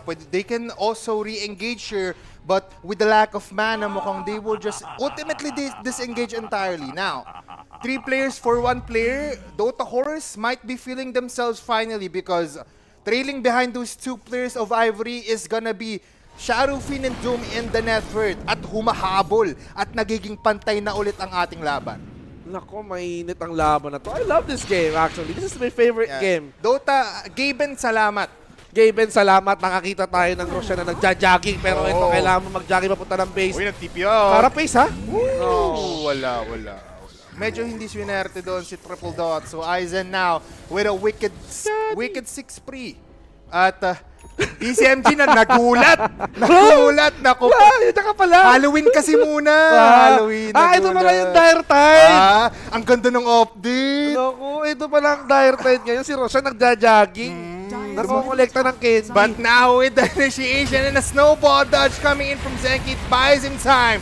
Drinking bodies para mapalapit si El Karim, pero yung Solar Crest Pavice hindi na tatama. Hindi na magiging enough to pumasok ulit si Ken with the Rolling Thunder Blink reveal pa nga. Pero they will not disengage anymore because they want more. Kael ngayon nag-i-invoke ng spells pero wala na siyang magagawa. Nawala na nga ang Tore. At Aizen with the objective in his side. Mindset lang kung mindset. DCMG ginamitan ng Shiva's Guard. But with the Glimmer Cape, labas lang daw muna tayo, sabi ni Aizen. Actually, no. Props ako kay Aizen. Kasi that fight kanina sa top lane, yung save niya kay Ken, it was on point. Pero he did not die on that. At nagpatuloy yung spree niya up until now. That means Aizen is doing a solid job as the Terror Blade para magpatuloy yung kanyang network, no? Leaving etong si Shadowfiend, si El Karim behind by 2K. So, even Pango, you're already top up etong si Shadowfiend and of course the Doom, no? So, this is a good thing. Lahat ng roles ata ginagawa ni Terrorblade direct ni Aizen na nagiging healer na siya, nagiging support, nagiging saver, nagiging attacker, and with that sa Trupido, pero nandun yung read coming in from Zenki, yung Meteor hindi na tama dito, pero with the BKB makakali siya sa Arena of Blood, pero mamamatay ata siya dito, onti na lang ang HP niya, Spirit Vessel ginamitan rin siya, pero now, Terrorblade versus 4 people, they want more Glimmer Gate being initiated for Drake, kakamitan niya ata dito, pero with the Snowball, and Requiem, kailangan niya umalis, 4 stop above, DCMG, hindi pinapap yung Doom, hindi ginamitan ng BKB, pero ngayon si Ken, pinupuntiryan na naman si Kael. Nasa likuran sila pupunta Drake now. With a 1-for-1 trade, pero mamamatay si Kael sa likuran. Finocus up ng isang Pangolier. Aizen uses up the Metamorphosis, pero si Zenki ngayon kinakain lahat ng damage ng Frostbites coming in from Grins in Aizen. Aizen is still alive after that. Kita mo pagkagamit dito ng Doom ni DCMG kay Aizen, ang ginawa ni Aizen, tumakbo lang. Oo. Eka lang tatanggalin ko lang yung Doom saglit. Kung si Roshan nagpapapawis, ako din, saglit lang babalik ako. Ikot lang ako 1 lap. Pagkabalik ko, pumatay pa si Aizen. So that's the crucial moment of Aizen, utilizing every metamorphosis that he has, taking down the barracks, exposing tier 4s, and they may go for the finish. Alam mo, we said it's a problem na magiging time consistent itong sila Aizen kasi every 2 minutes kailangan nila mag-farm, kailangan nila mag-engage. Ngayon, they're just using it perfectly. Their timing is impeccable. And now, with no more creeps, they need to back off. Exactly 30 minutes into the game. 33-11 ang ating score. Grabe, no? 44 to overall kills all across the map in just 30 minutes. Ganyan kainit yung laban natin dito, no? Drake as well, no? Being punished on this fight. Magandang setup ni Rubido dito, pero even though with the Requiem of Souls, hindi siya nakakita ng magandang angulo, Imagine a terrorize. No? Diba, si Aizen, look closely. Hinahabol siya ni DCMG, hindi niya makasay yung Doom, pero nung lumapit ulit si Terrorblade, no, he decided to walk it off. Tumama yung fear, napatras na bagla si Aizen, no, pero this is the right opportunity for him to blink in and then get the Doom. Tapos itong si Roshan sa baba, no, tinatrabaho ng Centaur. Parang bago. Gagawa na ata sila ng picture portrait dito. Ayun! Oy! Nawala! He managed to stop the cardio. Okay. Kailangan lang pala ng stun. Pero it's 30 minutes na. Okay. Now, there's gonna be an engagement onto the bottom lane as this Bam. highlights go in. Yung Sunstrike hindi tatama. Pero now, it's gonna be a 1-4-0 exchange as they kill off Pangolier. Dota Horse medyo nakakaramdam ng onting momentum dito pero mukhang hindi pagbibigyan to ni Aizen kasi nasa likuran lang siya. But with that said, no vendetta, no doom, but they can still go for more. Vince G, what are your thoughts on our game right now? Pero before that, meron ng magiging EMP Tornado combination. May Ice Wall pang sinamahan. This is gonna be a bulwark in the backlines. Pero with the Snowball and Drinking Bodies, mabubuhay ata si Kael. Pero yung Shiva's Guard will finish him off. DCMG with a killing spree. Aizen ngayon kailangan tumakbo. Pero with the Metamorphosis Kane, they need to go for more. Now, medyo tinatamaan na nag-overextend dito si Triple Dot. Ngayon, kailangan na tumakbo ng Dota Horse. Naging turnaround situation for them. But will they see anyone here as they go on to the pursuit? Yung Bramble Mazes nandoon. Pero clear lang muna tayo ng waves dito. Okay, tama, pitas lang muna dito ng Bulaklak si Drake, no? Later on, that 2-for-2 trade somehow benefited the Ivory, no? They killed Invoker, they got the next assassin. Okay na, tapos nang mag-warm up dito si Roshan. Pagkatapos mo naman mag-jogging, grabe naman, may bisita ka kaagad. Tapos gusto kunin yung Aegis mo. Pero let's give it up for Roshan. Sumexy siya, tingnan mo. Ayaw nga pumayat. Nagka-abs. Wow. Ang dami niyang abs sa likod. Ano? Oo, no. Ano yan? Ilang abs yan? 10 tuple ata yan? 10 10 tuple abs. Naku, grabe. 10 tuple pack niya. Oo, pogi. Pero, kukulang ka lang ng Aegis, ano? Dati ka pa. now our first Aegis falling into the hands of Ivory. This might be their time to maybe get more barracks and to closely chokehold down Dota Horse. Nako po. Eto na nga. Ay.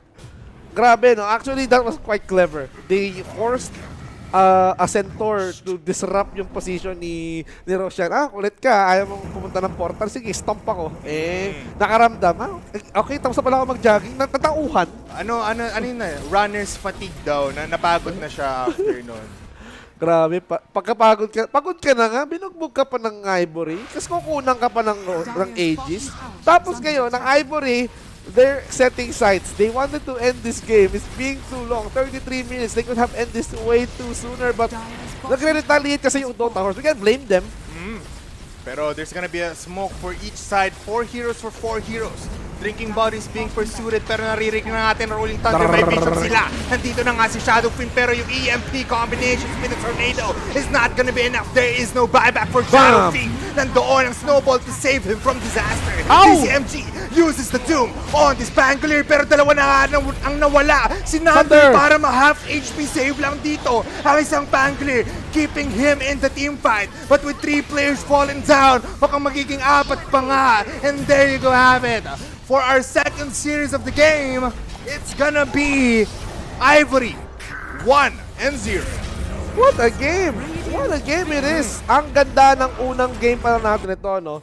They could have ended faster, pero ang ganda. We should have commended also yung Dota Horse, no? Yes. Hindi naman biro kasi yung manalo ka ng 2 games straight, tapos yung last game mo took an hour long. They're trying to hold on up against the Ivory, but it seems like on the series, Ivory is the better team. And this time around, Ivory took the first win, but wag sila mag-alala because we still have game number 2 on its way. So we'll definitely be seeing a lot more Dota 2 action later on, but congratulations for Ivory for getting that first win into their hands dito sa ating play-ins. Pero Dota Horse, we don't neglect the prowess na pinakita nila, and Dota Horse still had that chance to win it. Pero just like Vince G said, what are you gonna do? Everybody, as we go on and see the highlights in just a little bit, let's see it right now.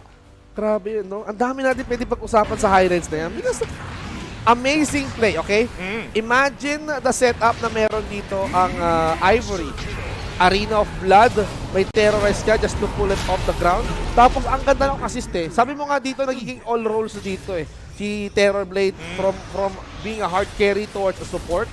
Talagang maaasahan mo ang isang Terrorblade in terms of saves. Ilang beses niya nang niligtas si Ken from that imminent danger. Dinum ka na, binugbog ka na ni Invoker. This fight alone, they could have won this one, pero grabe yung giggle nila kay ano eh, kay Aizen eh. The Doom sacrificed his life, nag-blink in siya, Doom into death, para lang ma-doom si Aizen, para ma-disable siya ng bagay, but that doesn't stop them. And that was the recipe for disaster Bam. on their hand. Pero as we look at the game highlights, alam mo, ang ganda talaga ng ano eh, ng Dota kapag parang nagiging turbo, no? Oo. Talagang all out, every minute may patayan kung patayan. And that's the beauty of Dota, everybody. And again, as we look at the highlights, you can see the beautiful display of skills coming in from both of these teams. And you gotta commend them. And there's a lot more Dota. Balita ko, may 10 to 9 series pa tayo later on. So, 9 na lang. 9 na lang. Okay. Ito na yun eh. Ito na yung pang 10. Ito na yung pang third series natin. Third game. Tapos fourth game. Meron pa tayong 9 games na aabangan and we still have 4 more series to go. Pero hindi pa tapos tong series na to We are gonna be seeing the conclusion. Kasi pwede pang i-shake up ito ng Dota Horse. They could like end this up with a 1-1 tie on the series para bigyan naman ng banse dito ang Ivory. But Ivory becoming the better team on this game number 1. Look at the amount of kills. 39-13. Dota Horse needs to reassess their draft. 52 kills combined right there. They really need to assess here, and maybe they're just experimenting. We don't know. But Dota Horse definitely falling down to the hands of Ivory right here. Let's look at the stats. Thunderblade 10-8, 25k damage. And tingnan mo naman yung assess coming in from Ken and I think this is Mars, 23-16. Ang ganda ng impact ng players coming in from Ivory. Pero Dota Horse, even though they lost, nandun pa rin yung galing na pinapakita nila. Ang galing talaga, pero mas magaling itong tatanghaling MVP. Sino nga from ba this yan? game. Oh my, this guy Ken? He's the MVP? Okay, personal thoughts. Aizen deserved that MVP because he managed to save Ken. Pero let's not forget the efforts of Ken doing all the dirty work. Siya yung humaharap eh. Ika nga, sabi ni Aizen dito, sige, pumarap ka, I will protect you with my Thunder. Ken initiating with the Rolling Thunders, Washbuckle, even that crucial Diffusal Blade just to chase down their opponents. Kaya si Ken ang naging MVP for this game. Tsaka siya yung humaharap, siya yung nag-follow up to every Arena of Blood, every Thunder, every Metamorphosis. So definitely a good place in him. But now we're just waiting for our round 2. And with that said, habang nag-aantay tayo, we would like to inform you everybody, hindi nawawala ito in our Predator League 2025. We have 3 months worth of PC Game Pass for you to acquire when you get your first Predator laptop in our Acer stores. Everybody, ang ganda ng ating PC Game Pass, 100 plus AAA games. Napakaganda nun. Hindi ka magsasawa. Hindi talaga. Kakalaro no, gamit ang inyong bagong Acer Predator laptop. Kaya ano ba hinihintay nyo? PC Game Pass is up for grabs when you have that new Acer Predator laptop, and we will be giving them the opportunity to buy their new Acer Predator laptop as we go on sa short break. Diba? Mabilis ang break, mabilis ang bili ng Acer Predator laptop, kaya pagbalik namin, dapat may Acer Predator laptop na kayo. Don't go anywhere. Predator League Philippine Qualifiers 2025 will be right back.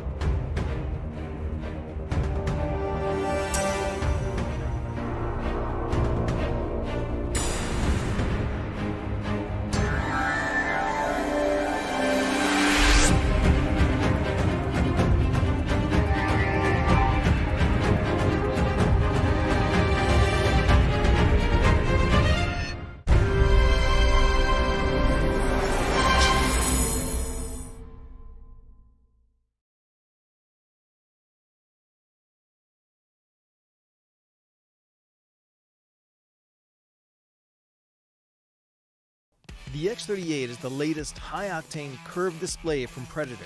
This zero-frame behemoth has a 37.5-inch span and a 2300R curve in glorious 21:9, so that you can fill your peripheral vision with pure gameplay for all-out immersion. And with a very ergonomical stand, positioning this colossal display is quite easy, allowing you to tilt, pivot, swivel, and adjust the height as needed, so that comfort is maintained even through long gaming sessions. Naturally, you have all the latest ports needed, as well as 2 powerful 7-watt speakers should a headset not suffice. Though the X38 is ideal for hardcore enthusiasts and esports pros alike, what sets it apart, besides a crisp, ultra-wide QHD Plus resolution, is the Agile Splendor IPS panel it uses.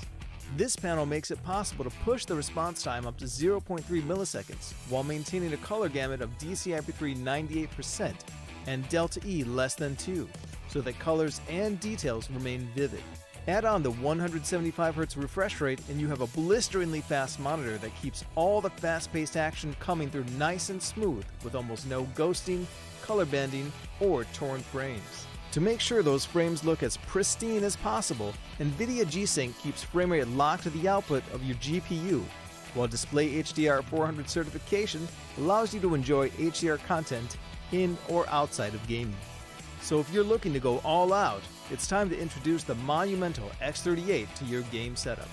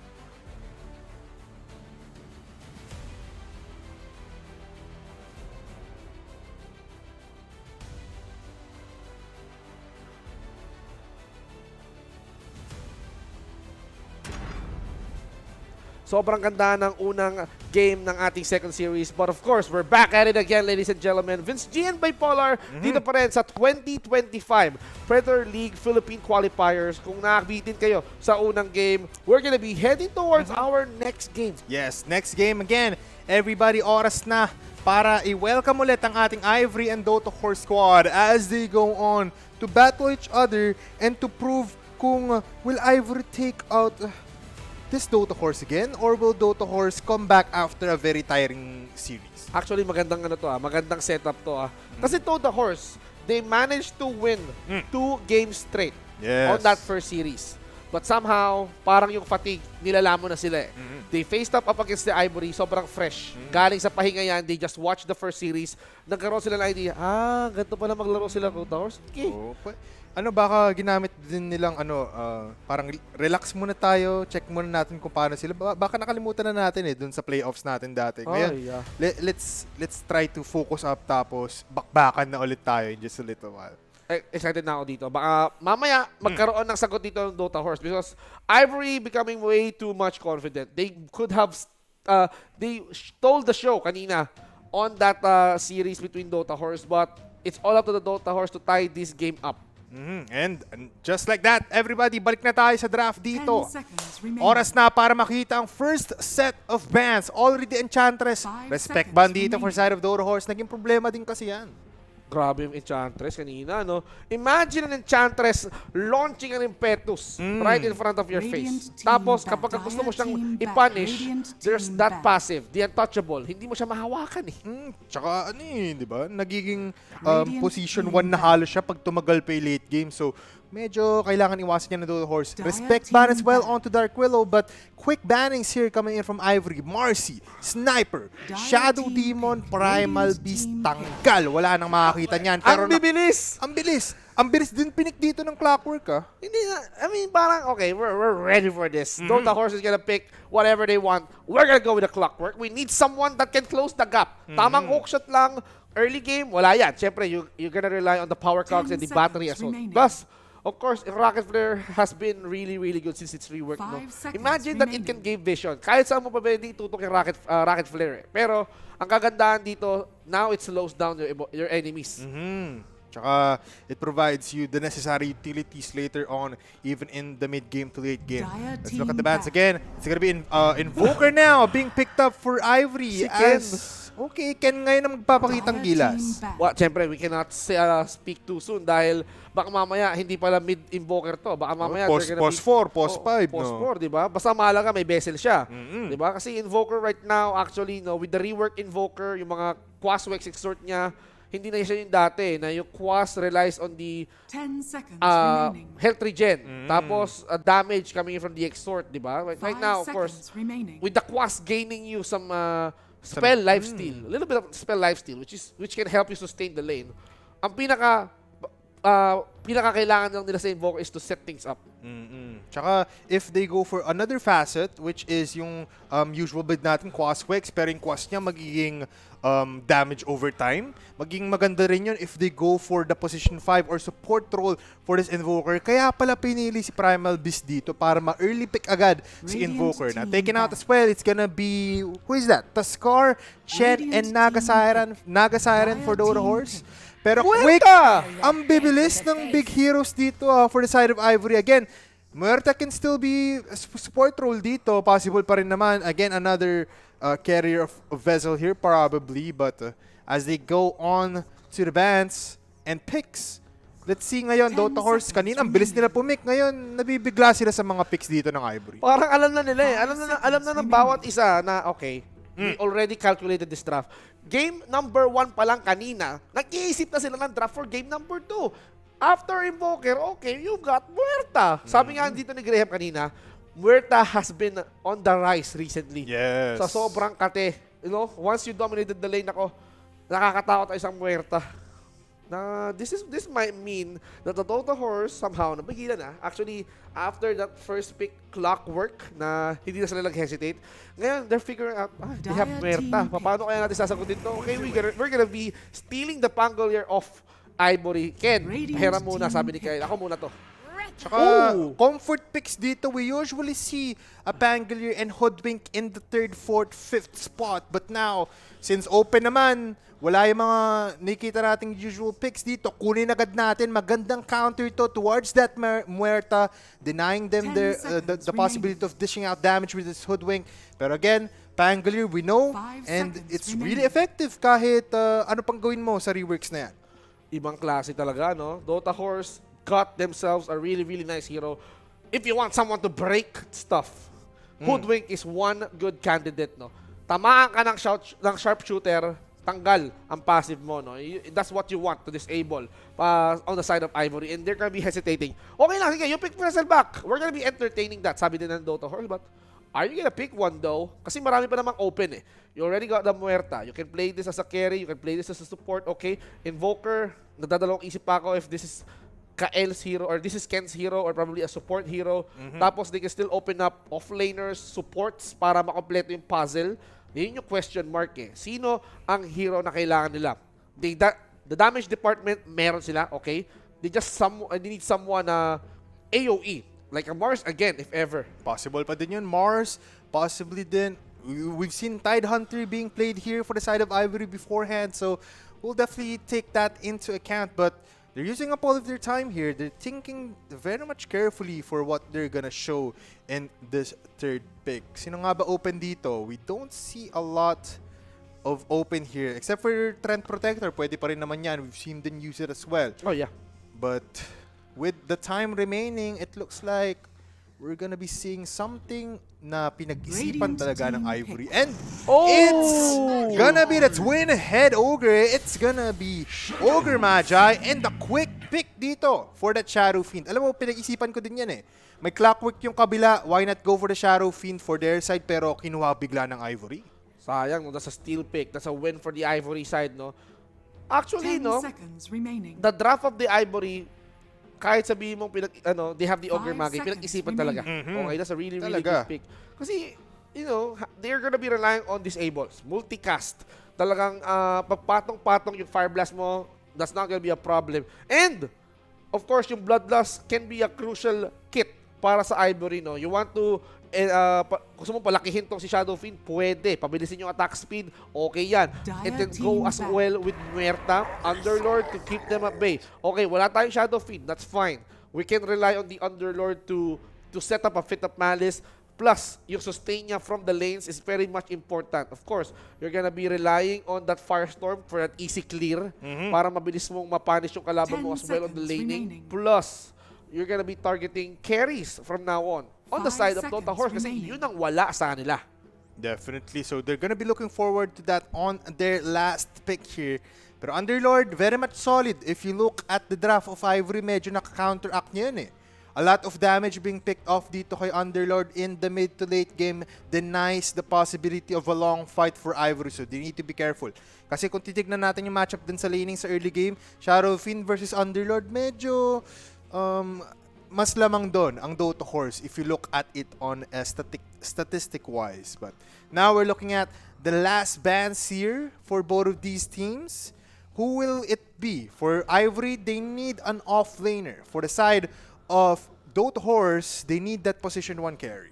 Okay, so parang parang medyo Radiant na-flex team pa ako back. dito eh. What if Muerta offlane or Ogre offlane? Pwede rin. Pwede, but support department ang kulang, no? We don't know. I mean, Invoker might be a support, pero most likely highly mid to. Possible na mid na yan. Maaaring makita ulit tayo ng matchup between an Invoker and a Pangolier. 10 seconds This time around, remaining. Ivory. Parang sinasabi nila na, Uy, Kael, I'm gonna be using the Invoker 5 muna, seconds kahit kailan remaining. pangalan mo. I'm gonna be showing you how you play Invoker. Oh, wow! Wow. I'll show you the right way to The play right Kael. way. Okay. Radiant Ken muna ang team gagamit. back. Interesting.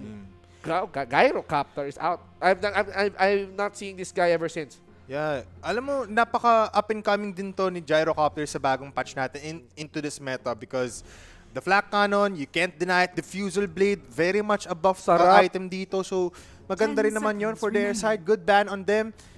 Let's look at the last here. 5 Luna, seconds remaining. Morphling, pwede rin tanggalin since they're looking for a position 1 carry ban here. Pero, again, looks like Ivory will go for a possible mid-invoker, support Muerta, support Ogre Magi, para ma-complement yung Shadow Fiend. Pero Lina in first. Okay, that's nice. Maganda yun, maganda yun.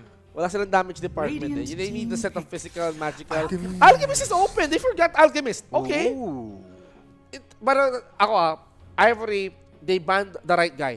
Lina and Gyro, they need, for Dota Horse kasi they need someone that can deal damage from the backline. Oo. Medusa is out of the option already. Ang ginawa nila, sige, open naman si Alke.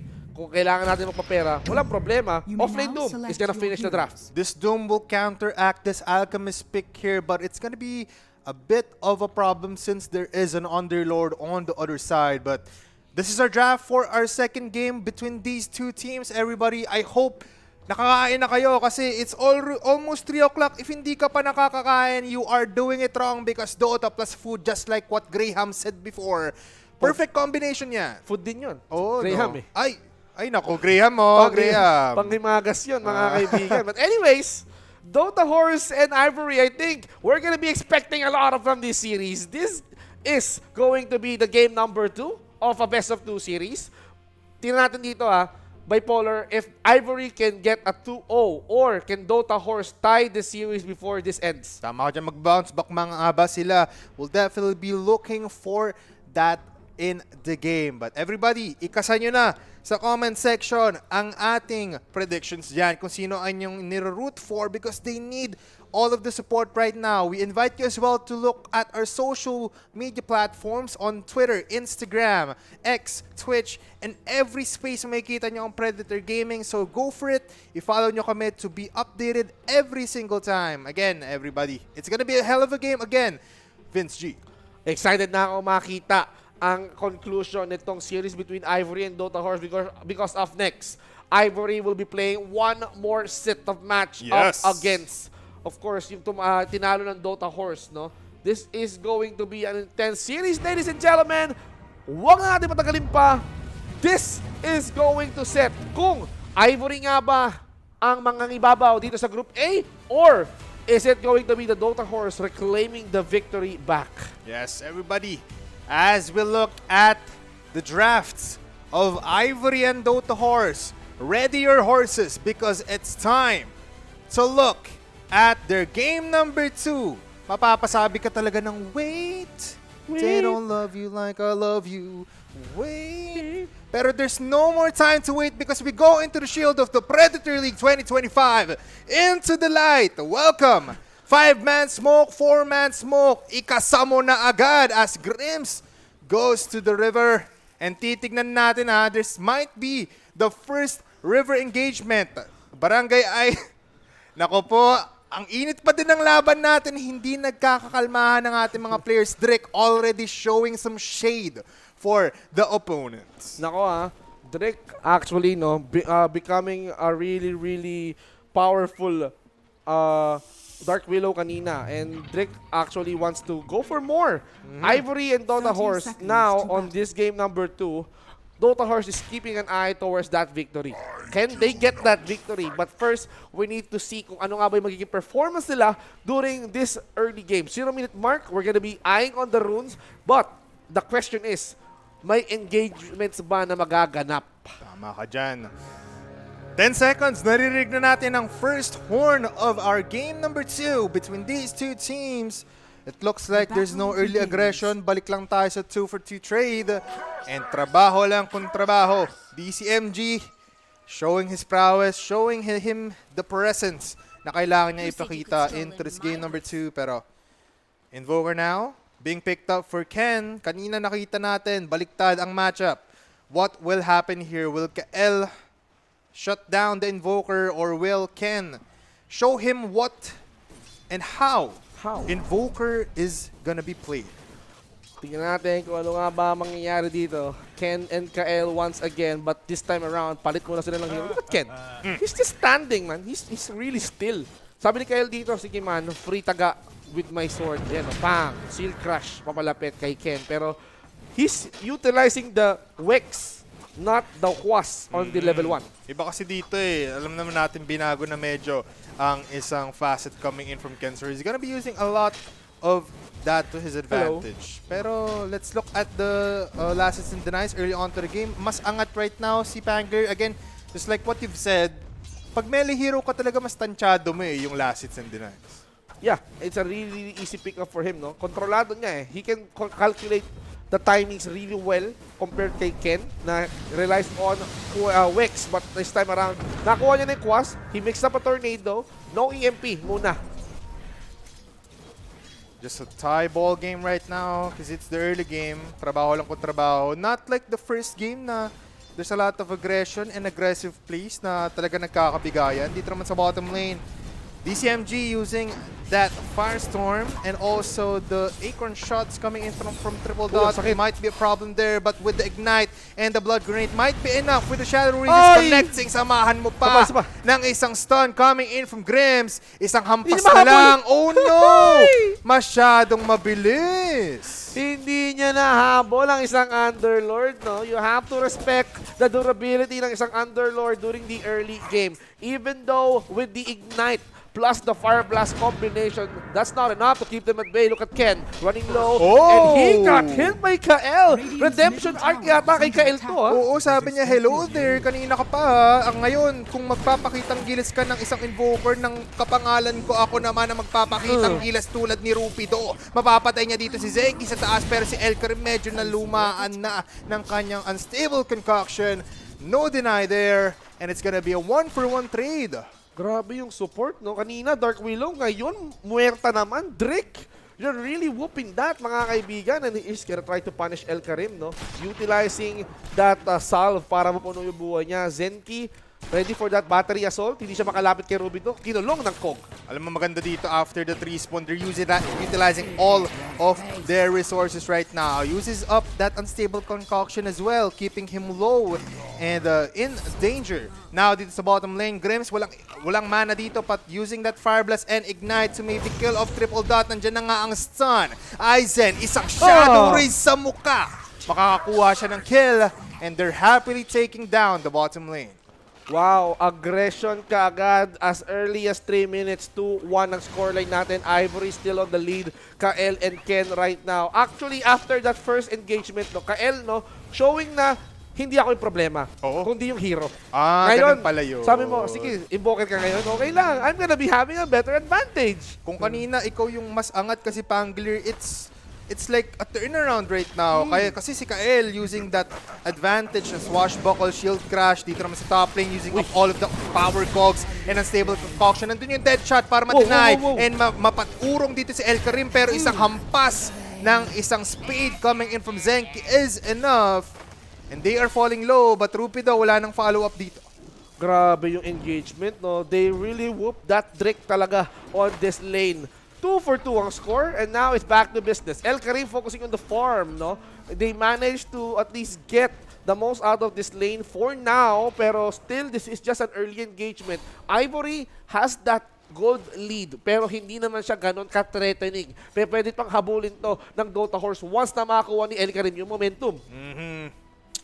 Everybody, as we go into the 5th minute mark, dito sa bottom lane yung situation natin, hindi pa rin gumagalaw. Yung gold lead natin, hindi pa rin lumalayo. 2 for 2 ang ating scoreboard. But Shadow Fiend, very much happy with all of the farm that he's getting. Alchemist, moving towards that face boots in 5 minutes into the game. 4 levels into him. At it's just gonna be trabaho every time. Pero dito sa middle lane, it's another ball game. Kasi si Kael, very much in the pursuit. Si Ken nagtatawag ng backup kasi nakakaramdam siya. Low ako guys eh. Kahit may dalawa akong Wraith Band and 1 Magic Stick, kaya akong patayin ng isang Pangler with just Swashbuckle and that Shield Crash. Ngayon, they move towards that jungle area. They have the Observer Ward, so they know that Triple Dot is here, but does Triple Dot know that they see him? Ogre Magi connects onto that river, pero si DCMG nagpa-farm lang dito, focus lang sa goal and objective. No engagement there, they're just buying their time. And now, still 5 minutes into the game, mas kalmado ang ating mga players. Kalmado muna after that early engagement. Now we're talking about the first 6 minutes of this game, and look at how! No! Elkarim, pati si Rupi doon nagkakabigay na nga dito. Zenki will fall down as they go into the pit of acids there. Unstable concoction ginagamit para makapatay at para makaluwag. Pero with the dead shot connecting, Drake kills off the Miracle. At 4-2 ang ating score. At dito sa mid, talagang nahihirapan pa rin si Ken. Galing, no? Actually, Drake excels on that position 4 heroes, no? That 4th core potential. Dark Willow, he did so well with the Dark Willow. Ngayon, he's doing so well with the Muerta. Right now, we can see them invading the mid lane. The attempt of the Dota horses to contest si Ken. Ken, being defenseless, nakakarinig na ako ng Rolling Thunder. Yes, and there's also a Ghost Walk being initiated at wala silang vision here. Mawawala yung sentry ward there at hindi aabot yung vision. There's also an Ogre Magi eating up the Bushwhack. And also Swashbuckle. Galing yun sa kanan pero doon naman yung Revenants para ma-zone out yung enemies. They'll happily take a kill even though medyo napatagal yung laban. And right now, Ken still using that Ghost Walk. Pero nandyan pa rin naman si Zenki sa gilid. This battery assault might be the bane of his existence as he uses up the Tornado EMP combo. Nandyan pa pala si Hoodwink. Yung dama nandyan. May TP coming in from the Ogre Magi. It will be enough as Zenki eats up all of the damage. Ken happily taking that, pero nandun yung Dome coming in from the high ground. Rupido ngayon onto the pursuit. Magiging turnaround to, pero a beautiful Bushwhack coming in from Triple Dot. Cold Snap nandoon yung Blood Grit na tama, mapuproc ulit yung stun. Grims now with a multicast into the Fire Blast, isang hampas. Pero will the damage be enough? They disengage at happily taken away dito si Triple Dot. Now he's still safe. Grims right now, he's just circling around the AoE ng Torre. Talagang gigil siya sa Squirrel, no? Hinahanap niya. Nasa na nga ba? Hunting time na ba to for Grims? Look at Triple Dot. He's walking away safely, freely. Because he managed to scurry off from potential danger. Pero, grabe, no? I think Dota Force overextended onto that tower sa Ivory. Pero ang bibilis ng response nila, no doubt. Even everyone from the Ivory, they teleported para lang gumawa ng play. Now, it's gonna be KL and versus 2 players. They wanted the room pero hindi doon nag-spawn. Now, beautifully timed. Rolling Thunder there. The Revenants are onto the battlefield pero hindi tatama yun at hindi ma-disengage yung enemies dito. Rupido, walang Doom pero nandito para maging response para sa aggression dito ng Dota Ords. Beautiful play. Scopes, tignan mo naman. Double stun. Pushback pa nga dito kay Rupido. Hindi na sila makalapit with that Cox. Dota Horse just plays it safe. After that elimination, that kill towards Grims kay Ogre Magi, I think that's the payback na hinihintay na Triple Dot. Okay lang, kanina pa ito makulit eh. Mawian natin, but they're not stopping. Zenki with the power cogs. Opia, mani popcorn. Nandiyan na nga Seeds of Serenity pero hindi tatama yan kay Ken. Nandiyan ng EMP as well. Pero yung Fiend's Gate coming in from DCNG. Pit of Malice into the Firestorm. Holds down Ken. It's gonna be 1-for-1 trade. Mas angat doon ng Dota Horse kasi mid laner nang nakuha nila. Ibang klase yung init nila dito, no? After the payback, no? It's an Invoker for a clock. That's the trade that you want. Ivory still leading on to that. Tignan mo, Kael, very, very beautiful Rolling Thunder, no? Naipit dito si Grims. Kinapitan na, nilagay mo pa yung wherever you may go, the calling. Oh, yung calling? You get that reference, dito na kayo. Pero tignan mo, hindi na nakalapit dito ang members ng Ivory because they got blocked by the power cogs as well. But the payback coming in from Zenki, no? Nagkapalitan sila. They got locked into that arena. Then boom. Ano naman? Ganda na exchange dito pero in the other side of the map, yung shadow feed natin hindi pa rin napapansin just like the first game. Umaangat siya sa net worth, umaangat siya sa gold lead pero nakakaramdam na ang Dota Horse. They are trampling their way to the bottom side. Looking towards the Shadow Fiend pero nakita nila, nag-TP pala with the Twin Gate dun sa taas. Now it's gonna be an aggression for the top side pero wala pa rin mangyayari doon. As Pangolier, Kael, kinain lahat ng Requiem. Pero mapapatay naman nila si Aizen. Medyo early rotation coming in from Aizen and very hopeful. But now with the Doom coming in with the Cold Snap and EMP combo. It's gonna hit. And Bushwhack ngayon, tinamaan pa ng Cogs ngayon. Pero si Rupido very much online and very much angry onto the side of Dota Horse. Matatamaan dito ng Ignited Fire Blast combination. Ken now with a double kill. This is how you play Invoker, Kael. Okay, he's just proving a point. Yes. Hindi hero ang problema. Sabi dito ni Ken, no, ako gumagamit ng Invoker. Oh, early game, it's not working. But this time around, nakapag-setup na ako. But if we're gonna be digesting that fight, Underlord got punished down in the bottom thanks to Aizen. Then Aizen used that Twin Gate para umakyat sa top lane. Tapos nung nakatunog, sayang kasi yung smoke ng Dota Horse eh. they smoke up, yung target nila nagpunta ng top lane, they reacted, instead of using the twin gate, they teleported. After they teleported, naka-pick off naman sila, but doon na nag-retaliate yung Ivory. They got the most out of that fight. Yes, very much so. Mas angat tuloy ang Ivory ngayon ulit. 10-6 ang ating score. Drake, medyo nag-transition na into a Rod of Athos. Alam naman natin, where to support is not your typical support. It goes towards pseudo carry. Ngayon, El Karim medyo napapag-iwanan na rin. Almost a Radiance in hand. I think that's 2k away from that Radiance, Sacred Relic, and into the Talisman. Medyo happily farming lang siya. Alam mo, nasa-shoutout din nila si El Karim slowly but surely eh. Pero dito sa middle lane, mukhang it's gonna be 4 players versus the tower. Triple Dot and Kael as well. Looking to maybe defend this. They have to defend though. Kaya naman nila eh. Fortification, okay, not available for the side of Dota Horse. Pero Ivory can force this one. They wanted to go. Kael, ako may Finskate. Kailangan mo mag-ingat. Hindi tumatama yung yo-yo dito ni Kael ha. Hindi rin tumatama. Pero there will be a Rod of Athos coming in for the side of Kael. And also to Ken. DCMG now with 1 kill and as well as Zenki. Pero amplified damage used up for Aizen. Medyo nakakaramdam dito ang Dota Horse na masakit ang isang fully stacked Shadow Fiend and they disengage. Happily taken naman ang mid laner dito ng Ivory. Ngayon, DCMG not giving up the middle lane. Look at Aizen, no? Tamang right click lang towards the tower. No fortifications yet available for Dota Horse. I think they have to give this one up. Nakakuha na ng Ivory ang pakay nila, which is yung middle tier 1 tower. Habang ang Dota Horse returning the favor, they are pushing the bottom lane. Right now, Ken with a Ghost Walk after just respawning. He has Rupido here and with a Cold Snap maybe in hand. Kael will dodge that EMP combination and he will go out. May Cogs pa insurance. Binatuhan parang si Messi. Grabe yun, no? Ibang klaseng assist yun. Oo. Tamang goal eh. Tumama kay Rupido eh. But still, that's a really good engagement. Na-push na ng Dota Horse. Okay, they have to give up the middle tower in the process just to push down the bottom tower na meron ng Ivory. But smoke time para sa Dota Horse. They have the Diffusal Blade on Hello! Kael. Smoke pop again. Grims now. Hook shot. Pinakitaan pero hindi gagamitan. Cogs is again used as a zone out. But there will be a connection coming in from both of these teams. Muerta nagpaparamdam. Meron na siyang Rod of Athos.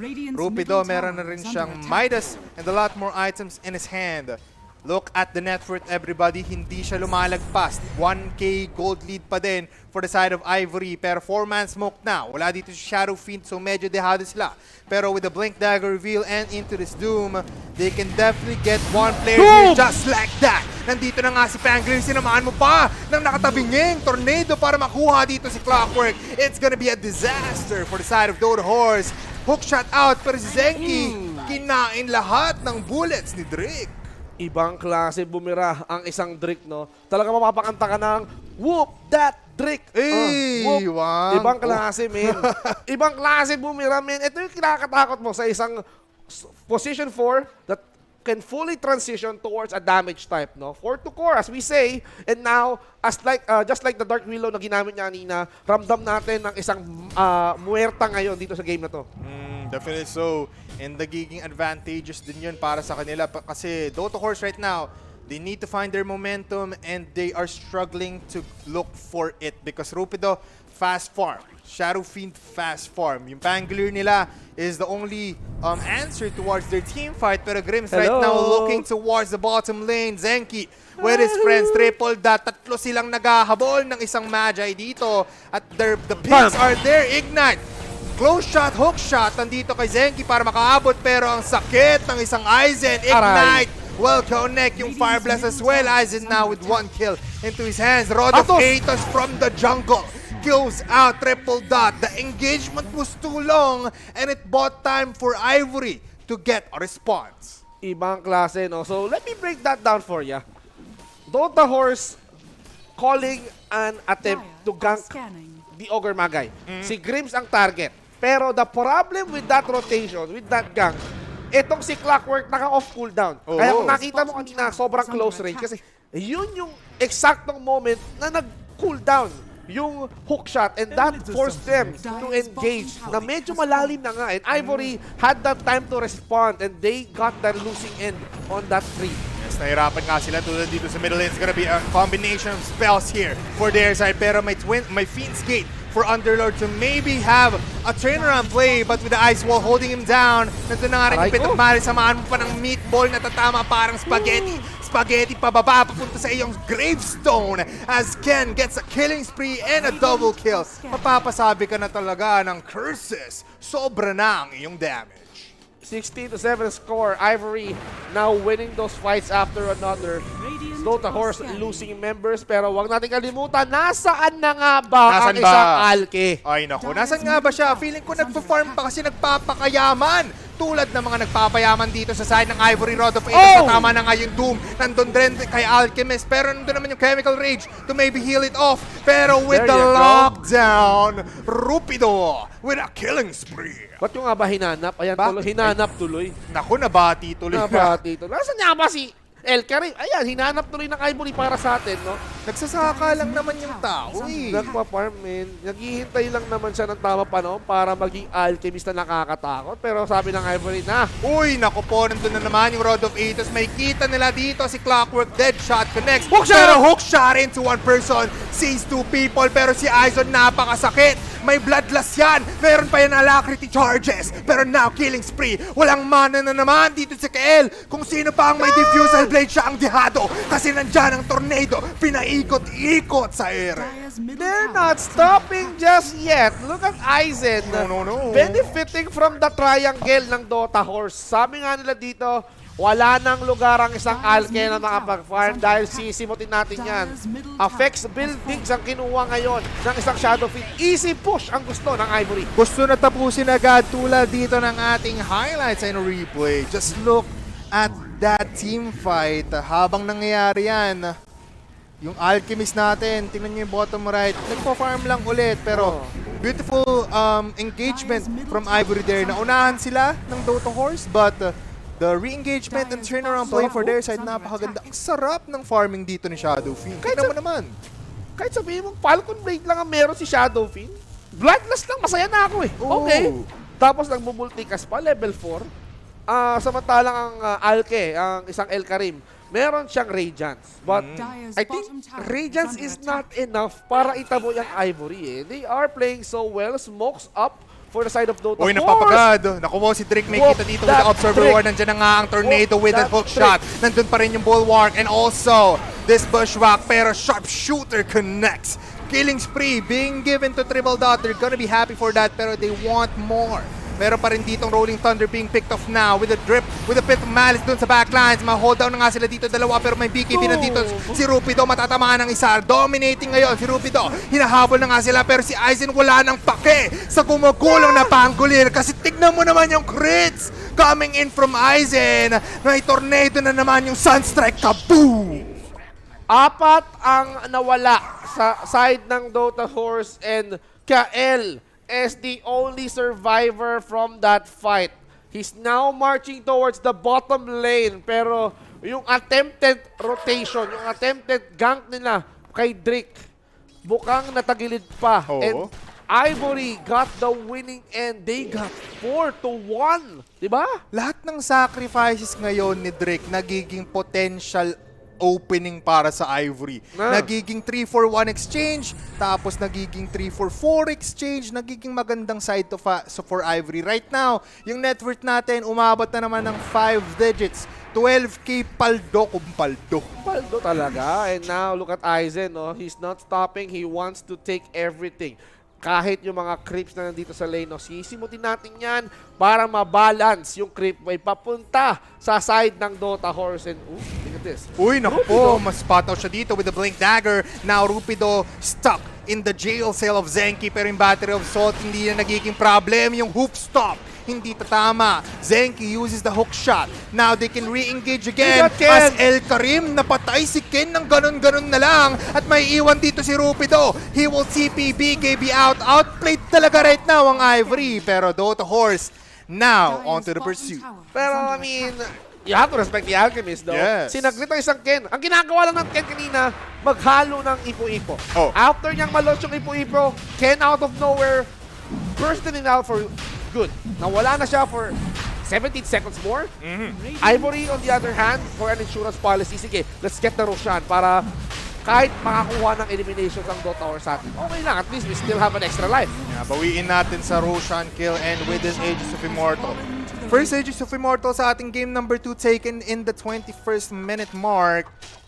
Just look at this. The net worth, mas angat si Shadowfiend. You don't want this as an alchemist kasi you must be the wealthiest person in the game every time. Pero Ivory doing wonders here. They're using the miracle of El Karim dito naman sa bottom lane. Aizen pinapakita ng Daedalus build dito. Ang isang daga. And they kill him off in just like that.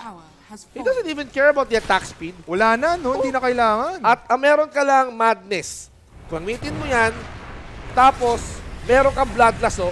Ang layo pa ng range mo. You don't need to come close dun sa tower Uy. range. But look at this. May engagement coming in from El Karim. Very much hopeful for their side. Yung Sunstrike will not connect. Aray. Pero kahit bumalik ka, tatlong hampas lang galing kay Aizen, mapapatay ka na. Doom na being used off. Pero yung hookshot will not be enough to save this Spangler from disasters. Aizen now with a monster kill streak. At ganun na lang kabilis ang GG natin. From a 1-hour game of Dota Horse competing, now being picked off. Ang bilis ng laban, Ivory with a clean sweep. What a clean sweep indeed. Kung kanina mapatay ng 3 minutes, okay, let's reduce 11 more minutes that. 22 minutes game. Ivory takes 2 straight victories up against the Dota Horses. So that means Dota Horse right now on their last series na nila to eh.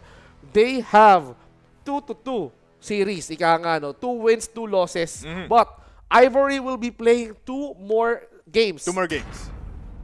Now, as we look at the game highlights, and just like what you said, Vince G, they have 2 more games later on, and they will definitely carry out a lot of momentum kasi ang bilis lang nila tinapos yung games. Hindi sila masyadong pagod. Unlike Dota Horse coming into their second series, everybody ang dominating ng pinakita dito. Akala natin Alchemist will pop off in the mid game, but the immense pressure of the Crystallis with the Shadowfiend, samahan mo ng Alacrity, tas Bloodlust. Naku po, hindi mo na talaga kailangan gumawa ng ng Manta style para may ng attack speed. Abilities na lang, okay na. Ang sakit, kahit nga mag-divine ka na lang eh. Ay, diba? oh, no? Actually, having that attack speed boost and the sustain na nanggagaling sa kakampi mo, as a Shadowfiend, as the hitter for your team, sobrang confident mo na mag-right clicks, no? Actually, hindi mo na kailangan gumamit ng red game o kaya ng races eh. Ano lang yan eh, cherry on top na lang yan. Kapag ka hindi ka mahuli, sige, race. Okay to. Pero that's the call for them to call it a GG. And 25-9 ang score natin dito. Compared dun sa kanina na medyo marami-raming elimination na nangyari, this one, Dota Horse, medyo nahirapan sila na i-pick off. O yun, make that 10. I-pick off dito ang Ivory because of how durable they are, especially si Grims. And just look at the stats right now, Vince G. Hindi man lang umabot ng 10k damage ang Dota Horse individually. But look at Ivory. Tatlo sa kanila. 5 digits yung damage, and as well as the net worth, talagang na-dominate nila yung game 2 between these two teams. And look at Rubido. He did not even die on this game. Talaga ba? 4-0-13 ang score niya. That's really insane. Ivory had that good momentum. We even thought that Dota Horse have that game momentum already, but Ivory, together with Rubido, sabi ko nga dito, hindi siya namatay. He got 4 kills, 13 assists, Doombringer bringing doom to the entire Dota Horse, and that's why he's the MVP. The King of Hell showing us how it is played. Rupido ang ating match MVP there. Very much a cherry on top pa din para sa kanya. And with that cherry on top, meron din naman kaming onting bigay sa inyo because 3 months PC worth Game Pass with 100 plus AAA games, everybody, mabibigay namin yan sa inyo. You can get 3 months free kapag nag-avail or you get a purchase of an Acer Predator laptop. To be specific, Helios dapat. Helios dapat. Para makakuha kayo ng 3 months na worth of 100 plus. Sa sobrang dami niya natin mabilang. AAA games, ganon. ka-intense, ganon kagalante ang ating Acer Predator, no? May bago ka ng laptop, you can try out the most beautiful AAA games using your new laptop. Kaya ano Oo. bang hinihintay nyo mga kaibigan? Kung ako sa inyo, linggo ngayon, pumunta kayo sa mga mall and buy or get your own Acer Predator laptop. Tsaka malapit na sweldo, so it's gonna be worth it. And our break time will also be worth it because in just a little while after a short break, balik na tayo for our third series of the game. We will be right back.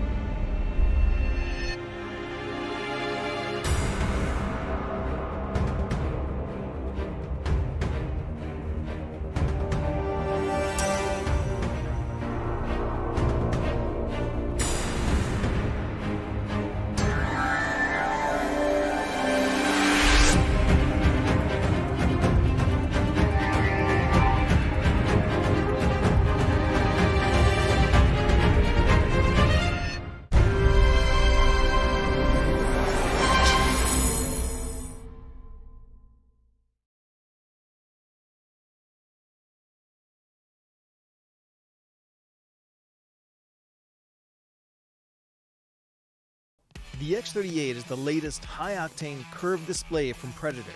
This zero-frame behemoth has a 37.5-inch span and a 2300R curve in glorious 21:9, so that you can fill your peripheral vision with pure gameplay for all-out immersion. And with a very ergonomical stand, positioning this colossal display is quite easy, allowing you to tilt, pivot, swivel, and adjust the height as needed, so that comfort is maintained even through long gaming sessions. Naturally, you have all the latest ports needed, as well as two powerful 7-watt speakers should a headset not suffice. Though the X38 is ideal for hardcore enthusiasts and esports pros alike, what sets it apart, besides a crisp, ultra-wide QHD Plus resolution, is the Agile Splendor IPS panel it uses. This panel makes it possible to push the response time up to 0.3 milliseconds while maintaining a color gamut of DCI-P3 98% and Delta E less than 2, so that colors and details remain vivid. Add on the 175Hz refresh rate and you have a blisteringly fast monitor that keeps all the fast-paced action coming through nice and smooth with almost no ghosting, color bending, or torn frames. To make sure those frames look as pristine as possible, NVIDIA G-Sync keeps frame rate locked to the output of your GPU, while Display HDR 400 certification allows you to enjoy HDR content in or outside of gaming. So if you're looking to go all out, it's time to introduce the monumental X38 to your game setup.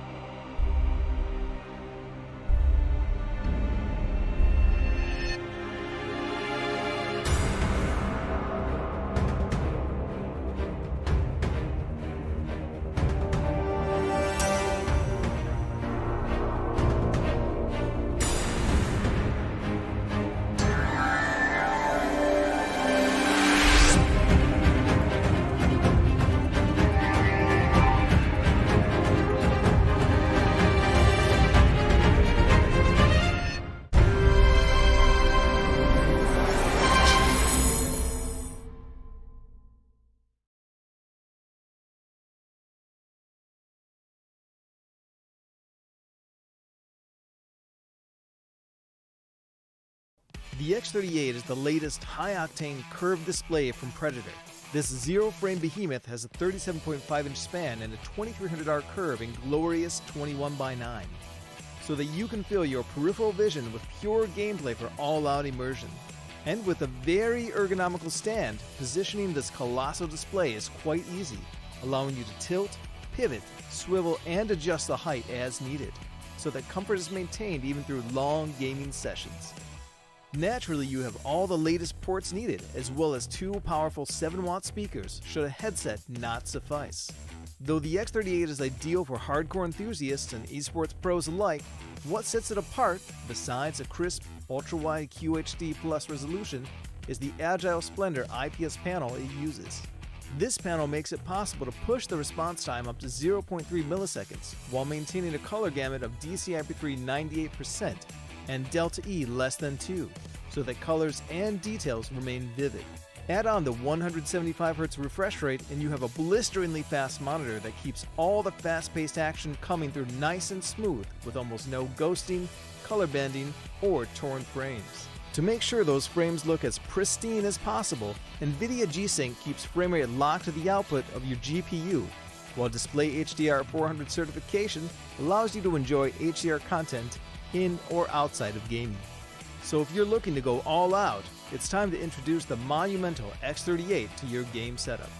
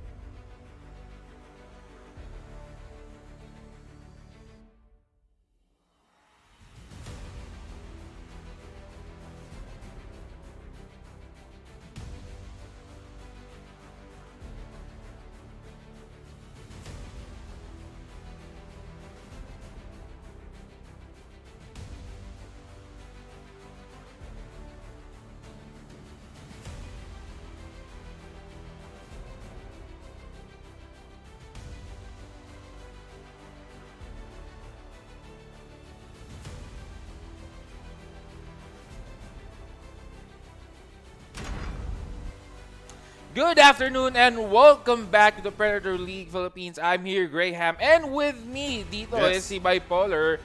And right now, Bipolar, we are now on the final game for the Bracket A. Yes. This is quite exciting, no? Ang ganda ng mga laban kanina. Sobra. And kahit yung series yun ni Vince G kanina, sobrang, although hindi naman ganong kadikit, pero yung skills talaga, no? Yung laban, mainit din talaga. Tsaka it was fun to watch, definitely. Unang series natin, long and hard fought. Second series natin, snowball, but it was filled with a lot of excitement and a lot of great gameplay. Now, it's gonna be the last series for Group A, I think. It's gonna be Retching Esports versus Ivory. What are your thoughts on this, Graham? Well, first and foremost, for Retching, must win to, no? Yes. Kailangan manalo sila dito in order for them to have a placing on the upper bracket. Tandaan natin, guys, na this is actually, walang may eliminate, no? Just like yung mga previous games natin, like the wild card and all. This is more of a placing. And syempre, kung ikaw ay isang team na you will be competing in a tournament, gusto mo na yung nasa upper bracket ka para wala ka hindi ka agad na dedelikado na baka ma-eliminate ako, di ba? So, it's actually good to have a good match dito or a good placing dito sa ating matches. Pero speaking of matches, we will go straight into our draft. Retching Esports versus Ivory. Sabi mo nga, parang Bipolar, Ivory was actually steamrolling dun sa game series 2 kanina. Let's see if that would be the same thing or itong Retching Esports dahil ba sa pagkatalo nila kanina, mag-iinit sila at kumbaga yung init ay mababaling sa Ivory. Tsaka it's a different ball game now. Ivory and Retching Esports, I think they've fought each other in the past, but here in Predator League 2025, it's a different timeline. Ngayon, let's look at the bans. Marcy, Sniper, same bans pa rin to ng Ivory. Parang nagiging normal ban na lang para sa kanila to. Actually, kahit sa pro, no? I'm surprised to see that Ivory is catching up dun sa meta sa pro. The reason why, Sniper, kasi very counterable siya nung mga most ng heroes na nasa meta ngayon. Marcy also very strong support. On the other side naman, Naga Siren, SD, you have Enchantress and Sand King for Retching Esports. A lot of controls, a lot of support, good supports being taken down para dito sa Retching Esports. Tsaka magandang openers din kasi to, but unusual to see Sand King for these two teams kasi kanina Ivory did not even consider picking up a Sand King. They always go for Invoker, they always go for the Pangolier na very much reliable, but now it's a different ball game again and now it's gonna be Shadow Fiend back up here, pero since may nakakalagpas talaga, Clockwork still available, but Bristleback priority for the side of Ivory. This is actually good. Kung iisipin ng iba, baka isipin nila na automatic offlane na to. Pero Bristleback as what is being used as a support, no? Pwede yan. Yung if you're gonna be on offlane, yung Facet and Seeing Red yung gagamitin. Pero kung gusto mo namang support ka, yung Goo na Facet ang gagamitin mo naman. And equally strong din naman to on both positions. So, interesting to see how Ivory would go later on dun sa kanilang draft. Pero Retching Esports naman, they're gonna get their first hero. I think kailangan ma-establish na rin ng Retching Esports given that they're on 0-2 on their match. Kailangan maganda ang mga picks nila. And why not? Dark Willow, good control, good disengage, good damage as well on the later games or on the later part of the game. So, overall, no, maraming na-check yung Retching Esports doon sa checklist nila with the Dark Willow pick. Yes, good opener for them as well kasi since there is a Bristleback in play, why not go for a Dark Willow that can disable the path that he can go towards? Kasi syempre, the passive or the stacks coming in from Bristleback enables him to roam around the team fight very much easily. Now, with that Dark Willow, it disables him that quite momentarily. Pero now, for a second phase of banning, already taking out priority bans here for the offlane and also possible position 1 carries. Templar Assassin, Primal Beast, tinanggal agad. Exactly. Primal Beast, yun din pagkataka ko, no? Primal Beast sa mga tournaments internationally, yung recently concluded na international tournament is the Betboom Dacha. Gamit na gamit itong Primal Beast which we haven't seen. And Ivory, actually interested na, baka gamitin nila to, no? Malakas. It's a very strong hero. Primal Beast, again, checks a lot of check on the checklist na meron sila.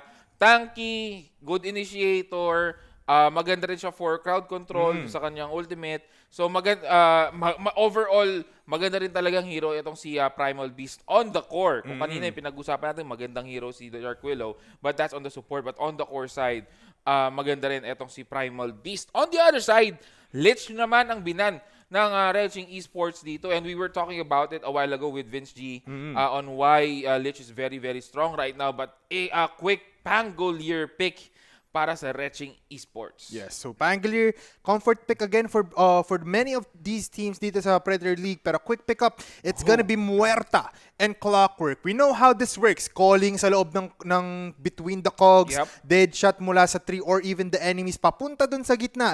Easy combination lang and easy setup. So it's gonna be a great combination for them. Pero balikan natin yon. Pangolier now for the side of Raging Esports. What are your thoughts on that? Very basic lang, very meta. Exactly. Etong Muerta, I think it will be played as a support. Yes, if possibly. I'm not mistaken. The reason behind is yung kanyang ulti kasi is pinalakas. So that add fires power.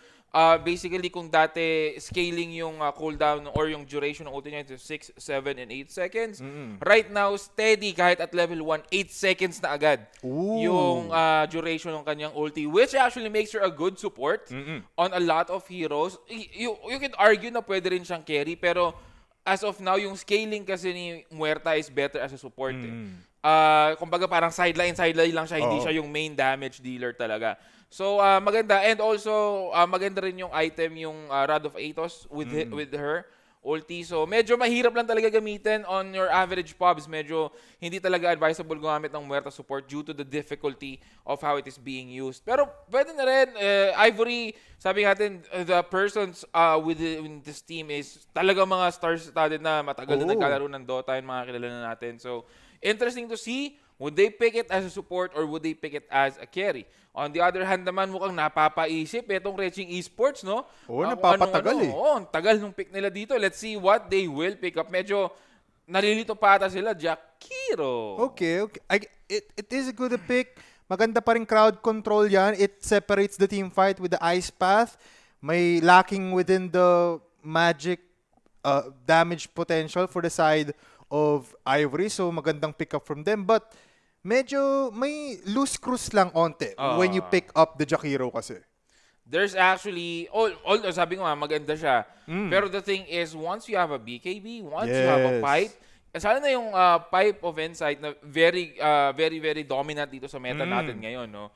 Medyo na zero out yung effectiveness si Jakiro on the team fights. So, I don't know how Raging Esports will actually put it onto play later on. Baka naman may plano ng Raging Esports dito. Pero they're gonna pick up the Luna. Tsaka natural carriers din to ng Pipe of Insight, yung at least 2 players coming in from Ivory. So they need to solution that later on. But Luna being picked up there na solusyonan yung problem na medyo focus on magical side. They need the pusher. They need the physical damage. But instant there, it's gonna be Earth Spirit. Might be their mid laner for the side of Ivory. Definitely a mid lane right here for Ivory. Nakita natin nung first series natin kanina, no? Earth Spirit is a very good initiator. Tanky in a way. Madali lang ma-burst down, pero once he has the BKB and all, medyo mahirap na siyang patayin, lalo na if he piles up those stats later into the game. Also good against a lot of heroes dito. Luna, good initiator against Luna and Pangolier.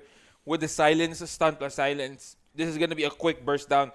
Kung kayang i-burst down ng Ivory ito. Pero both teams right now, I think itong Ivory is still missing a position 1 if they're not gonna put etong si Bristleback sa position 1. Yeah. So position 1 offlane possibly, and then Raging Esports naman mukhang kulang sila dito ng Offlane? Offlane or mid. Kasi Pangolier can switch roles to offlane or mid. So hindi pa talaga established dito. Raging Esports banning Nature's Prophet, and then Puck naman yung binan ng Ivory dito. So they definitely have some choices here for both of these teams. But as we go on to our last phase of banning here, Nature's Prophet again, Gyrocopter, tinatanggal agad. For Ivory, they're looking towards a possible mid laner. Kanina nakita natin how dominating these teams were. And let's see kung paano nga ba sila mag-a-adapt with just a little bit of seconds remaining. We'll see the last ban of Ivory here. Pero mukhang they're focusing up. Syempre, last series na muna to for this Group A. Balik tayo Group B next time. But ano nga bang pwedeng makuha dito, Graham? I'm actually thinking a good pick for Retching Esports if they're gonna put this Pangolier into the offlane and then mid lane ang kulang nila. The Spirit Brothers might be a good pick. Any of the Pwede. Spirit Brothers, Storm, well, you have already Sword Spirit dito, Void Spirit or Ember Spirit. Pero Medusa, so this is gonna put, Bristle. confirmed na si Muerta is the support, Bristleback off lane. And then mid lane, etong si Earth Spirit.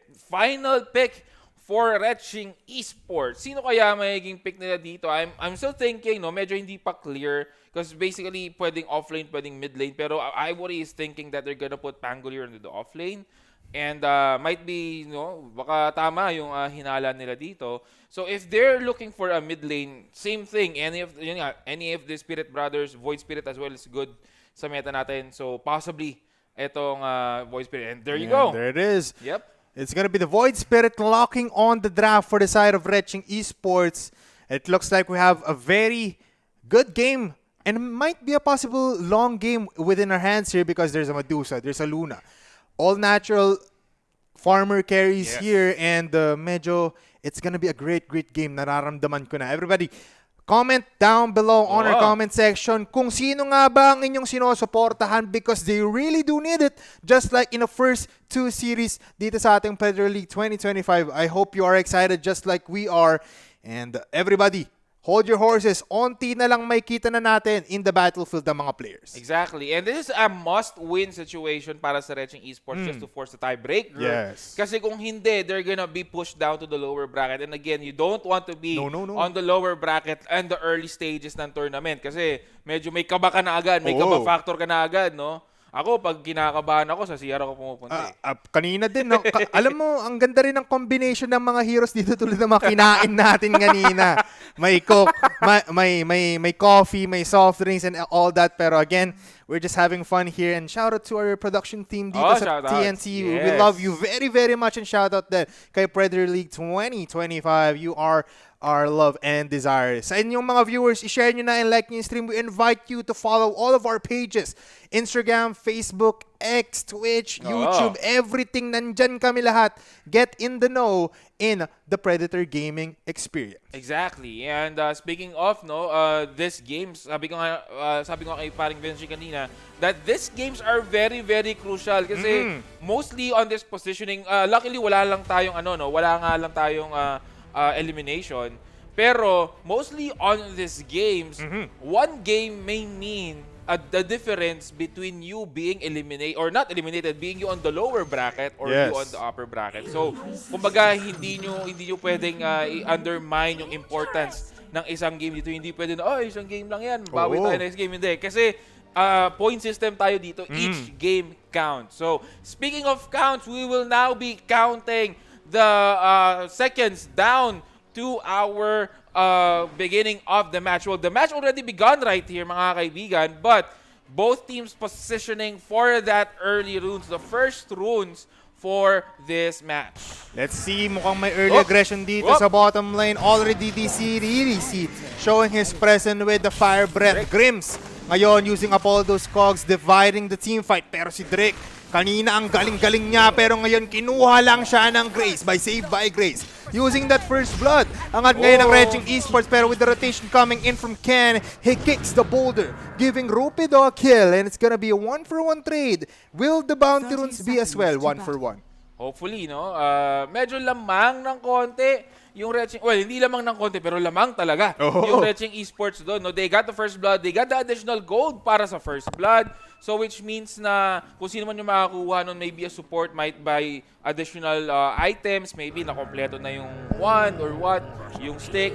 So we will see that one out later. But Drek, later we will discuss more on how, kung paano nilalaro etong Muerta support, no? Pero it's gonna be 3 bounties right here para sa side ng Ivory. So medyo early financial stability sasabihin ko. Very accountancy. Early gold lead para dito sa side ng Ivory. Pero ito, si Jakiro is quite in a danger.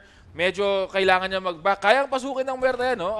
Ito yung isa sa mga maganda kayong Muerta, early damage. So kayang makipag-trade off on most of the against most of the heroes. Support heroes to be exact from the other team. Tsaka malayuan yan mag-harass. So it's very much in the favor of Ivory sa bottom lane. Dito sa middle lane, just like what you've said, it's gonna be the Spirit Brothers. Void and Earth dito sa gitna. Sino nga ba ang mas lamang dito? Blue has that the pulse na makakapagbigay sa kanya ng shield and to maybe dish out some damage and some harassment. Ito namang si Ken, he has that innate ability na maging strength hero na kayang humampas ng matigasan. Exactly. On the early minutes, siguro lalamang dito si Void Spirit. Pero later, pag nagkaroon na maybe ng Earn or maybe Bracer, itong si Ken medyo lalamang makakabawi ng konti si Ken dito. Pero there goes your Remnant. This might be a kill. Ken is actually low. Wala pa atang stick si Ken. So that might be in danger. Kailangan nyo munang mag-ingat dito. And kailangan nyo mag-regen. Kasi pwede siyang i-burst down ni Blue on that Void Spirit. On the bottom lane naman, and again, yung lakas ng Muerta support, nakikita naman natin, no? Luna is being harassed early game, and this is bad kasi hindi makakapag-farm ng maayos si Luna. Pero again, delikado sa may mid lane, ha? Medyo walking on thin ice etong si Ken dito on the middle lane. Pero bottle is now up para dito sa Earth Spirit. And Bolter, meron siya, pero lumagpas ng konti, pare koy. Ngayon, he's gonna be healing up with the bottle, pero pupunta siya to get that water rune. Alam mo, maganda dito, nauna kasi si Ken to deliver this bottle. So he wanted to use that aggression and that advantage to get that kill. Pero dito sa bottom lane, it's like the story has been told. Kung meron kang Muerta na nasa hands pa ni Drake, it's gonna be a hell of a fight kung nasa Retching Esports side ka. Kasi may Quill Sprays kang kailangang abangan. Tapos meron ka pang dead shot na bigla na lang lalabas, tapos hihilain ka papunta sa kabilang side. It's gonna be a bad place for you. So there we go. It's gonna be 2 for 1 ang ating scoreboard. DDC ngayon, or DDE, nasa bottom lane ulit. Exactly. Gusto ko lang makita kung ano yung in-skill up ni Muerta for her level 2. Yung iba kasi, yung passive niya, no? That which allows yung double shot, kumbaga, chances. Pero yung iba, yung calling. Mostly calling is being used against or with heroes na may disable. Pero yun nga, wala kasing disable kasi natural disable etong si Bristleback. So tingnan natin mamaya kung ano yung in-skill up niya. I think much better yung kanyang passive yung kinuha dito ni Muerta. Pero delikado rin itong si Rupido. Medyo napapasubo ng konti si Rupido dito. Pero Rupido is actually doing a good job of boxing out Luna just to avoid na makakuha ng last hits. In fact, lamang na lamang sa last hits and denies etong si Rupido. Yes, very much so. So they're gonna have that very much good of a trade. Pero si Rupido ngayon pupunta sa loob ng tree line. They're finding each other as they look for the calling to maybe zone them out. Pero mamamatay dun si Rupido. A good trade for Retching Esports. Angat sila sa gold ngayon and they're happily taking that advantage. Makakapag-farm ulit si Luna, pero dito sa middle lane with all of the bottles and all of the regeneration factors, nagiging pantay na lang talaga yung laban. Tama ka dyan. Paano by Polar? Sa may top lane, no? Medyo kalmado ang ating top lane. No one is getting killed. Tamang farm lang on both lanes or on the top lane specifically. Pero Ken actually leading that last hit contest early in this game. Maganda yung zoning out kasi, and this is what we were talking about a while ago. Paring bipolar na lalamang itong si Earth Spirit as long as he has items due to the tankiness talaga. So kaya niyang makipagsuntukan dito sa kanyang kapatid na si Void Spirit, no? Dito naman sa top lane, it's gonna be Oracle and Gyro having the time of their lives. Mas pangalawa sa last hits and denies ngayon si Pangolier. So they're gonna have a lot of advantage there and they're gonna be using it later on. Dito sa bottom lane, kahit bumalik taas baba tayo dito, palaging may hirapan itong Retching Esports sa bottom lane kasi tignan mo naman, presence lang ni Drake, hindi man lang siya gumagamit ng attacks and also this dead shot. Kailangan na mag-back off agad and maging careful neto ni Jakiro and also this Luna. But right now, Rupido, very much happy. Pangatlo siya sa last and dice, pero may TP incoming from Dark Willow. The calling separates the team fight. He will fall down, I think, immediately with that Bramble Maze. Nandito rin naman si DDE, pero saved by Grace with killing spree. It's gonna be 1 for 1 trade. 3-3 ang ating scoreboard. Gyro with the crucial TP in. Yeah, good TPN coming para din sa side ng Ivory. Pero killing spree na. Etong si Luna, so medyo marami nang naiipon. Etong si Luna, speaking of financial stability, mukhang stable ang finances dito ni Luna. No? Secured ang future para ka talagang may insurance. Nagpapayaman lang naman siya dito tulad dito na Medusa. Alam mo, I don't like this matchup a little bit. Lalo na kapag dating sa mid-game. Pero habang nagsasalita tayo dito, meron dead shot into the combination of the cogs. Ito na yung sinasabi nating layering of skills coming in from Ivory. Pag nakita mong gumana yan, matakot ka na. Another rotation coming in from Gyro, pero there's no more interaction there. Balik tayo sa top lane, ha. Tangler, pag nakakuha siya ng diffusal blade, parang isang swashbuckle lang, ubus na agad yung mana neto ni Medusa eh. Almost, actually, no? Again, diffusal blade, natural carrier din kasi na diffusal blade. Etong si Pangolier, which is also good kasi with all the mobility na meron sila, no, on the side of Earth Spirit, etong diffusal blade will help a lot. Pero eto na nga, Grims, doing some sort of rotation on the top lane. Gusto niya atang magkaroon ng pincer attack dito together with Oracle, but still that Pangolier has yung kanyang jump. So makakatalon siya in between those cogs.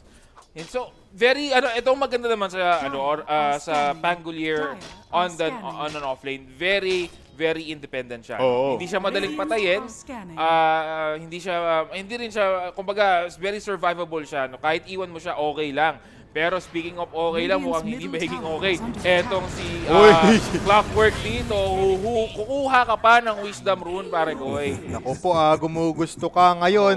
Alam mo, ang smart din dun ang scan coming in from Reching. Hindi nila sinakto sa Wisdom Rune spawn. Nilagay nila dun sa tree line. So indefinitely, nalaman nila na may tao talagang nag-aabang lang doon and waiting for that Wisdom Rune ngayon. Tamang tip lang din, no? Tamang tip. Pakitaan lang tayo dito. Kanina nagbabanter out sila pero ngayon tumatahimik, parang seryoso na ulit tayo. Pero on the middle lane, interestingly enough, no, both heroes already got their level 6 or their ultimate, pero wala pa tayong rotation na nakikita from any of the mid laners dito other than yung kumuha lang sila ng Wisdom Rune para dito kay Void Spirit. Pero Medusa on the top lane, she has no Stone Gaze, no? Hindi na nilevel up yung Stone Gaze just for safety, so they are just gonna go back. Medusa is actually a better hero right now, even with the previous patches dahil sa kanyang rework sa third skill, na nabigyan din siya ng disable kahit paano. Pero speaking of rotation, Luna will be chased down, pero not gonna be a kill. No, good evasion para sa side ng Reching Esports, and this might spell tower para dito sa Ivory dito sa may bottom lane. Yes, unfortunately enough, they couldn't get that Luna. Medyo nag-held back lang sila ng onte. Sabi nila, guys, level 6 pa lang ako, bakit tayo pumupunta sa tier 2 tower? Farm lang muna tayo, tulungan natin tong ating Bristleback, itong si Rupido to maybe get more damage and to get that Aghanim's scepter secured. Graham, ano nga bang kailangan gawin dito ni Drake? Kasi you've been saying, paano ba i-execute ang isang Muerto support? Well, most likely you want to be in most of the fights. No, the calling is just too much of a powerful skill these days. Pero itong si Ken, delikado, pagigitnaan siya ng dalawang heroes dito ng Reching Esports, and he's just gonna go back.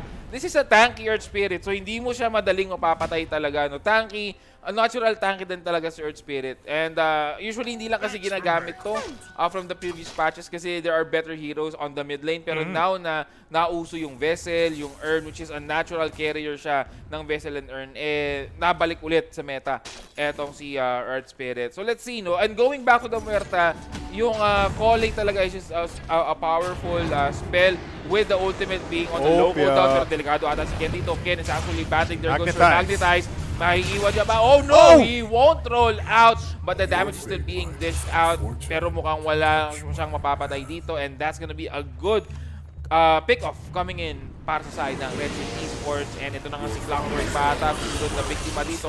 Can they finish Clockwork? Yes, I think they will with the slow na dala dito ni Oracle. That's gonna be a double kill on Blue.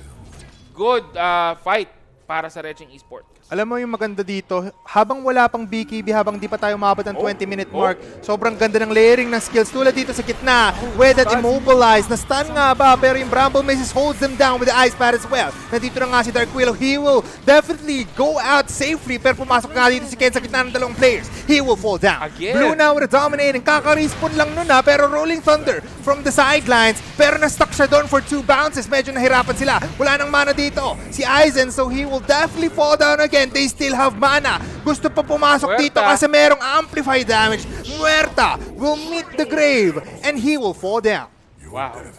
Three kills para sa Reching Esports dito. Si Grips mo ang gumugusto pa, pero I think kailangan niya mag-back. Masyado ng delikado to. Just give the tower dito. Let the Bristleback farm para makabawi sila. Because later on, I don't think there will be any answers para sa side ng Bristleback up until mostly on the late game. Pero dun sa middle game, this will be a very powerful play para sa Bristleback. But speaking of play, we will now see how the play went on dito. Ang ganda sana nung shot dito ni Huerta just to pull back etong si Jiro. Makuha nila yung Jiro kill, pero there's not much damage being dished out dito para sa side ng Ivory, no? They need to farm more.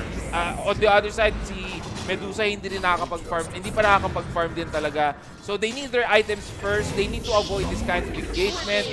Let them, let Reching Esports get what they can kasi later on, yung pag nakuha nila yung timings nila, that's gonna be a different story. Nandito naman tayo sa bottom lane after that highlight. It's gonna be Ice Patch connecting onto 2, but there will be still an engagement. Rolling Boulder papatot. Sa ganda naman ang sipa mo, palikod. Para kang si Cristiano Ronaldo, mapapasabi ko talaga ng Zoe with that swashbuckle kill. Mapapatawa ka na lang talaga kasi meron na naman tayong Rolling Thunder off cooldown. Eclipse as well. Ginamit kay Ken, pero on the other side, it's gonna be Jiro falling down to Drake na support lamang. 11 to 8. Graham, ano nga bang nangyari doon? Medyo costly kasi, no? There has been an engagement on several lanes dito. So sobrang solid din ang ginawa ng Ivory. They actually just go in, put pressure dito kay Luna just to make sure that she won't farm properly. They're trying to avoid Luna having her item fast, no? Her items fast. Kailangan na lang pigilan yung Luna kahit konti kasi nalulugi dito yung Ivory with the kills that they are giving on the side na para dito sa Reching Esports, medyo nalulugi yung Ivory dito. So good, kailangan nila ng action talaga, and also this will create space kay Medusa to farm and get her items. Medyo malayo pa on that Manta style etong si Medusa. So this may take maybe 7 more minutes, I would say, bago makuha yung Manta style. And I think they need to go away from utilizing this Medusa early on in the game. Kailangan niya mag-farm di ba? Sabi natin, late game hero yan as well as this Bristleback, kailangan niya ng farm. But now, there's gonna be a smoke initiated. Triple man smoke na lang to as they pop up that smoke onto Void Spirit. They do see Drake here. Nag-connect na nga ang tatlong players nila dito, pero with that dissimulate, hitting him, onting time lang, pero ang tagal niya mabuhay. Nabigyan pa ng time para mag-rotate itong Medusa, pero mukhang delikado to kasi mag-isa lang siya sa gitna. True. And I like yung confidence ng Ivory dito, no? Kung mapansin mo, sige, patayin nyo lang si Huerta, patayin nyo lang si Just look at how Bristleback is doing. Nagpo-farm lang siya, no? Kumbaga, unbattered siya. Focus lang sa goal. Etong si Bristleback, talagang nakafocus lang siya. Patayin nyo na lahat, no? Ako papatay sa inyo mamaya. Kumbaga, yun yung nasa isip ni Bristleback. Ikunin nyo na ang lahat sa akin. Ayun, mapapakanta ka talaga niyan, bossing mamaya. Nako po, Rupido baka mag-karaoke ka habang naglalaro tayo. Pero dito sa middle lane, it's gonna be engagement. Yung calling saktong-sakto. Samahan mo pa ng pangalawang kick doon sa loob ng Revenants. Pero yung boulder, hindi tatama. May astral step papunta sa illusion. What a dodge coming in from them. Pero yung terrorist matatamaan na ngayong ice spot, pati yung combination play nandun. Purado si Ken. Mapupuntan pa nga nila sa likuran kasi mama na nga dito. Si Rupido, yung Bristleback natin, nagpapakita na ng gilas kasi yung damage niya, it's overwhelming as Rolling Thunder connects onto 4 players. Pero nandun pa ba ang damage? Kaya niya ba makaalis? Yung Snot, nandoon. Eclipse from the backline. Mapapatay ang isa. Pero look at that, pumasok ang bagong blue sa kupunan natin. Saved by Grace with a mega kill streak. 3 players, make it 4. Will this be a team wipe? Hook shot, papunta dun sa small camp, TP out. Will be successful. No, akala ko makukuha pa siya ng Remnant. Pero 4 kills para sa Reching Esports. Napaka-solid. anong ginawa nila, no? They knew na hindi pa ready yung Ivory, therefore they forced the issue on the mid lane. I think medyo caught by surprise nila. Nakikita natin dito paring bipolar, yung kakulangan sa damage ng Ivory. Again, they still need to farm, they still need to get their items, they need their BKB. Sobrang daming hold and lockdown ang pwedeng i-offer dito ng Wrestling Esports. So kailangan nila yung mga BKBs na yon kasi without those BKBs, this is what will happen, no? Uugain lang sila dito ni Pangolier, and then you have also the Bramble Maze, you have the Ice Path, may Remnant ka ni Void Spirit, and then that will create free space for Luna to position herself or a good Eclipse, and that is what happened dun sa class na yun. Nagiging land of the free kasi itong Wrestling Esports habang walang BKB. Itong mga players ng Ivory. So ultimately, they're using that to their advantage, and this is what happens. An almost team wipe for your side, and you really need to be careful. Nakita natin yung damage potential, initiation na pwedeng gawin ng Earth Spirit and this Clockwork, but medyo makalat yung team fight. Parang parang 10 meters apart sila, para tayong nasa pandemya ulit. Oo nga no? Pero ayoko na bumalik doon, break. Ayoko na traumatizing. Traumatizing. Ayaw natin nun. Oo, syempre, no? Pero yun nga, kailangan lang nila talaga they just need to farm for now, no? Hindi nila kailangan lumabas, sabi nga ni Kim Chiu, bawal lumabas. Oh, no? Para traumatizing talaga, boss. Flashback ba sa'yo yung yung kanta na yun ni Kim Chiu nung pandemic?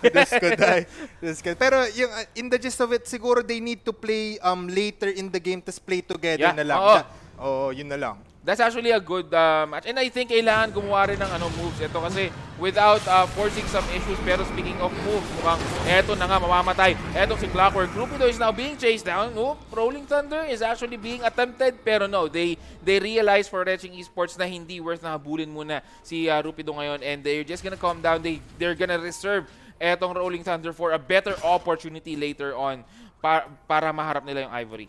Very much so. And now, with that said, Astral Step in, hindi tatama yung Remnant doon, but good initiation as well. May Manta Style na siya dito. 1k gold away or 1-3 gold. 1,300 gold away na lang para may Aghanim Scepter na siya. But now, sama-sama, naghahawak kamay na nga dito ang ating Wrestling Esports. Hindi na talaga pandemya naghahawak kamay na sila Wala na. Pwede na mag-close contact. No? Ang sweet na natin sa isa't isa, yun na yung ginagawa nila. Pero everybody, Wrestling Esports. Nako po. Hookshot! Mula dun sa baba, pero the ethereal form, samaan mo pa ng rolling boulder to slow him down. There will be the Bedlam para makapagbigay ng damage, pero just like what happened to Grims, ginawa lang nila kay Gyro. Hindi na mag-e-extend too much, nakuha nila ng isang kill. Ang ganda ng pick-off na ginagawa ng Ivory. And this is what I was saying a while ago, no?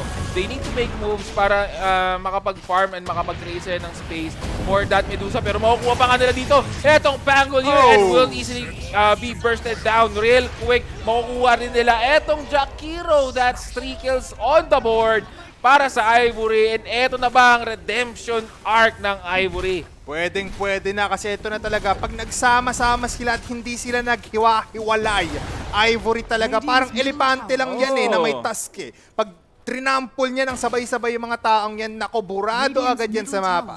They do see Medusa here sa bottom lane, but they need to defend first before they do anything drastic.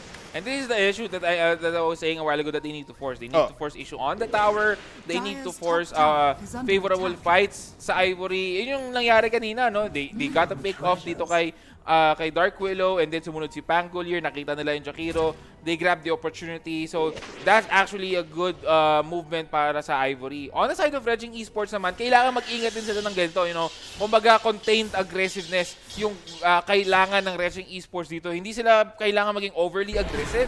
They just need to find the right targets. In fact, etong si Luna medyo nagdadahan-dahan na, no? Kasi pag nahuli etong si Luna, matatalo siya sa farming game against dito sa Bristleback. And nakita naman natin kanina nung first series how late game Bristleback can do, no? Or what late game Bristleback can do.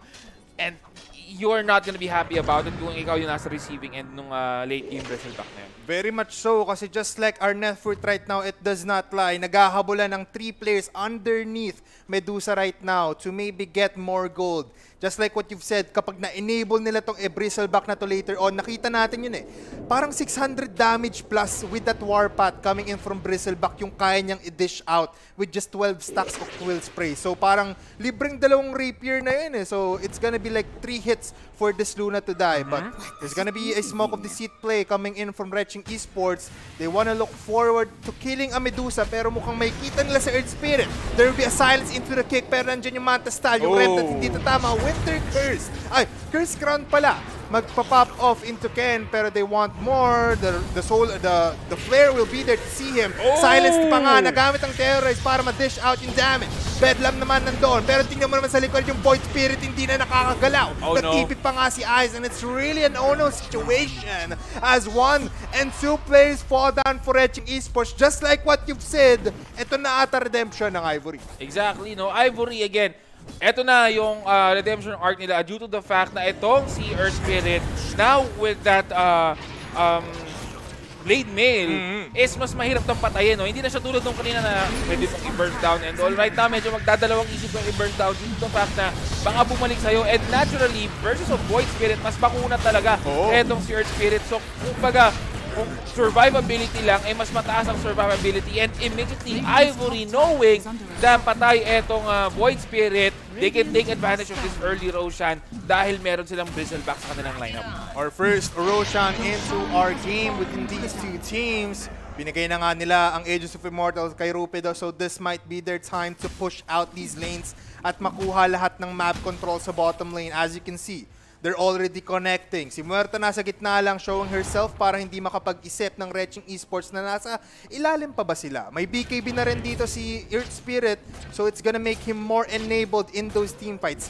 Nakakawala na, no? Itong si Blue sa farming natin.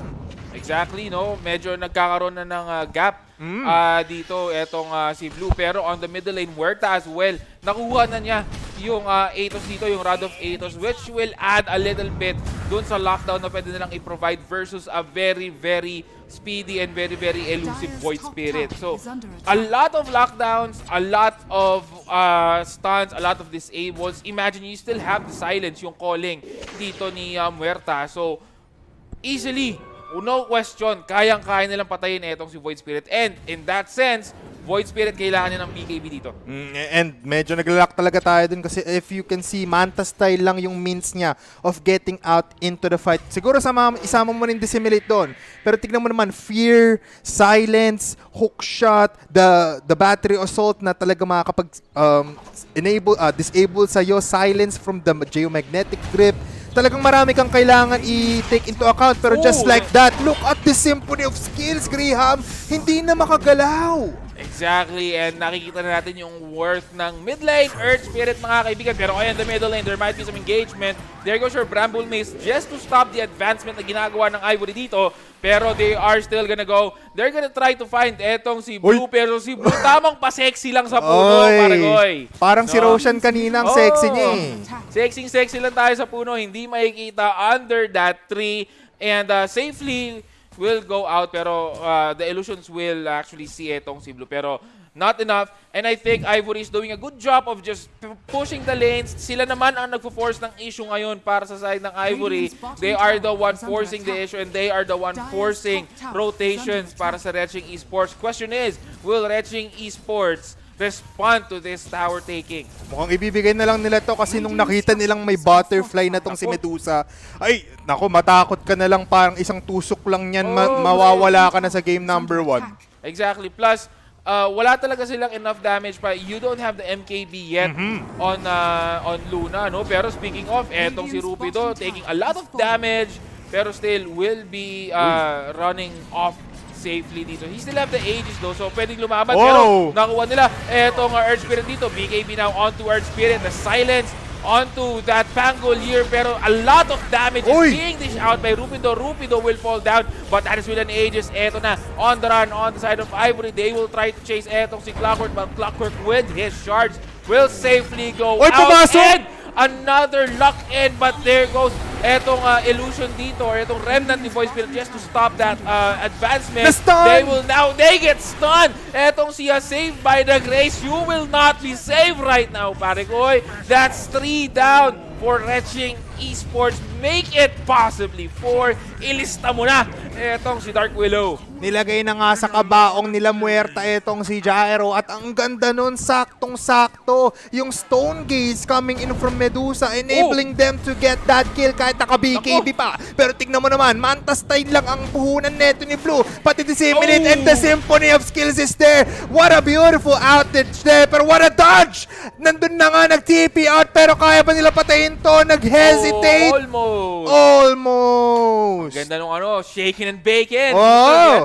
Ni Void Spirit, no? Pero that actually shows that Ivory has no problem killing etong si Void Spirit if they wanted to. No? Siguro, medyo out of position lang as we see the replay kanina.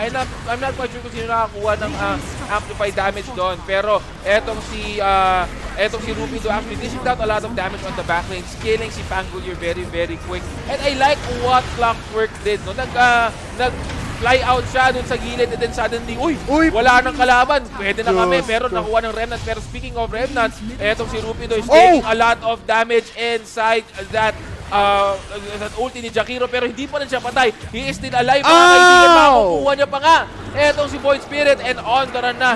Etong si Dark Willow. Pero the Quill will reach. Etong si Dark Willow. That's gonna be a double kill para kay Rupido. One-man army yun yung si Rupido. Hindi niya na kailangan ng tulong mula sa kanyang kakampi. He is there for his showtime.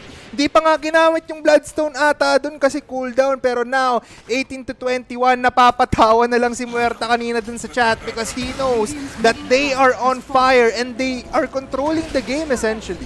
Exactly. This is what I was saying early in the game. Parang bipolar, no? Ivory knows what their timing is.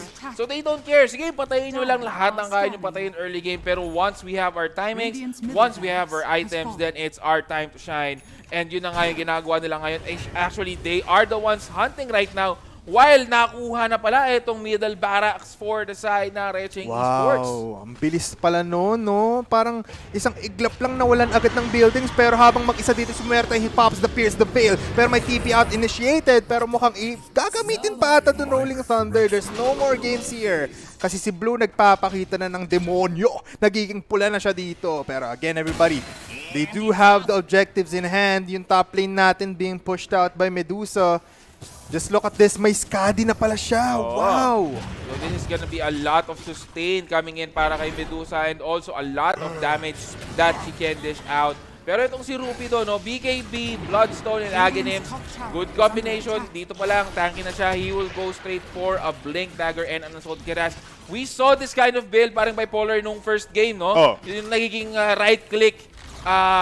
Bristleback, etong si Bristleback with talent na meron siya, which he will get later at level 25 mark. Pero ang tanong, aabot pa ba tayo doon parang bipolar? Kasi kinukuha na yung tower dito sa may top lane. Mukhang hindi tayo aabot ng 1-hour game pero big shoutout to Gorksy. Kung kilala niyo yun, isa siya sa mga pioneer ng Bristleback Pos 1. So dito sa top lane ngayon, ang bilis lang, 3 hampas ubos ay top range barracks nila. May isa pang wisdom rune makukuha din sa Drake mamaya. They can have even more pero may initiation with the Eclipse. Nandun na nga ang rolling bodo pero yung terrorist walang matatamaan ngayon. Tingnan mo na ng tanke niya dito. May hook shot from below pero wala na sila magagawa kasi burado agad. He doesn't have Aegis of Immortal pero yung Quill Spray, yung stacks, namamatay silang lahat. Walang buyback yung dalawa na rin namamatay. Pinuntahan na nga ang throne. Ultra kill para kay Rupito. Bigyan mo ng godlike yan. This is just so strong para sa side ng Ivory. And right now, they are looking at cleaning this game. In fact, hindi na tayo aabot dun sa paglilinis dito ng Ivory. And they are gonna call the quick GG for Recheng Esports. Yes, it's gonna be a quick GG for their side. So, between these two teams, magiging 1-0 agad ang kanilang battles. Grabe naman yon. Grabe talaga, no? We can see na yung experience talaga ng Ivory, no? Sabi ko nga kanina, parang bipolar, we have seen this players actually play kahit dati pa. No? Kumbaga, hindi na bago sa atin eto mga players na to. Pero nakikita doon yung experience. Namamatay sila early game, yung mga team members nila, pero they know. They know. No? Alam nila eh. Alam nila na they have the strength later into the game.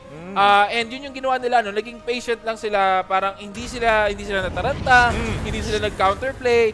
They just know that our time will come, and their time did come dito sa ating Game 1. What a good gameplay by their side. Tsaka kahit may Oracle sa kabilang side, which is Retching Esports, parang alam ng Ivory talaga na lahat ng pwede nilang gawin, kahit mamatay sila in their lane, kahit dehado sila in terms of kill counts, mababawi talaga nila. Good analysis there coming in from Graham, pero you can just see, kapag na-enable mo na yung Earth Spirit mo, yung Muerta, this Clockwork, even though you can get out just like Void Spirit, at the end of the day, there's a lot more coming in from the side of Ivory, and you can just get overwhelmed easily.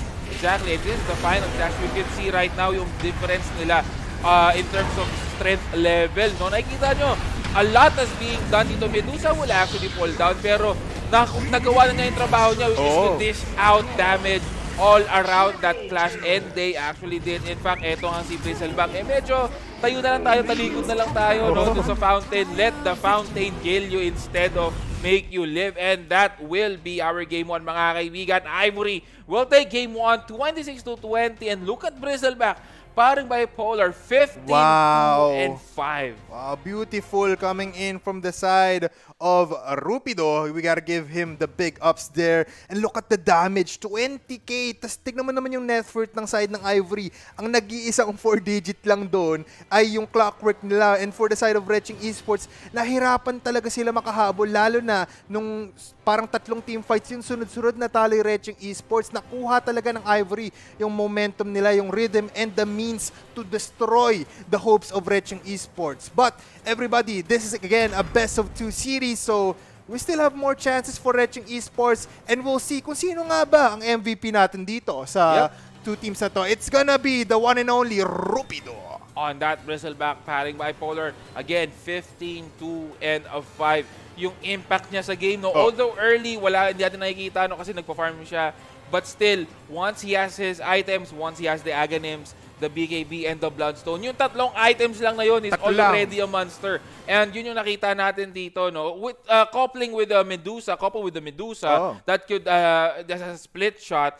Imagine na lang yung damage na pwedeng i-deal both ng Medusa and ng Bristleback dito together on that clash, which we saw on the final clash bago tayo matapos dito sa ating Game 1. And kung nakaka-godlike ang ating mga players, especially Rupido, we also have 1 million or almost just 100 plus AAA games coming in from the PC Game Pass. You can get free 3 months if you get and purchase your own Predator laptop. We recommend the Helios one, yung pinakabago. Just check out this link right here and this QR code para naman makuha nyo na ang pinaka-worth it na combination. Exactly. Imagine you have a high-powered laptop and then you have 100 plus AAA games to play. Sulit na sulit talaga yan, no? It's gonna be a 3-month. Sakto. Kumbaga, it's the end of the year, Christmas break na, magkakaroon pa tayo ng holiday sa November. So, tamang-tama lang na this is the time for you to get your Acer laptops and get that PC Game Pass with 3 months free. Tsaka regalo mo na yan para sa sarili nyo. But syempre. After that, we'll be having a little bit of short break. Punta na tayo sa next series natin, everybody. My name is Bipolar together with Graham. We'll be back in a little while.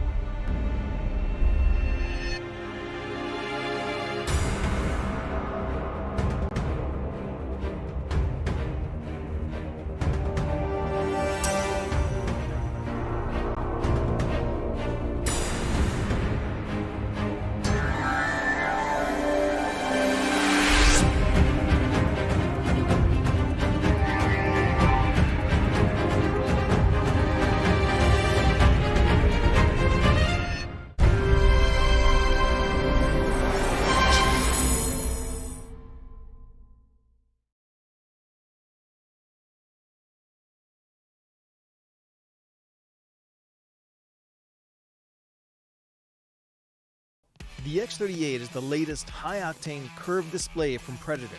This zero-frame behemoth has a 37.5-inch span and a 2300R curve in glorious 21:9. so that you can fill your peripheral vision with pure gameplay for all-out immersion. And with a very ergonomical stand, positioning